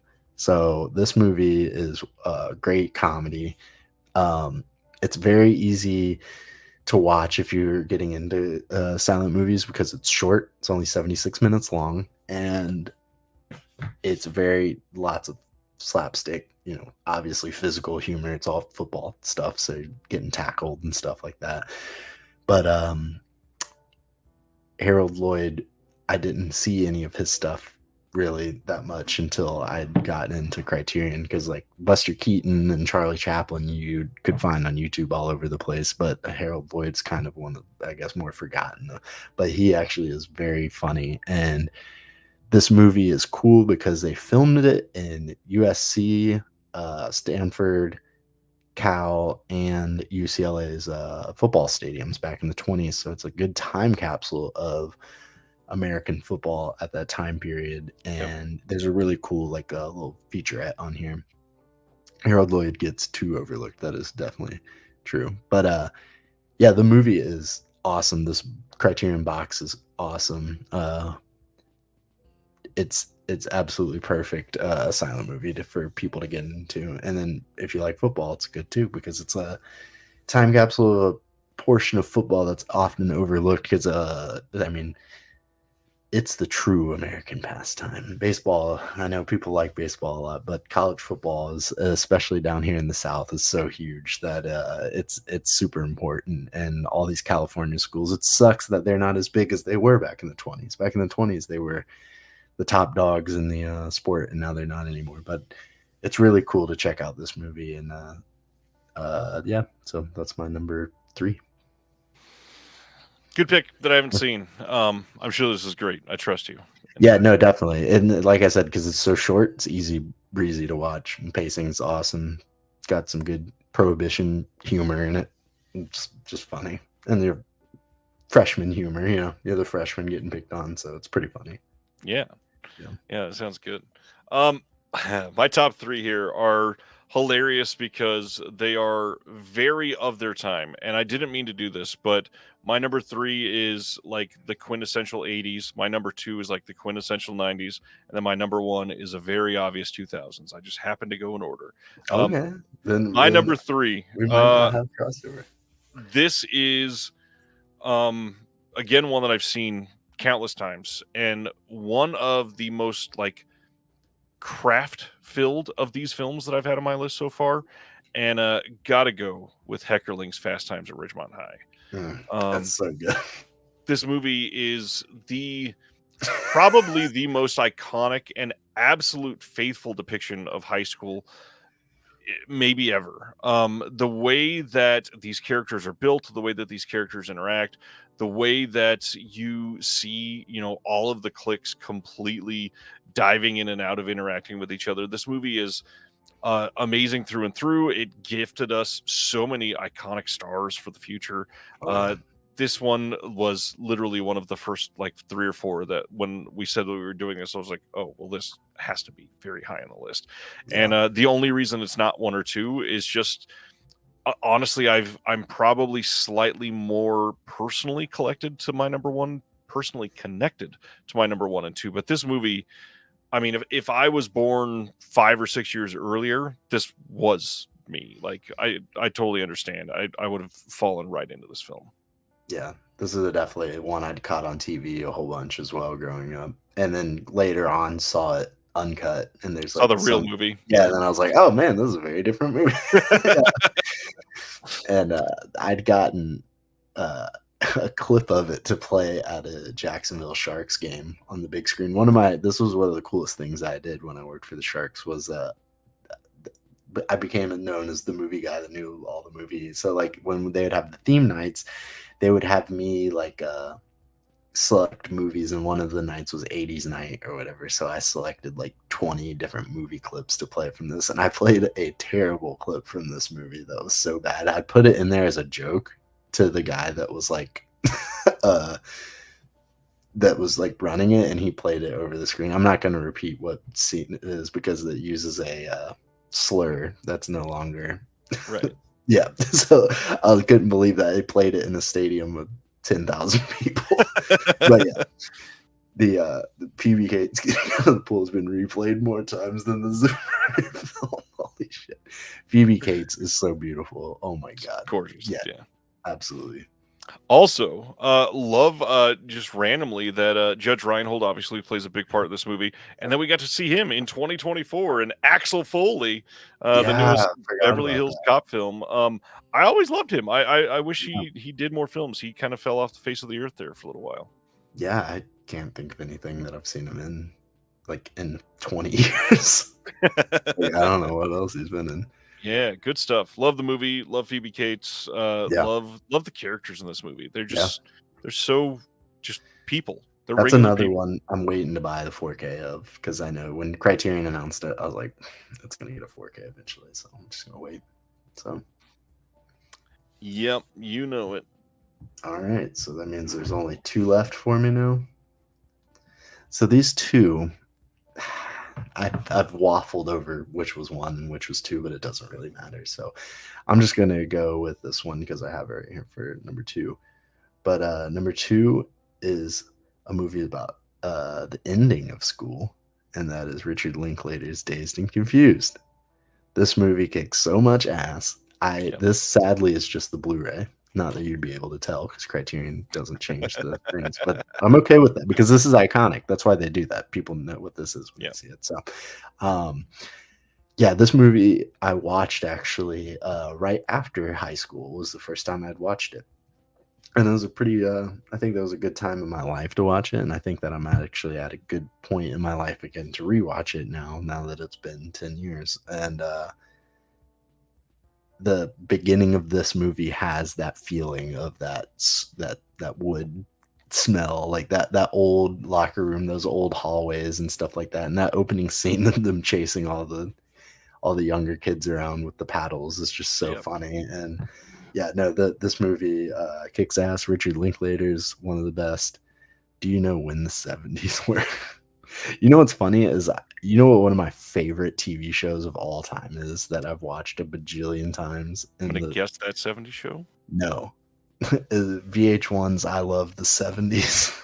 Do you remember those Of shows? course, yeah. Yeah, dude. When I was like, my friend Robert, who's like one of the only guys I know that has has seen as many movies as I have. He knows as much as I do about it. Like amongst my friends, he actually also grew up watching the I Love the 70s TV show and I Love the 80s TV show. So we always talk about, man, the show is so good. And we want to rewatch them together, but they're hard to find. They're like not anywhere. Yeah, they're like impossible to find. They did like 2 or 3 seasons of I Love the 70s. So yeah, no, so that is pretty funny though. But yeah, I just want to tangentially add on to this. That's not a high school movie, but Slacker. I watched in high school, and that is one of me and my friend Rob's favorite movies as well. I mean, it's Linklater. Yeah, he's great at what he does. And he has another movie literally called School of Rock that was also very close to being on my top 10 list. So Aaron just came back, said, "Oh my word, you are still live," and I just complained about working late. Yeah, we do this every time. Gage and I talk forever. Yeah, the divorce of Benefit. Y'all remember Spidey? That's more my yeah, Dazed and Confused is great. It is I mean, spoiler, I guess it's on my honorable mention. I probably could have included it. Such a great movie. Yeah, it's awesome. Soundtrack's killer and just perfect. It's perfect. And I'm also a big fan of his film Boyhood, which deals a lot with school. That movie came out my senior year of high school, and I believe I saw it at Sunrise, the theater closed, RIP. And I saw it, I think it was in that time period between when like the seniors don't have to go to school for the last like 3 weeks of high school here in Florida. I don't know if y'all do that, but like when you're a senior, like the last 3 weeks of school, seniors don't have to go to school. There's like 3 weeks between school ending and walking. It's weird, but I think I saw Boyhood during that time, and like when I saw it, I just remember being absolutely like mind blown by it. I loved it so much. And now, unfortunately, all the discourse about Boyhood is always, oh, I don't care that it took them 13 years to film it. Who cares? Blah, blah, blah. But it's like, that's besides the point. Like, the movie itself is such a great coming of age story. So I liked it a lot. And I know that people hated the kid in it, but whatever. I don't care. There's a Linklater film I've never seen that I'm about to watch for the first time, and I'm so stoked on it. What movie? It's for someone else. Oh, okay. Yeah, God, Linklater's just amazing at what he does. Yeah, I haven't seen a lot of his movies, so he does good stuff. Yeah. Number 2, this one is hilarious because earlier when I brought up, I think it was Mean Girls, everybody brought this up and said Clueless is better than Mean Girls, and I agree, which is why Clueless is my number 2, because Clueless is great. This movie is my like coming of age movie that I watched a lot. This is such a great depiction of 90s fashion. It is such a great time capsule for music. One of the best uses of one of my favorite genres of music in film, which is ska, and we get the Mighty Mighty Boss Tones in this. Yes, yeah, they're in it, right? They're like in. They are in it. Yeah, they're in it. Yeah. The only other one that I can think of that has the ska band in it is Basketball. Hell yeah. Love everything about Clueless. I've got Alicia Silverstone, just complete iconic looks etched into my mind. I've got the performance from, I mean, literally everybody, but primarily when you've got, the 3 or 4 main casts that are giving everything to be exactly perfect together. This would never have worked if they didn't have that perfect chemistry. And so I absolutely love this movie. I love that it's a Shakespeare tale, and I've got others that are related to Shakespeare on here on my honorable mentions, but this one is the one that I think does it perfect. Obviously, there's some like sort of weird feeling relationships in this Yeah. movie. Now that stuff's hot now. That's all everybody I likes. mean, yeah, it's number one term on some very popular websites. Yeah, Clueless is great. There are so many character actors in this that just make you excited to see them on screen. And I don't know, this movie was always one that I don't know, I fell in love with early. This came out when I was like 8 years old. Paul Rudd's great in this. But the big thing, you can't really mention this without mentioning Brittany Murphy.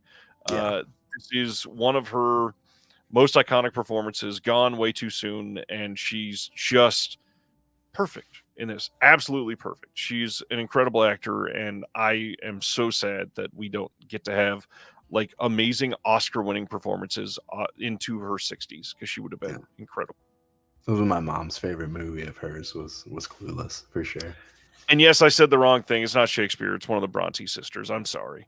I was looking at another title that is a Shakespeare title that is on my honorable mentions. I've got I've got a Nathaniel Hawthorne, which everybody probably knows what I'm talking about. That's on my honorable mentions that I absolutely adore too. So yeah, a lot of these that are telling old stories in new ways, I absolutely love. Hell yeah. Stan Easy says I need to check out Scanner Darkly. I definitely need to check that out for sure. But yeah, Clueless is great. Clueless is awesome. All-timer for sure. Agreed. So am I going to my number one? Number one. That's not Whiplash. Right. It's not Whiplash because that's the real number one. So this is my real number two. Whiplash is number 0. Yeah, Whiplash is number 0. But this movie is a movie that needs nothing to be said about it because it's another one of those movies that's part of the American film canon, super big, so I'm not gonna really say too much about it, but it's a movie I've seen hundreds of times on television when I'd stay home from school, and that's Ferris Bueller's Day Off. I know it's like, that's had cut waves of people liking it and not liking it for many different reasons, specifically because of the principle in the movie of being a real life I don't even know what this terrible, awful person. Creeper. Yeah. Yeah. But the movie, I'll say I love skipping school. I skipped a lot of school my senior year of high school. I skipped so many days my senior year of high school that a lot of you probably didn't have to worry about this. And it started becoming a thing. My last few years of schools, there's this thing called grade portal where parents can go on and live check in on their students' grades. So you probably do this with your kids. Do you have that? I think there's a way. I never do it. You never do it? Okay. So it started becoming a thing when I was like in middle school or so. And so you could just live look in on your kids' grades at all times and their attendance and everything. And you could see if they missed a specific class or something like that. And I remember my senior year of high school, I had 72 days with a marked skip. So at least one class for 72 days, which you only have 180 days of school. Yeah, so I was skipping all the time, and that's why I love this movie. That's all I'm gonna say. It's hilarious. I told, just like you said for Whiplash, I told people for years that Ferris Bueller's Day Off was my favorite movie. Oh, that's cool. And then it didn't even make my top 10. Yeah, exactly. This is one that gets talked about forever. John Hughes, Breakfast Club, It's a perfect movie. One that I've seen so many times. Again, iconic ending. Literally him breaking the fourth wall. Perfect in this movie. Love it. Not much else to say. Yeah, and there's something beautiful about just living life. Just like he says, just sometimes you just gotta stop and smell the roses or whatever. It's it's just something beautiful about that. It's kind of the same kind of vibes you get from Office Space of just breaking out of everyday monotony. I love it. So too many flair. Too many flair. All right. So my number one was mentioned a few minutes ago, and that's why I didn't say a damn thing about it. I really only chose this one because I think this is the most fun movie on my entire list, and I had to go with Linklater's School of Rock. Oh, Like, this let's movie go. Let's is go. so much fun with my Yes. focus on music and Mhm. my love of Jack Black's wholesome everything. Yep. I adore this entire movie. The people that were in it, the people that are now like giant stars that were in Oh, this yeah. movie as kids even. Yep. This movie is amazing. It's iconic. It's hilarious. It is a complete vibe. The soundtrack is actually fantastic. It's great. Yeah. And it's just so silly. Like everything about it. It's a complete fantastical film, obviously. But I adore School of Rock. It is something that made me happy as a child when I did not have a lot of happy times. And that alone, it will live forever with me. I adore School of Rock. That's awesome. Yeah, no, I love it too. I've seen it probably 15, 20 times. It's so good. Amazing. This is one of my mom's favorite movies too. She absolutely loves it. It's great. Yeah. Is there a 4K of it? No, there is not. There Okay. is only a Blu-ray, and there was a lot of people expecting them to do a 4K because they did a Blu-ray steelbook out of nowhere, and they were like, "Oh, they're going to do a 4K next year and put it in that same steelbook. Just watch." They haven't yet, but they can. I figure that would probably come eventually. That would sell, I'm sure. But yeah, no, School of Rock is that is a great, perfect school movie for sure. I love it. You and I could talk for hours on the subject, but honorable mentions as quick as we can. What do you got on your list? Obviously there's so many more that I could possibly think of, but Halloween Town High. We talked about Halloween Town High. But Drill Bit Taylor. I'm gonna skip over some because like I saw Drill Bit Taylor in the theater. I don't know why. That's funny. I have a few of them written down that I won't repeat. They're like Carrie, Lady Bird, because like you said those. Yeah. But How High was another one. Classic. Which is crazy to think that Method Man and Redman were like big enough to be like in a Hollywood produced movie. It's sick. Yep. Battle Royale, even though that's a so crazy Battle Royale is the third cult film that did not make my list because okay. it would have been up there for me like number 1 or 2, but I had too much horror and I Okay. wanted to make sure Carrie got some love, and There The you Faculty never gets mentioned. So okay. And then Super Bad was another one because that's like amazing. I was like 12, 13 Yep. years old when that came out, so that was like the funniest shit of all time. And then the other ones, I was saying House Party earlier too, and then Rushmore, and then the last one I'll say is Pledge Night. Pledge Night is also really cool. Pledge Night, nice. Yeah. And that movie has really cool bonus features too, because it has a where it was filmed. It was a fraternity at Rutgers, like the area that they were filming in, like had been like that, like area of whatever that fraternity row area or whatever had been shut down because of hazing incidents where like kids had died and shit. So it's like it's so crazy. They talk about it in the special features, but the movie's sick too. Yeesh. Yeah.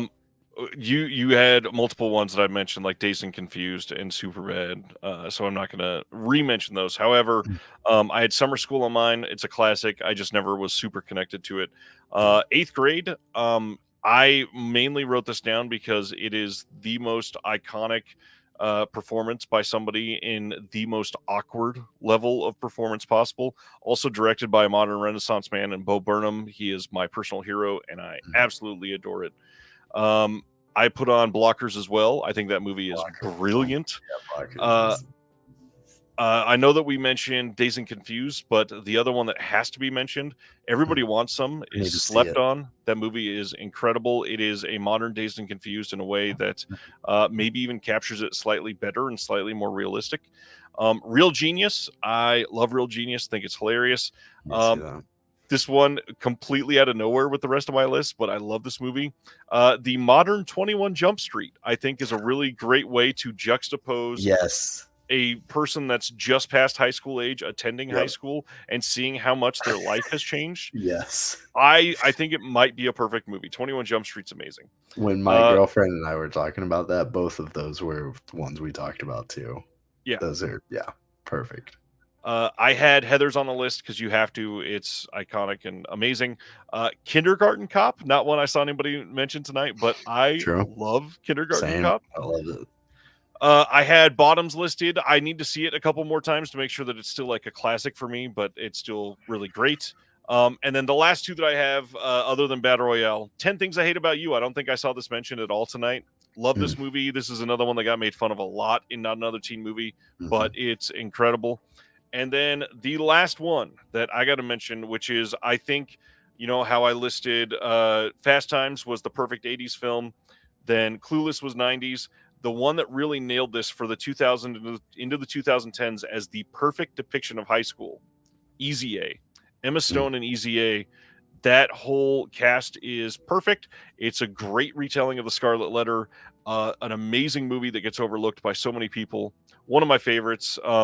Sibner's mentioning Lisa Frankenstein. Really like that this year as well. It's a good one. But yeah, that's my list. Ending with Easy A. So many honorable mentions. I could have easily made this a 40 movie list. That's awesome. I just watched the film Masters Scarlet Letter, actually. Nice. It was awesome. Yeah, this was funny you said that. That was something I recently watched too. Oh, yeah, just one of the guys in Booksmart. Yeah. So good. Oh, I need to see those. I've seen Stand and Deliver. I watched that in math class in high school. We're the opposite. I still have never seen Stand and Deliver. Oh, really? Wow. Yeah, my math teacher that showed me that wanted that to be his life so bad. He wanted to be that guy. Please be inspired. Exactly. He's like, guys, you gotta be these kids. I want to be this teacher. So, but yeah, it was pretty funny. I don't even know what to say. Epic night. This has been incredible. Every single time you're on the show, everybody has a great time. You've already been asked to come back by everybody in the chat. Thank you. Anytime, brother. I'm always down. And now I've got the setup too. It looks nice and easy. I finally got this desk, so. And now it's almost 2:00. Oh yeah, I know, right? I got work tomorrow. I just got one more day of work, but it should be an easy day for me tomorrow. And then I got Saturday and Sunday off. So I'll be just chilling at the house watching college football. I'm excited. Thank you, everybody in the chat. I'm just a dude. Just a dude. Just a dude. All right. Well, everybody, please go follow Norman Studios everywhere, like we already talked about earlier. Make sure if you're in Jacksonville, give Gage a shout out. Go check out everything that they have to offer. Anything else you want to share before we call it a night, my friend? I don't think so. I think I'm pretty much covered everything. Hopefully we got t-shirts getting available on the website. I'm praying because I know you guys I've talked to a few of you guys about it. So I promise it will happen soon. So thank you all for hanging out for so late too. It's almost 2 a.m. on the East Coast. So random like kind of promo for next week, but next Thursday's guest has only ever been on once before. It is Planet Mondo. Planet Mondo is the guy that does the art for all of the physical media advocates. And the last time he was on, we did surreal films, and a lot of people love that conversation. So we're gonna have a good fun talk next week. Come hang out. Much love to Gage. Much love to everybody in the chat. And see you in the Discord. I'm gonna go hop in it right now. I was already answering things while we were live. All right, everybody. We'll see you next Thursday. Have a good week. Be safe. Thank you for watching The Disconnected. On the way out, make sure that you are subscribed to the channel, that you've liked the video, and that you've copied the link to be able to share with someone else that may appreciate this.